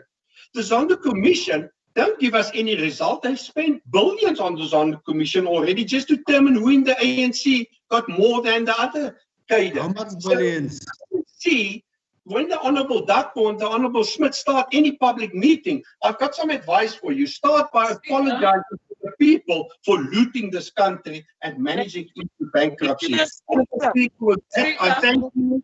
Thank you for the support. Honourable Minister, just 1 minute. Honourable Makamba Butcher, I see your hand is up. What is your point of order? Thank you, Speaker. My point of order, in fact, I've raised my hand before the Minister Yes, could you were absolutely right. My point of order, I just want to find out, is it parliamentary to have our time wasted listening to the dirty laundry and the gossip between the ANC and the DA? I think we need some kind of respect. And if there's any legal matters of corruption between the two parties, that can be raised in a different platform. Thank you, Speaker. Thank you, Honourable Butcher. That isn't a point of order, but I have heard you. Honourable Minister, have you concluded? Thank you, Honourable Speaker. I'm finished. Thank you very much. That concludes the debate on this vote. I now call on the Secretary to read the sixth order of the day. Please lower your hand, Honourable Butcher. Vote 10, Transport and Public Works, Western Cape Adjustment Appropriation COVID-19 Bill 2020-2021 financial year. Thank you, Mr. Secretary. I recognise the Honourable Minister, Minister Madikizela.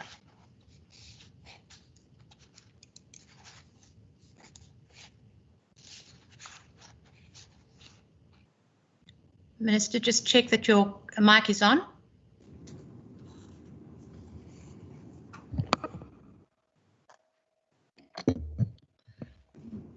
You there, Minister? Deputy Speaker, when I presented the usual adjustment budget for the Department of Transport and Public Works in December of last year and referred to the broad-ranging role which this department plays in the overall service delivery by the Western Cape government to the residents of this province, I had no idea of the extent to which that role would be tested and expanded by the events of recent months. As government, we have been called upon to undertake and perform functions which even 6 months ago would not have been included in any existing mandates. And what is more, Deputy Speaker, these new functions have had to be performed within very limited timeframes and against a background of increasing infections, intensive care admissions, and sadly, the lives that were lost. It is now a simple statement of fact that the virus has laid bare the many severe inequalities in our country. Inequalities which will not disappear as and when the pandemic comes to a point where some of the more extreme measures which have to be taken can be eased. The economic damage has been huge and will be long-lasting, as will be the impact of unemployment and job losses on families and communities. More and more people are coming to understand that it is not simply a matter of waiting the storm out until things return to normal. The expression new normal has in a very short time become overused, but remain nevertheless true. However, Deputy Speaker, the pandemic has also acted as a catalyst and forced us to look at many things in new ways. It has encouraged structures into a situation in which cooperation is the only way in which they can move forward. It has sped up the development, implementation, and use of technology, often providing new solutions to long-standing challenges. Yesterday, in the second reading debate, I highlighted the enhanced cooperative arrangements between my department and the minibus taxi industry to the advantage of both parties, as well as to the benefit of so many of our frontline health workers. Here too, technology has played a significant role in allowing electronic pre-booking of transport and the monitoring and reporting of hygiene standards. Deputy Speaker, one of the major changes set out in this first adjusted estimates of Vote 10 is the amount of 365 million for the hiring and fit out of venues and facilities and purchasing of associated services for quarantine and isolation purposes as key component of the health strategy response to COVID-19. What the disallocation as managed by my department mean in practical terms in the second half of June as the pandemic moved towards a peak? 4,672 beds in 15 government and 29 private fully functioning facilities within the metro and across the province. These facilities were fully supported by all the necessary services. 9,670 beds ready to be activated in 14 government and 168 private facilities within the metro and across the province should the need arise. The identification, inspection, evaluating, and activation of these facilities across the province in line with the needs in different districts was a massive exercise carried out by dedicated staff members of my department. And I do want to take this opportunity and really thank my dedicated team under the leadership of HOD Gush. The careful use of these facilities in conjunction with the Red Dot Taxi Service made it possible to move people into facilities appropriate to the needs of their stage of treatment according to relevant Department of Health protocols. It is important that we bear in mind what the figures which we are talking about mean in real terms. Deputy Speaker, it's not my intention to deal with all the details of the first adjustment budget figures. These are available to the members in the first adjusted estimates of provincial revenue and expenditure for 2020 as I tabled. I do, however, want to highlight some of these as follows. The main appropriation of Vote 10 increases by 126,472,000 and is made up of the following. Unforeseen and unavoidable, 400 million, an additional allocation to respond to COVID pandemic consisting of 356 million for quarantine and isolation as described above, and 44 million for the provision of the Red Dot service. Other adjustments, 273,528,000, including a reduction of 161,654,000 in the national allocation of the Provincial Roads Maintenance Grant due to the reduced fiscal framework. Realignment of provincial budget, 327,874,000 to respond to COVID-19, including the following: 74,641 budget reduction on compensation of employees and operational cost over all the programs on the vote.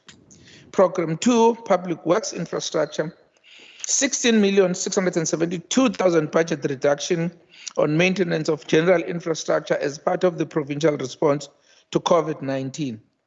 Program 3, Transport Infrastructure, 87,687,000 budget reduction on road maintenance.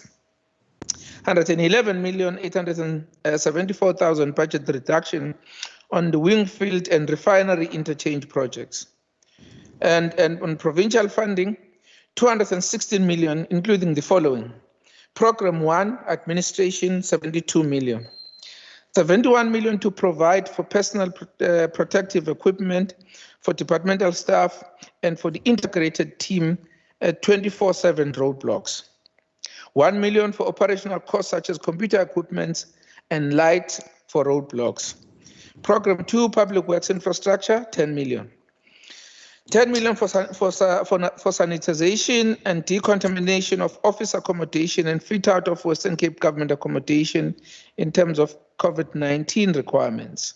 Program 3, transport infrastructure, 103 million.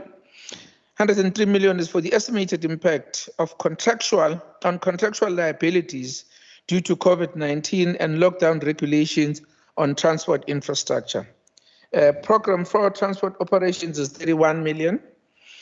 1 million for increased operational costs and software development for the development of applications to communicate with the public and transport industry. Deputy Speaker, in drawing to a close, I would like to focus briefly on the work of a group of dedicated Western Cape government employees, in many ways frontline workers in their own right. I am talking about here the officers in our province, the provincial traffic services who have continued to render excellent work throughout the pandemic, often on crowded main links and during congestions, which had to be a very high risk. During the period, the 1st April to the 30th of June, coinciding with the first 3 months of the lockdown, a total of 2,386 integrated roadblocks, vehicle checkpoints and speed operations were conducted across the Western Cape, and 145,503 vehicles were stopped and checked. 1,213 speeding offenses were recorded, and 11,545 fines worth 16,189,600 were issued for various traffic violations ranging from driver to vehicle fitness. In the period, 11 vehicles were impounded and 125 vehicles were discontinued for being unroadworthy. A total of 144 crashes and 163 road fatalities were recorded in the period. This represents an overall 59% reduction on these figures for the same period last year. And of course, we are under no illusion to make this comparison because we know that for the better part of this period, we were under lockdown. Our traffic officers will continue their planned 24/7 operations across the province to keep our road network safe, safeguard the lives of innocent road users, and stringently enforce the Disaster Management Act regulations. It is not surprising that during this period, some of our officers have fallen ill and have tested positive. We wish them all a speedy recovery and thank them for their dedicated and selfless service in the best interest of our road users. Speaker, I would like to take this opportunity while dealing with the massive contribution made by our traffic services to acknowledge the impending retirement tomorrow of Chief Kenny Africa after a very long and distinguished career of 46 years in traffic management and enforcement. In many ways, Kenny Africa is a legend, highly regarded by many. We wish him everything of the best and record our heartfelt thanks for a job well done in the service of others. As he retires from tomorrow, we wish him well and may he spend his time with the family wisely. I thank you, Deputy Speaker.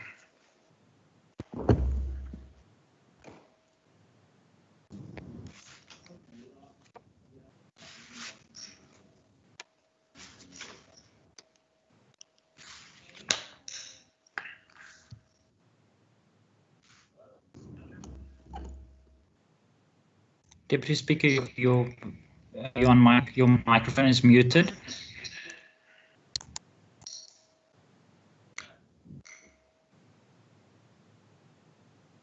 Still muted. Oh, sorry, I switched it off because otherwise the echo is too great. My apologies. I recognize Honourable Mvimbi. Are you there? Thank you very much, Madam Thank you. Honourable Deputy Speaker. Honourable Madam Deputy Speaker, the President declared a nation lockdown 4 months ago to prepare our state machinery and our resources to particularly the public healthcare system to be ready for the peak of COVID-19 infection. This department was at the center of provincial government response to this health emergency. It played a role in the building of temporary field hospitals and the testing and screening facility for the development of health. 1.8 billion was allocated to the Department of Health for this purpose, as well as for additional bed capacity. 356 million was allocated to this department for the hiring and fit out of venue and facilities and the purchasing of associated services to quarantine and isolation purposes. Such investment presented economic opportunities for some. An area of concern is that there is no socio-economic recovery plan in this budget reprioritization, and therefore does not look to address the challenges exposed by the COVID-19 pandemic, including economic disparities. The recovery plan must talk to economic recovery in the form of economic transformation and economic restructuring. The structure of the market economy has once again failed to rescue the poor from the trappings of poverty. At a portfolio committee on Public Works and Infrastructure, it was disclosed that 3 hotels in the city of Cape Town were used to quarantine 545 people for 2 weeks at the cost of 8.35 million. Township businesses such as B&Bs, which are suitable for quarantine and isolation, have been overlooked in favor of well-established businesses. The province has activated 44 quarantine and isolation facilities with 4,842 beds available at an average cost of 770 per bed per night in private facilities such as hotel and B&Bs, and pays about 350 in government-owned facilities. In May, the Provincial Department of Public Works and Infrastructure claimed that a total of 172 facilities with a capacity to allow 21,316 beds were identified in the Western Cape. Of these, 30 were compliant with 3,824 beds available, and only 9 of these were activated. Surely we have to be concerned about these grossly exorbitant prices for quarantine and isolation facilities when this department owns hundreds of facilities that could have been utilized for the purpose. Utilizing our public facilities will allow the government to save costs that could be used for other pressing priorities. This department is supposed to play an active role in other aspects of the fight against COVID-19, such as transport operation program, which has been allocated 44 million for provision of red dot services to transport public sector healthcare workers and members of the public to quarantine and isolation services. What has also been striking in this service is that while it was also supposed to transport both health workers and members of the public, it seems to be only concentrating on members of the public and a little bit less on healthcare workers. In June, the MEC claimed that since its launch on 18 May, the Red Dot taxi service with a fleet of 200 dedicated minibuses transported approximately 12,000 healthcare workers over 150,000 kilometers, servicing 15 healthcare facilities across the city of Cape Town. When I happened to inquire about the services of Red Dot, especially in the Central Karoo district, where Central Karoo only has been allocated 1 vehicle, and the response was that the reason that there was only 1 taxi allocated, so far that taxi has only transported 8 patients. And what about the healthcare workers?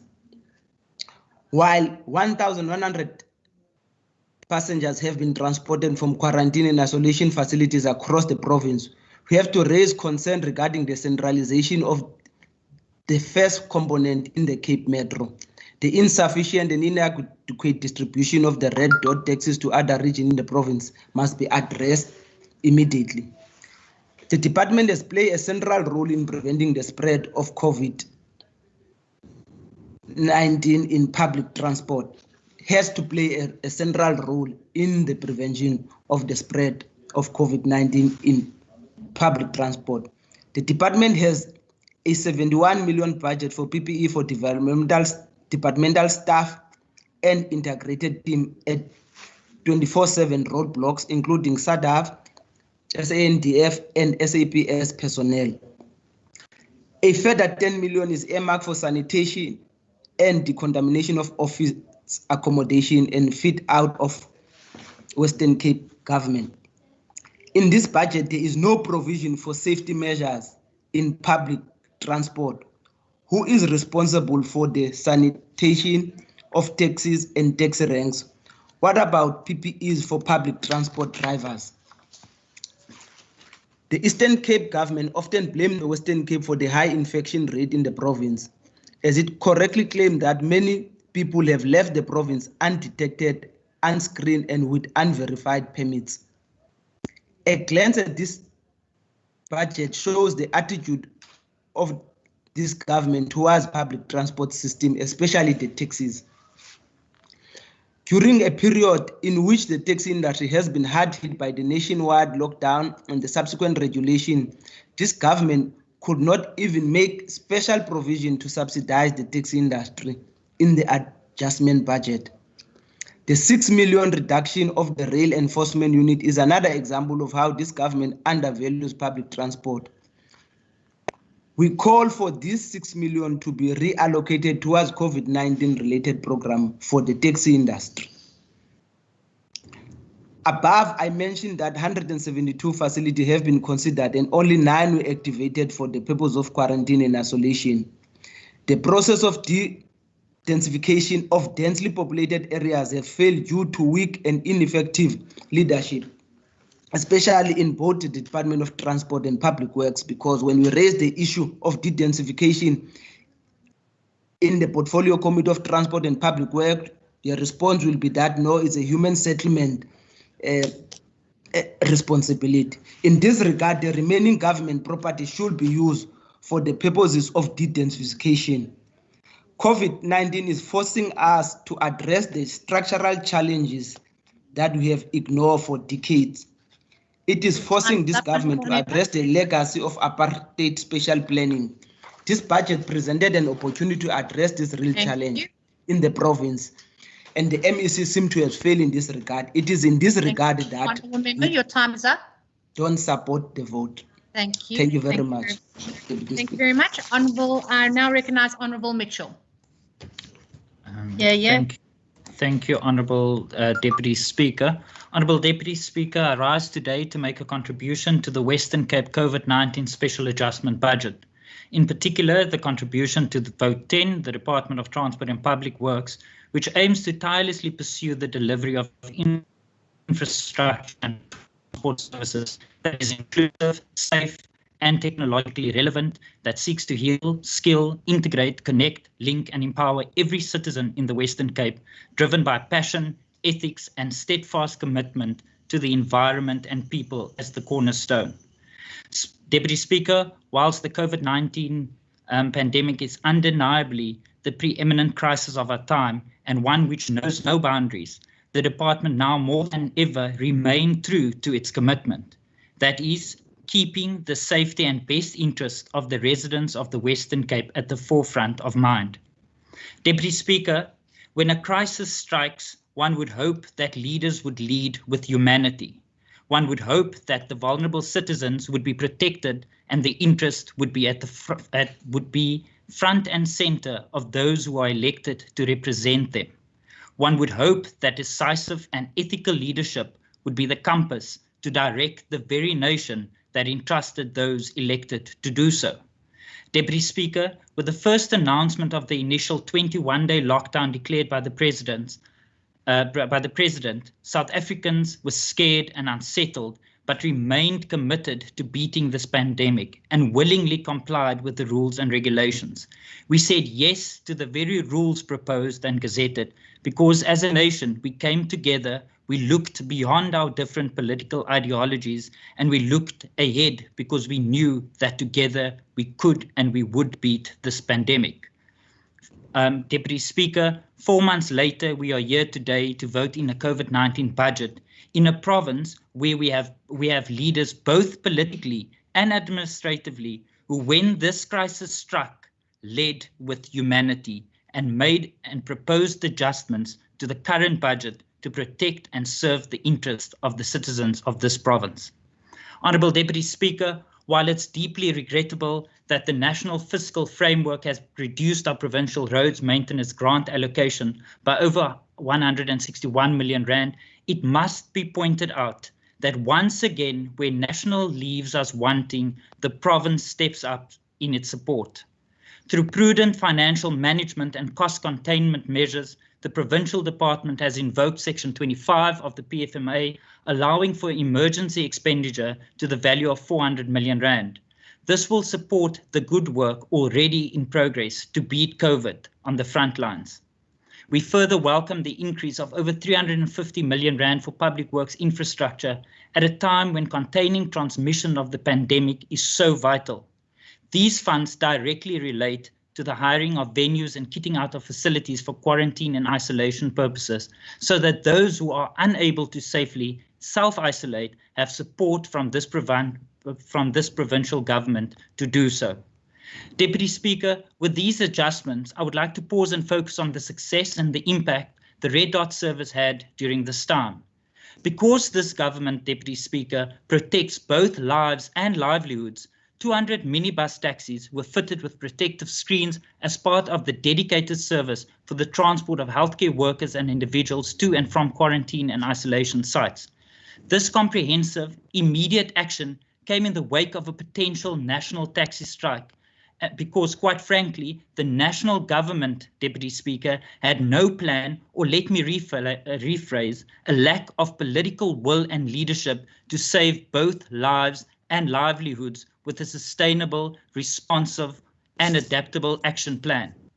Deputy Speaker, therefore I welcome the 44 million rand increase for transport operations, which will see to it that the Red Dot service is sustained. Perhaps, Deputy Speaker, if Cabinet was less preoccupied with internal political factions and battles and fights for personal careers, we would have seen a nationwide service just like the Red Dot. Yet, the Western Cape was the first to react in this way through a perfect example of our whole of government and society approach led by MEC Madikizela in his extensive consultation with the taxi industry, private sector, and through interdepartmental relations. Deputy Speaker, in this we note that the Western Cape clearly shows that no department can act in isolation. This is not a time for working in silos. We have to innovate, think out of the proverbial box, and ensure that every minister, every official, with support of stakeholders, rolls up our sleeves to tackle these unparalleled challenges. Speaker, Minister Madikizela touched on it and has been widely reported on the strides made to strengthen the relationship with the taxi industry and leaders. This is by no means a small victory. The only province who did not see a taxi strike due to the draconian and dictatorial regulations were the Western Cape. This is no small achievement. I want to take this opportunity to thank the Minister and HOD for heeding the call and leading with humanity in the interests of the citizens of this province.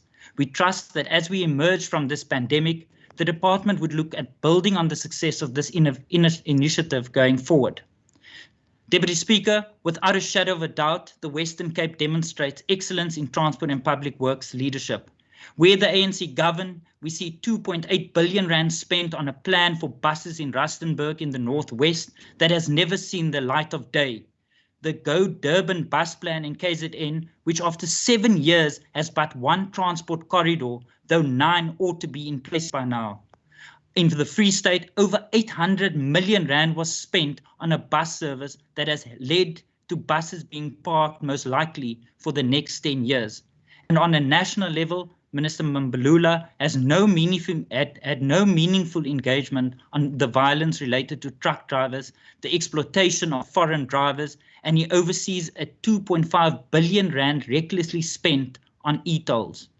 Instead of providing us with clear, workable and rational transport regulations during the lockdown, the National Minister has flip-flopped on numerous occasions, sending vastly mixed signals to the industry leaders and commuters.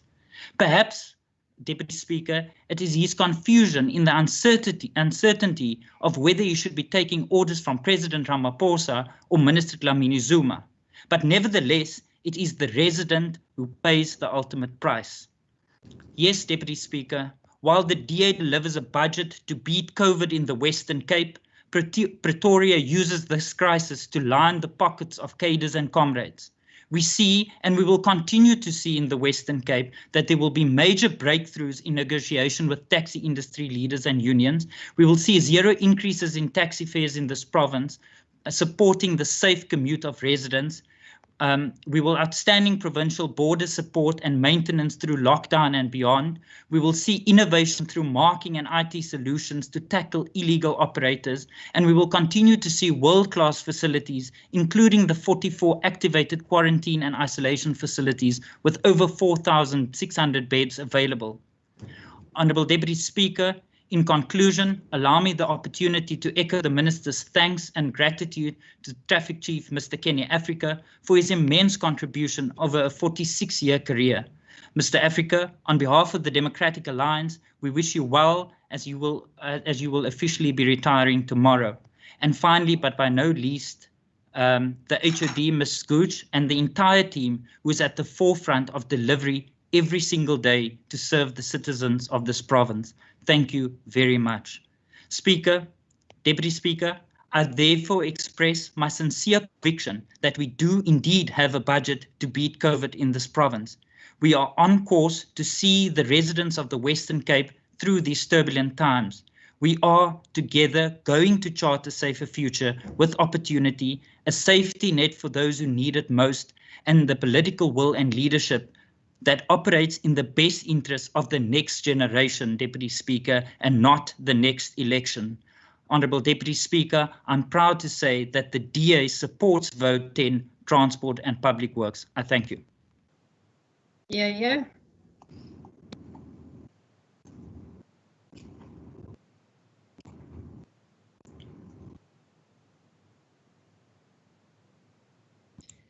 Honourable Member, thank you very much, Honourable Mitchell. I recognise Honourable Kleho. Thank you, Deputy Speaker. The department's mandate, it is tasked with a massive job of constructing and maintaining roads, educational, health, and health facilities, including general buildings within the province. Having said that, what is concerning is that the majority of public schools in townships and disadvantaged communities are continually relying on mobile classroom structures in the recent times. It is indeed true that these structures provide quick fix aid in terms of accommodating more learners in public schools. However, they should still not be treated as long-term solution of our schools, as they have potential to threaten lives and endanger the lives of teachers as well as learners. This was the case in the beginning of this month, when classrooms and toilets structures were flattened by the strong winds at Nomzamo High School in Strand, as well as the floods that were experienced at Leiden Primary School in Delft. Furthermore, lack of proper maintenance of fencing in public schools by the department add to high crimes and concentration in the schools, and nobody can just walk in and harm or rob the learners and teachers, because these schools have dilapidated infrastructure. Moreover, public schools in poor communities often lack adequate physical infrastructure to accommodate learners and teachers with disability. The department also appeared to have neglected its duty to see to it that transport industry comply with COVID-19 health and safety protocols, especially when it comes to minibus taxis. The continuing violence of taxi owners and drivers has seen the serious butchering of transport users and as well as the members of the public, especially in the area of Paarl, Belleville, Delft, and other areas. And it is surely seen as less interesting to the minister and his department because Black lives do not matter. Thank you very much. Your time has expired. Thank you very much. I recognize Honourable Heron. Deputy Speaker, we support the vote. Thank you. Thank you very much, Honourable Heron. Honourable Christians. Thank you, Deputy Speaker. Deputy Speaker, the ACDP supports the budget, but it needs to ask a question to the Minister. Now that the National Minister of Transport has announced that taxis can fill 100% occupancy, people are concerned when they stand in the queue to get into a taxi. There's a 1 meter gap. When they get out, there's 1 meter gaps. But in the taxi itself, it's packed and it's cramped. And does that not defeat the purpose of all the money being rolled out for social distancing, PPEs, and now National Minister comes and says we can fill taxis 100%. People are concerned, and what is his department doing in order to talk to taxi owners in order to make sure that our people are safe going to work? Thank you. Thank you very much, Honourable Christians. I think Honourable Murray has left, as far as I understand. Honourable Brinkhays.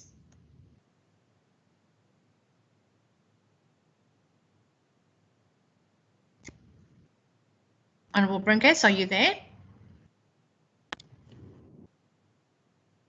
Nope. Then we'll move over to Honourable Minister Madikizela.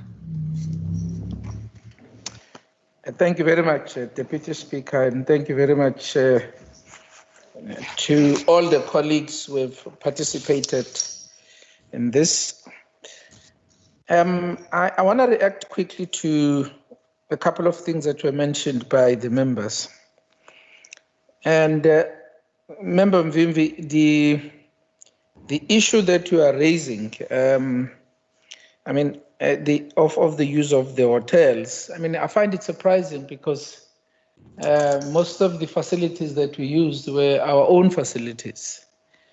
And the use of hotels in order to partner with the private sector is not something that should be frowned upon because there's nothing wrong with it. And in fact, when we anticipated that we might need more accommodation, the national government under the Department of Public Works had already engaged some of the hotels so that we can partner with them.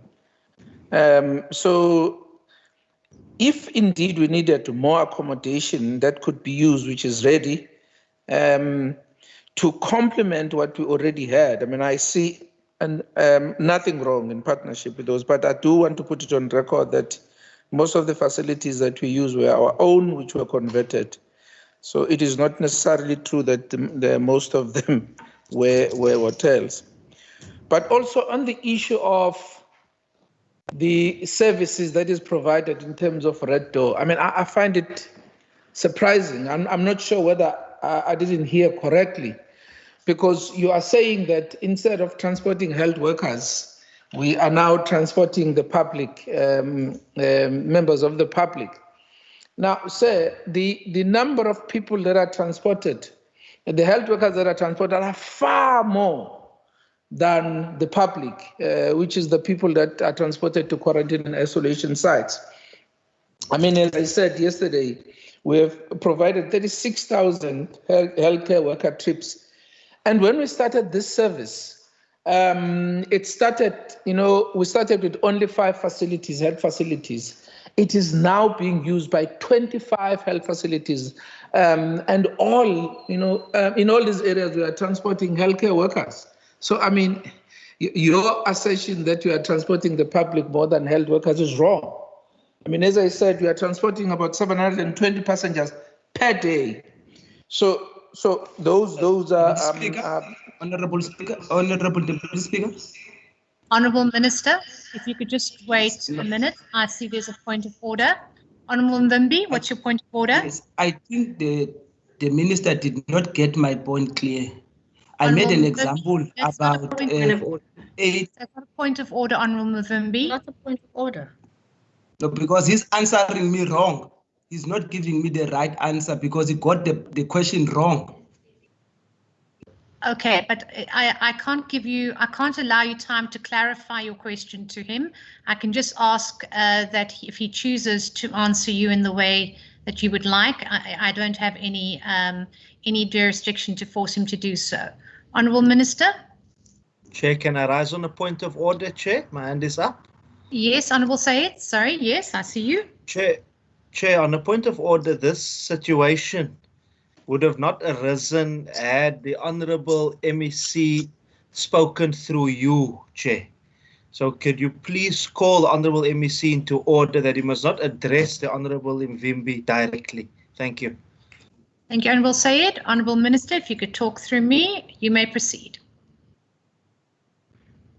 Chair, and on the issue of the Central Karoo, where the member is complaining through you, Deputy Speaker, that only one vehicle was dispatched there. But of course, I mean, you can only issue the number of vehicles depending on the demand. I mean, Central Karoo has 5 cases, for example. I mean, on what basis then do you decide to dispatch a number of vehicles when there's no demand? This service, what about health workers? Honourable Mvimbi, you may not interject, please. Beaufort West got 204 cases. Now, this service, when we started it, this service is provided on the needs, when the need arises. And as I said, we started with 5 here, and we're now providing it to 25 facilities as and when the need arises and people need it. In partnership with Umanyan, which is the taxi industry, it is being provided.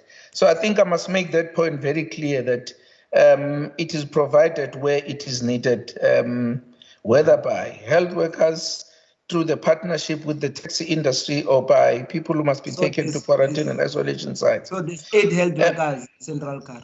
So there are no 5 cases. Honourable Mvimbi, please can you put your microphone on mute? Officials, if you can please mute everybody. Thank you.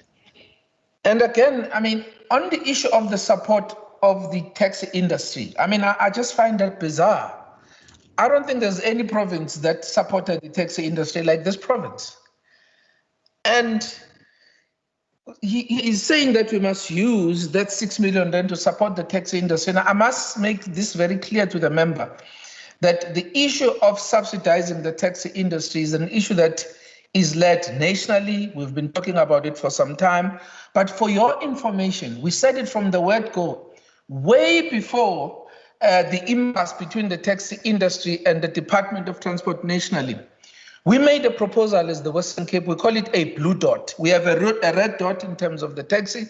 We made a proposal that we call a blue dot, where we suggested that given the fact that our grants that we were supposed to use, public transport network grant, for example, your PTOC, which is public transport operations grant, your equitable share, given the fact that those grants were not used in a number of projects because of lockdown, we suggested that let us structure them so that in order for the taxi industry to comply, when we say to them load 70%, we then meet them halfway by paying them for the 30%, so that we avoid the situation that we saw, which resulted in the impasse. I mean, we made that proposal, and the taxi industry itself in this province can tell you that the partnership that they have with us is the reason why they decided not to increase the taxi fare. when other provinces were pushing to increase the taxi fare. I mean, I can go on and on. It's a reason why they decided they will not embark on a strike when other, provinces were threatening to strike. So, I mean, any assertion from someone who's saying that we're not supporting the taxi industry is very, very wrong. Now, the issue of the Eastern Cape, again, you've been pushing this issue even in the House because you want me to assume the responsibility that is not mine. Now, I am not responsible for testing people. That is the responsibility of the Department of Health. Now, there was this mad idea which resulted in a very unfortunate situation when you travel to Eastern Cape, where people were complaining on a regular basis that they are stopped and they spend days on the road in a long queue because there was an insistence that they must be tested. When we knew that the test did not take less than 48 hours then, and I mean, it ended up taking more than a week to 2. Now, surely you could not expect people to wait there for a week while they're waiting for their test results. And by the way, the protocols around tests, that is something that is led by the National Minister of Health. And it is the National Minister of Health who called that province into order that you cannot do what you are doing. Because, I mean, it was against the protocols that had to be followed in terms of that department. So I do want to say that the safety measures, because this is the question that was also asked by Member Christians, we are engaging the taxi industry on a regular basis. In fact, I meet with the leadership of the taxi industry because the issue of compliance is something that must be done by government working together with the leadership of the taxi industry. Not only the taxi industry, but the transport industry. I am always out there. When I receive a complaint that a particular taxi rank is not complying, I go there personally, engage the leadership of the taxi rank, and make sure that people understand the importance of complying with the regulations. So it's something that I do on a regular basis. To the chairperson, Member Mitchell, I want to thank you very much for your support and leadership.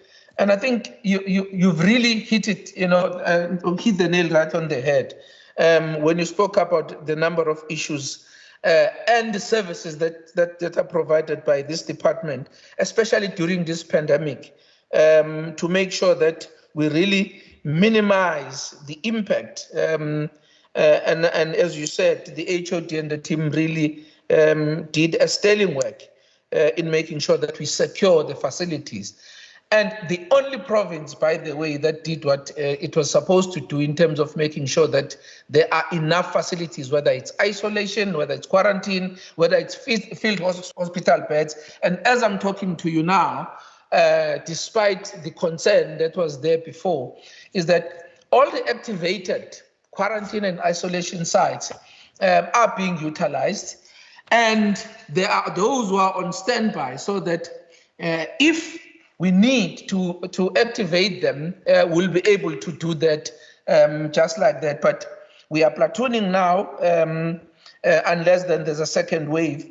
We don't believe that it will get there, but we made enough preparations in partnership with the Department of Health to make sure that we have, enough sites so that we don't find ourselves in a situation that we see in other provinces. Now, Member Kleko, everything that you raised here has nothing to do with the adjustment that we are talking about here today. Because, I mean, when you raise the issue around the mandate of this department, of course, we know what is the mandate of this department. But you raise many issues that have nothing to do with the adjustment that we are here to present. Wait 1 minute, Honourable Minister. Honourable Said, I recognise you. What is your point of order? Honourable Deputy Speaker, yet again the MEC now is speaking directly to Member Kleko, Chair. I don't want to sound like a stuck record on this issue, but it's the procedure. Thank you. Thank you, Honourable Said. I recognise you, Honourable Minister. Just talk through the chair. Thank you. As I wrap up, and again, I'm not sure where people live. Member Kleko, I have to be responding to you on this because it has got nothing to do with the budget. But again, you are raising, through you, Chair, you are raising the issue that is factually incorrect because you want to believe in your figment of imagination what you've always believed, that this government does not care about black people. I engage the leaders of the taxi industry on regular basis about taxi violence. I had another meeting last week. 97 people have been arrested already. 43 cases are in the court roll. So I don't know what we are talking about when we are saying we are not paying attention to this. And thank you very much to Member Heron and Member Christian for the support. And of course, the issue of 100% now, Member Christians, as you said, I am making sure because we have communicated to the public that there is a number that we have given to the public so that they can complain when the taxi drivers are not complying.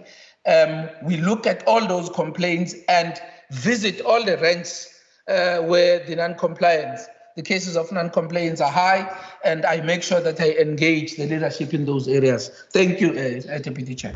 Thank you, Honourable Minister. That concludes vote 10. We now move over, and I will ask the Secretary to read the final order of the day. Mr. Secretary.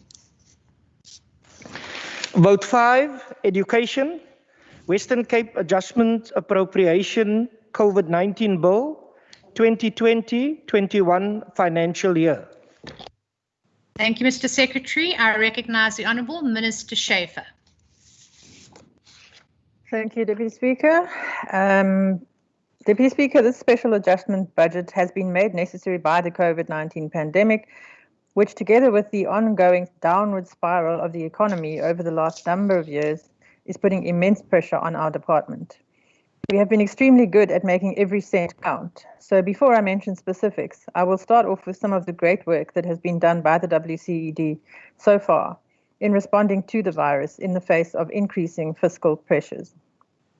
Exactly 1 month before a case of coronavirus was reported in South Africa, SG Brian Schroeder sent his first of many letters to all principals and parents.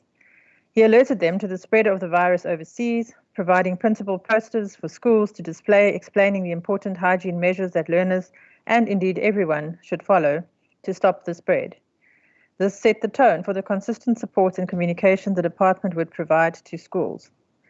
Just over a month later, the pandemic was a reality in South Africa, and the President closed the schools for an extended holiday. The Cape Teaching and Leadership Institute has developed an online course for teachers covering modules such as the DIY home classroom, teaching strategies, finding and creating digital content, and sharing platforms. I must commend our teachers on the innovative methods that many of them have come up with in order to support their classes remotely, particularly for those learners who could only access low data usage platforms like WhatsApp, and for sharing these methods with other teachers. We of course recognize that many learners in our province do not have access to the internet or mobile data at home. As soon as the directions were gazetted by the national government stating that educational sites should be 0 rated, I wrote to the major data providers asking them to implement this decision. With assistance from them and colleagues in the Department of Economic Development, the WCED e-portal, along with other WCED websites, have been 0 rated, as have many of the partner sites we link to. The WCED is constantly looking at ways to minimize the cost to our users of those sites that have a cost element. Work packs were also distributed to learners by some of the schools participating in our emergency school feeding program, a program which was made necessary by the spectacular failure of the national government to provide nutritional support to its citizens. The DWE said that the National Department of Social Development and SASSA would step in to support vulnerable children who would not have access to the NSNP during the lockdown. But this simply did not happen. Because the Western Cape government is a caring government, our Provincial Treasury allocated emergency funds to humanitarian relief, including the 18 million rand to the WCED to serve takeaway meals at schools, which is included in this adjustment appropriation. At the same time, the department was looking ahead and planning for what would be required for schools to reopen safely. We developed detailed guidelines so that no school would be left wondering what to do when reopening. This included what to do if a staff member or learner tests positive, how school transport and hostels should implement safety measures, what options are available for parents who wish to keep their children at home, measures for staff and learners with high-risk comorbidities, available psychosocial support for staff and learners, and a host of other topics. This helped to partially overcome the challenge caused by a national department's comedy of errors in reopening schools. Any member of the public can go onto our website and read the 14 different guideline documents in 3 languages to see exactly what our schools have been advised by health experts to do. In addition, we provided every school with liquid soap and hand sanitizer, cleaning and disinfecting chemicals, 2 masks for every learner and WCED staff member, and digital temperature scanners for the simple screening process that every staff member and learner must undergo every day.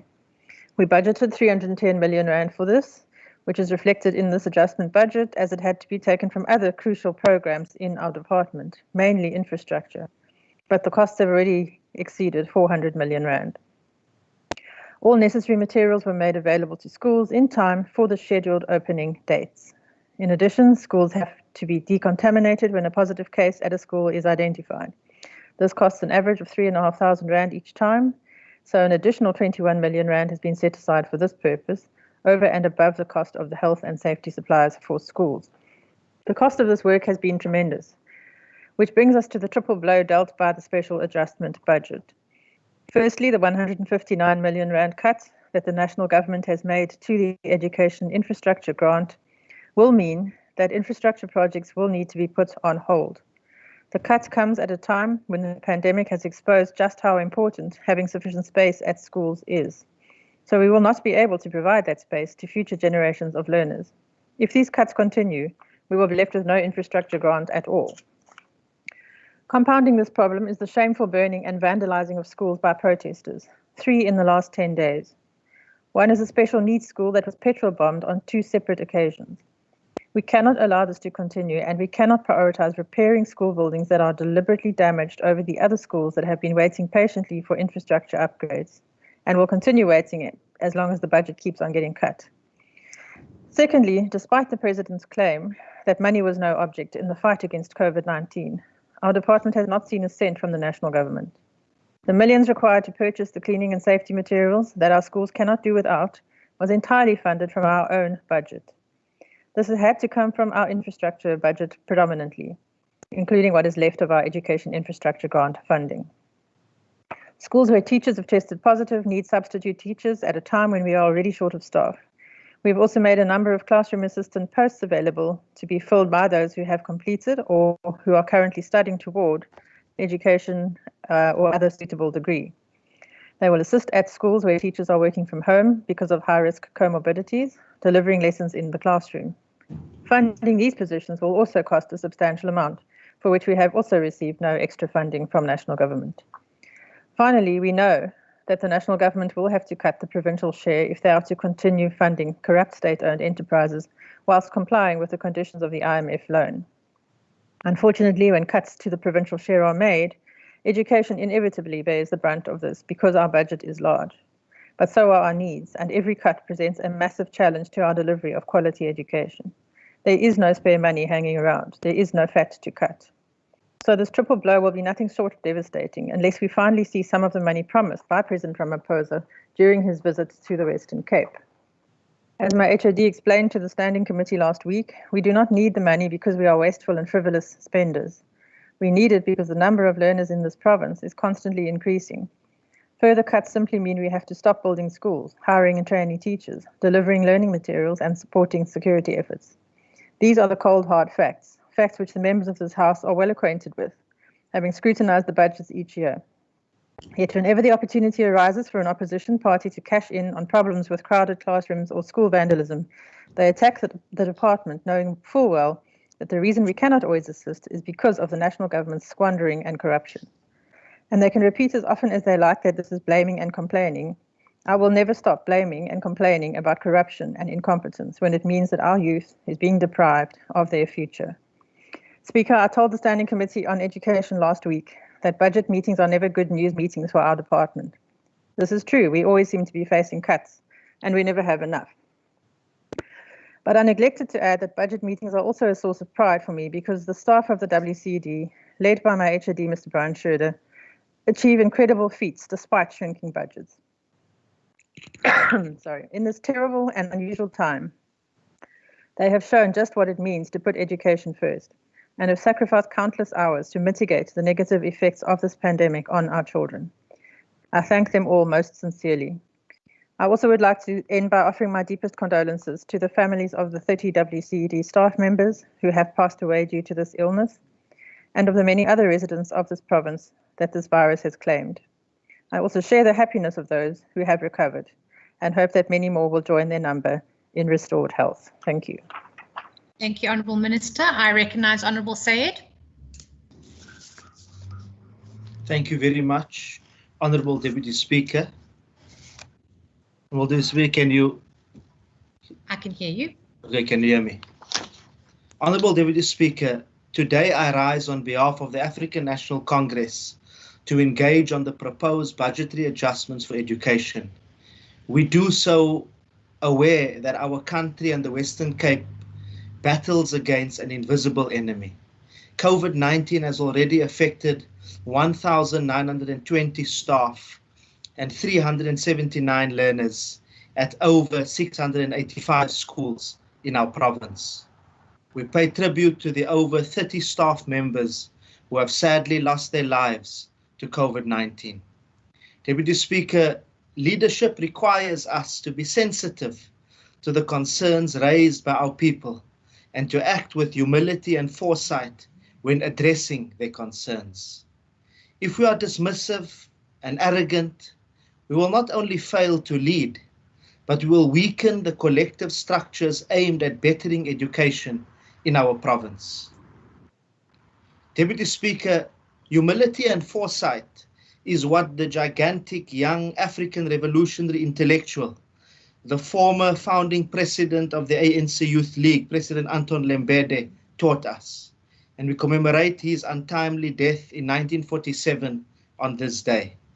Deputy Speaker, at a time when we require more resources for psychological support for our teachers, for our learners who are traumatized, and maybe even to their families, which this budget sadly fails to include, MEC Schaefer's department has embarked on a drive to intimidate teachers in poor schools. Mr. Wesley Newman, the principal of Heathfield High School, and Lauren Aris Hendricks, a teacher at Fairmount High School in Grassy Park, are facing the wrath of the Western Cape Department of Education. We hope and trust that solutions, amicable solutions, will be found to these cases following constructive engagements between all parties involved. This department's bias, Deputy Speaker, towards former Model C schools is clear for all to see. We do not support the department's move to encourage former Model C schools such as Groote High School in Cape Town and York High in George that are revolting against school closures to apply for deviations. The end result of this will be widening the inequality gap between the rich and poor schools. The ANC caucus in this province will call on the National Education Department to issue regulations which will curb the application for deviations. At the same time, WCED must stop declining applications for teachers with comorbidities to work from home. This budget, Deputy Speaker, was an opportunity to cater for employment of more teachers and not just the teacher assistants. It has failed to rise to the occasion. Deputy Speaker, we are all too well aware of the impact of school closures on learning, and especially on poor learners who rely on the feeding scheme of the department. In fact, during the level 5 lockdown, the ANC insisted that the WCED continue the feeding scheme during school closure, but not in the manner in which they were doing it. We did not have exactly the same view as our alliance partners and as SATU in the province. We therefore welcome the provision of the resources, of the millions, for a special school feeding program, 18 million rand, to benefit approximately 1,000 schools. The reality, Deputy Speaker, of our schools in the underprivileged areas pose a hindrance to learners' right to obtaining free quality education. Our overcrowded classrooms are a common feature which remains unaddressed in schools in underprivileged communities. Broken fences compromise the safety of teachers and learners, and poor infrastructure is a further impediment to learning. And we want to condemn in the strongest terms those anarchic protests where schools are being vandalized. No cause can justify those type of activities. These are the same conditions, Deputy Speaker, that create an environment for widespread COVID-19 infections in our schools. In various schools in Kalicha, Esangweni Secondary, Yomalela Primary, and Lukela Primary, and many other schools, principals have complained that learners gained entry through broken fences and moved straight to classes, bypassing all the safety protocol. Nomzamo Primary School community in Strand recently picketed outside the WCD offices, demanding replacement of prefabricated temporary structures in their school with formal brick classrooms after the recent storm destroyed their school. These issues, Deputy Speaker, will remain sadly unaddressed as the infrastructure budget has been slashed, as the MEC has indicated. The safety of teachers and learners are not guaranteed under these conditions. Now, while the provincial government and our MEC may complain of cutting of funds by national government, yes, the blame and complain, it has yet to prove to the people of the Western Cape how well it spends the billions that it does receive from the national government.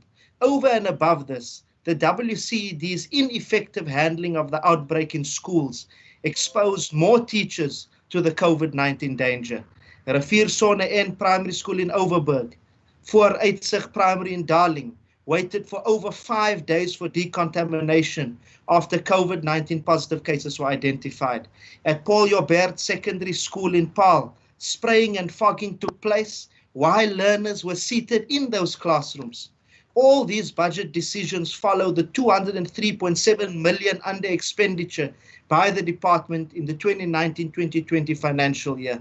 Despite this, Deputy Speaker, the department has failed to pay a small black-owned security company for the work it did. EMDA Security Services is still awaiting payment of 40 invoices to the amount of over 1 million rand that has not been paid since 2018 for the work done for the Safe Schools Directorate in the Cape Winelands District. Not only is this an example of the Democratic Alliance's administration's lack of willingness to take school safety seriously, especially during the pandemic, but it also shows their scant regard for the survival of small business in our province. The South African Scholar Transport Association, or SASTA drivers, protested on numerous occasions, demanding that the government sanitize their vehicles and supply PPEs. These demands are ignored in this particular budget, and again will compromise the safety of our learners. These small operators were not making money during the lockdown, Deputy Speaker. Deputy Speaker, learners in poorer schools must be assisted with mobile data so that they can also enjoy the privileges enjoyed by learners from wealthier schools. The provincial government gloats its spending of billions in the broadband rollout project. It is time for this broadband to be open to the poor so that all learners can have access. The ANC will not vote in favor of this budget for the reasons listed above, amongst others. But we commit to working with other colleagues on both sides of the House, Western Cape Education Department officials, whom I must commend for their positive responses and efforts in dealing with some of the matters which the ANC has brought to their attention, both staff and learners, and even the parents and guardians, in order to ensure that education improves in our province. I thank you, Speaker, Deputy Speaker. Thank you, Honourable Sayed. I recognise Honourable Botha. Deputy Speaker, COVID-19 came like the proverbial thief in the night and caught us all off guard. Deputy Speaker, unfortunately, COVID-19 also presented another opportunity for the corruption and looting under party colours that we all know too well. This created the opportunity for them to plunder the state coffers to the very last penny. Deputy Speaker, to the voters, we are forced to sleep with one eye open, but our votes remain our power. and punishment should happen at the polls. Deputy Speaker, the President and the National Education Minister have showed us how they are bowing to the Union Guard. The Union Guard said jump, they replied, show us how high. National government has effectively decreased the Western Cape's education budget by over 150 million rand. This means we are at the same financial framework we were at last year. Yet, we continue to innovate and keep learners fed, safe, and with a promise of a brighter future, despite these cuts and national government's unreliable education policies. Under Programme 6, the Provincial Department of Education faces a downward adjustment of 344.3 million rand. The COVID-19 pandemic has compelled government to tighten the belt in every possible way, but it also revealed that education is still not a priority for the ANC government, despite, Deputy Speaker, more than 20 years of governance. Infrastructure grants make facilities conducive for teaching and learning. Without it, provinces are unable to improve or expand its services. Deputy Speaker, yet the same opposition colleagues in this House are the ones who will jump up and down because of overcrowding, limited classroom space, and a large number of learners waiting to be placed. In addition, these are often the same learners who migrate to this province and run away from those provinces where the corrupt cadres are stealing taxpayers' money. Quite frankly, Deputy Speaker, they are stealing education from these vulnerable learners. These learners are running from pit latrines, mud schools, and ghost teachers, to name but a few. Again, I say, voters, the pen is mightier than the sword. Punish at the polls. Deputy Speaker, more than 400 million rand was set aside for PPE. This is for masks, hand sanitizers, and decontamination, to ensure we can assist in a safe return for our learners. Timetables were set and learners were scheduled to return in a phased-in rotational basis to limit contact. Innovative measures that came with no price tag but effort. Unfortunately, it has now been a week later since the President announced the closure of our schools. Yesterday, the Business Day reported that these regulations have yet to be gazetted and no news yet on the academic recovery plan as the President further promised. We are running out of time. This also resembles the missing commitment of the President's 20 billion rand to fight COVID-19 in this province. Deputy Speaker, the adjusted appropriation also makes provision to keep feeding our learners at school. It is a shame that the court had to compel the other 8 ANC-led provinces to feed their learners. With all of these developments, Deputy Speaker, the Standing Committee of Education deemed it fit to visit some schools to do oversight on how the COVID-19 regulations are implemented and whether they have received their PPE. On this note, Deputy Speaker, I do call on the safekeeping of PPE at our schools because much of it has been delivered as promised by the Western Cape government. To the Minister, let the safety plan to guard this be watertight so that it is available for our learners when they return back to school and to protect them against the coronavirus. Deputy Speaker, according to a report by Stats SA, 40% of learners will be left behind due to poor connectivity. Over 60% of respondents in this report said they have difficulty in keeping up with schoolwork at home and struggle to adapt to the new mode of learning. Above every call we've made, I want to use these stats to amplify the call to the President and the National Minister to prioritize saving the academic year. We are losing the grip on our learners' futures through transposing regulations. Nonetheless, I want to acknowledge those principals and teachers who are wonderfully embracing our new normal. Teachers and principals are coming up with very innovative ideas to adhere to social distancing. It is indeed a pleasure to see. Even the so-called underprivileged schools we have visited came up with innovation that befit their finances.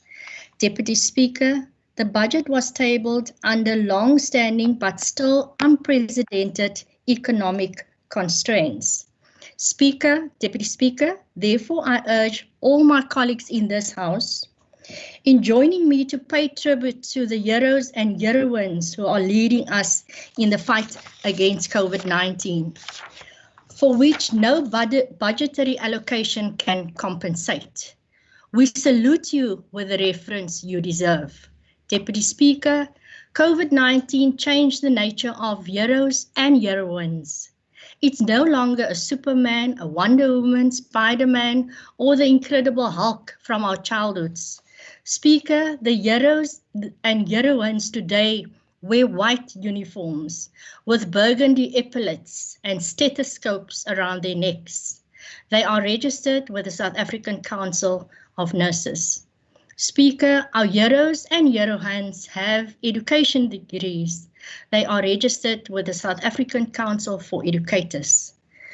Deputy Speaker, our heroes and heroines wear security uniforms, be it SAPs, law enforcement officers, or private security uniforms. Our heroes and heroines are our social workers.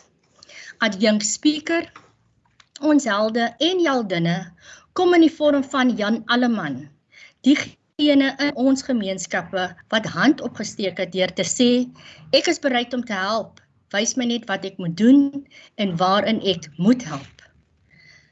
Ons helde is ons vullisverwyderaars wat gedurende die inperking nog elke dag op hul poste was.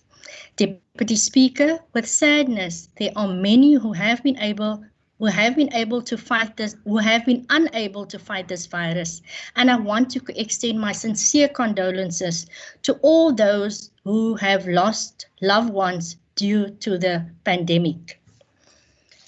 I take this opportunity to thank all teachers, principals, parents, our broader community, the HOD and his team, the Minister, for advancing teaching through this trying time. In closing, Deputy Speaker, the WCED had to surrender funds under most of its sub-programs to fight COVID-19 in order to save lives and keep our residents safe. The DA in the Western Cape will ensure that learners in the Western Cape nonetheless receive the best possible education. Deputy Speaker, the DA supports the adjusted appropriation for Vote 5. I thank you. There are 65 learners under quarantine at Ceres Primary, Ceres Secondary School. 65 learners in quarantine. Aaron, please, I'm busy speaking. I recognize Honourable Makamba Botia. Thank you, Deputy Speaker. It is shocking that the DA government cuts the education budget by more than 151.3 million. This is so despite the majority of public schools in the province consisting of damaged infrastructure and some schools not being inhabitable at all. The money could have been used for various activities within the Provincial Education Department aimed at reducing the risk of COVID-19 transmission at schools. For an example, the department could have used the money to contract desks with protective surroundings, plastic shields for learners and teachers in order to minimize the transmission of COVID-19 in the schools. Also, the department should have taken into account that most learners from public schools still rely on public transport to travel to schools. Public transport such as minibus taxi remains high risk when it comes to COVID-19 transmission, and that places the lives of these learners in a compromised position. The Provincial Education Department should have used the money to organize these learners a form of transport that would adhere to health and safety protocols for the benefit of these learners and everyone else at home and in schools.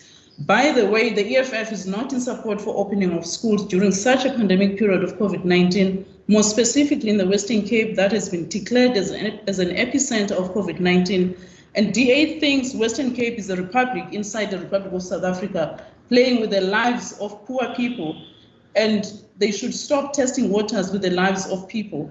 Therefore, the EFF is not in support of this budget. I thank you. Thank you, Honourable Member. I recognise Honourable Heron. Thank you, Deputy Speaker. We support this vote. Thank you, Honourable Heron. Honourable Christians. Speaker. Honourable Christians. Honourable Christians. Honourable Christians.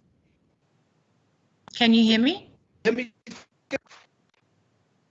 Honourable Christians. Honourable Christian. Okay, we can't hear you. Can you just move around? You are inaudible.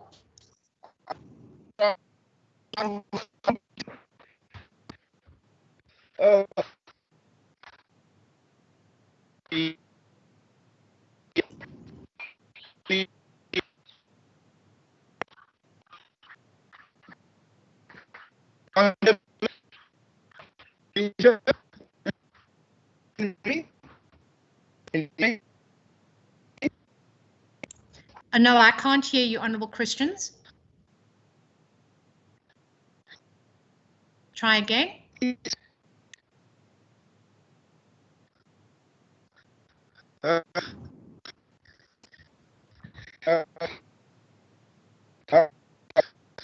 Unfortunately, Honourable Christians, we can't hear you.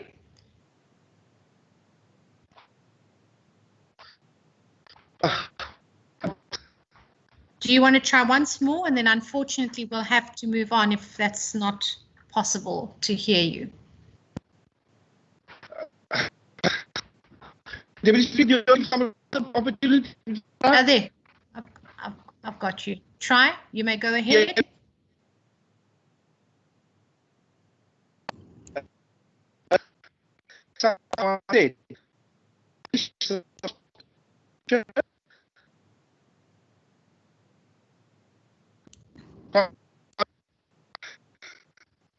Sorry, Honourable Christians, we really can't hear what you are saying.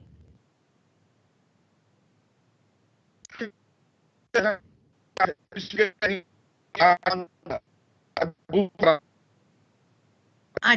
tell you what, Honourable Christians. I must send WhatsApp this one. Yeah, Honourable Christians, if they can just try and call, I'm going to just see if Honourable, or probably Honourable Murray is not online. Let me just see what we're going to do.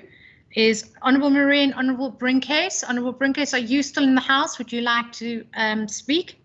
Yes, Deputy Speaker. I wonder if you could speak first, Honourable Brinkcase, and then we'll go and try Honourable Christians again. Thank you, Deputy Speaker. All right. Honourable Brinkcase here. Okay.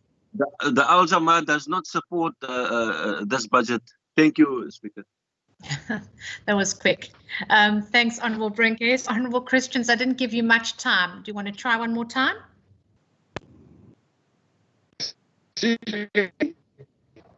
I'm so sorry. It just doesn't seem audible at all. Honourable Christians, my apologies. I do apologise, but we'll have to move on to the Minister, if that is okay. All right. I recognise the Honourable Minister.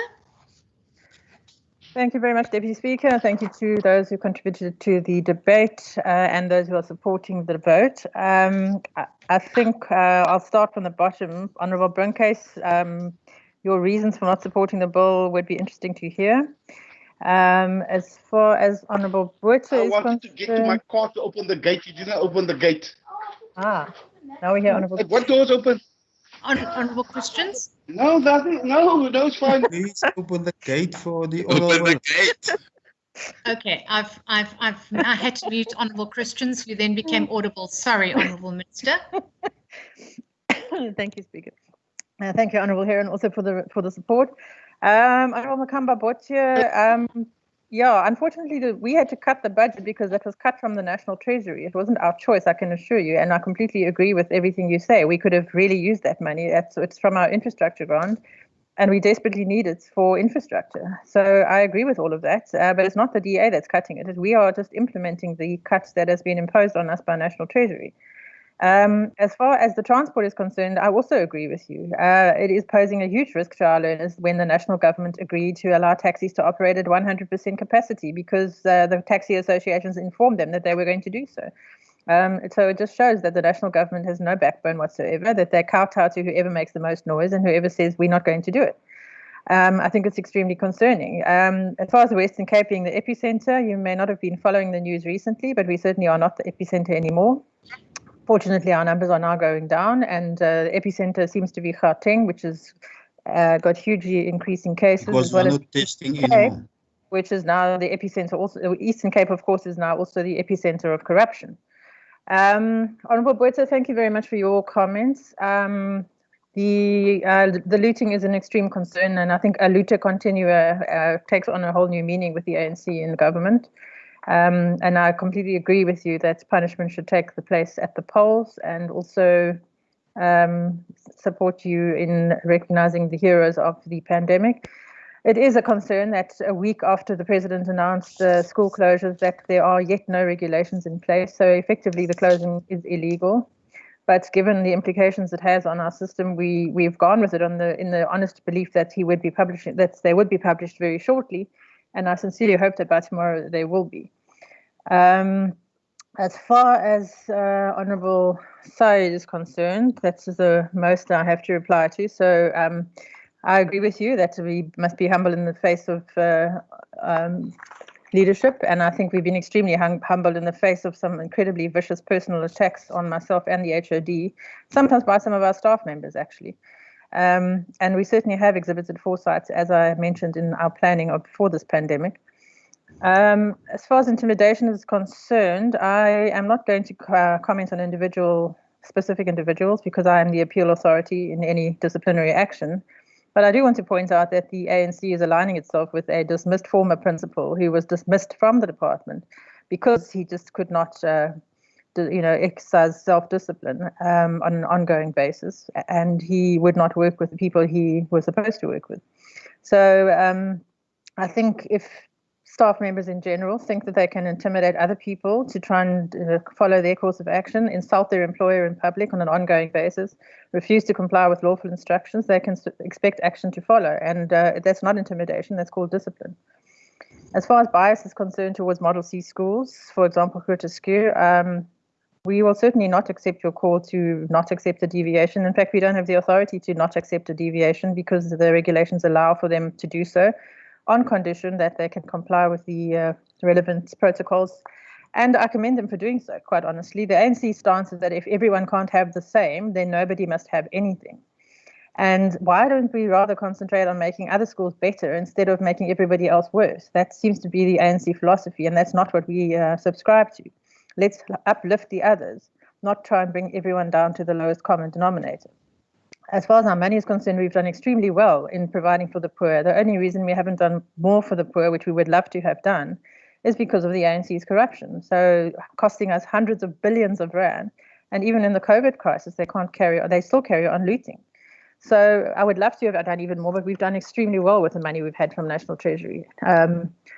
We've provided many items of relief for poorest schools. We've changed the norms and standards funding. We've allowed for no fee schools just because we have really acknowledged the plight that they're facing.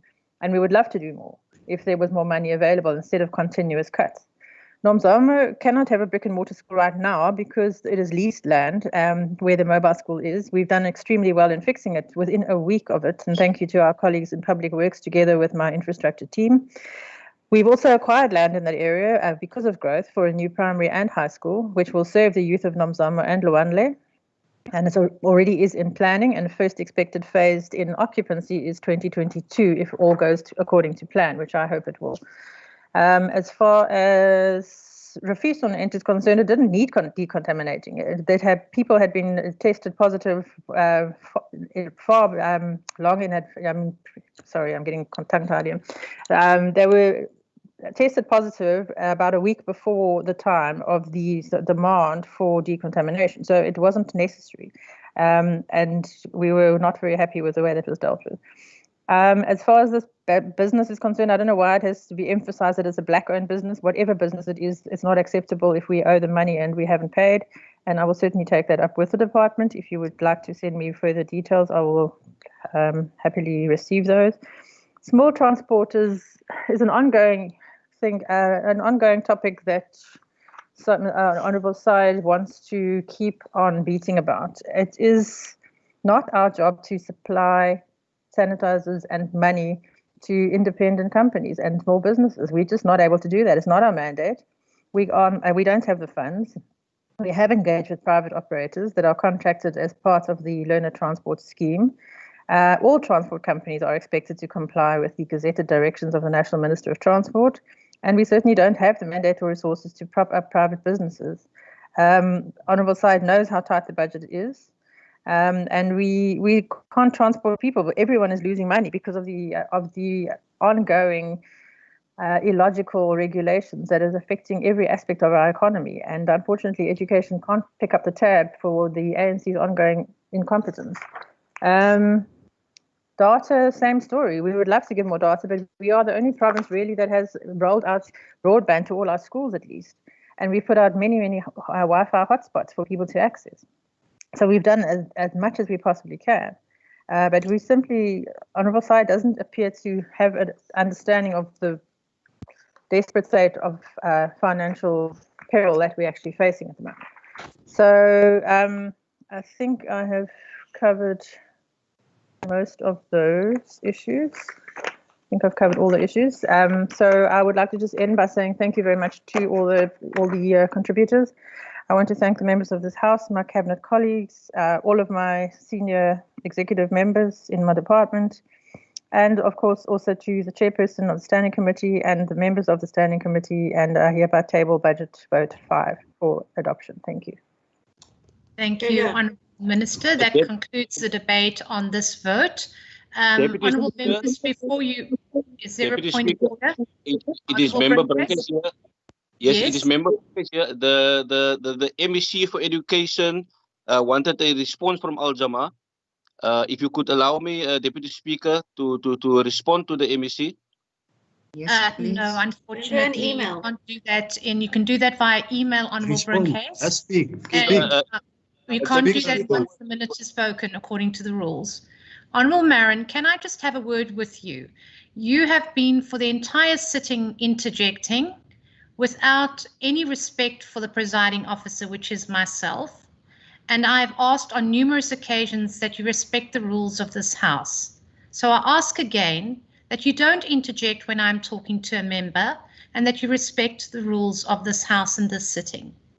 Honourable members, before we leave, this concludes the business of the day, but please note that on Friday, the 31st of July 2020, the proceedings will commence at 10 a.m. That's 10 o'clock in the morning. The House is adjourned and the Secretary will now end the meeting. Thank you, members. Thank you, Deputy Speaker.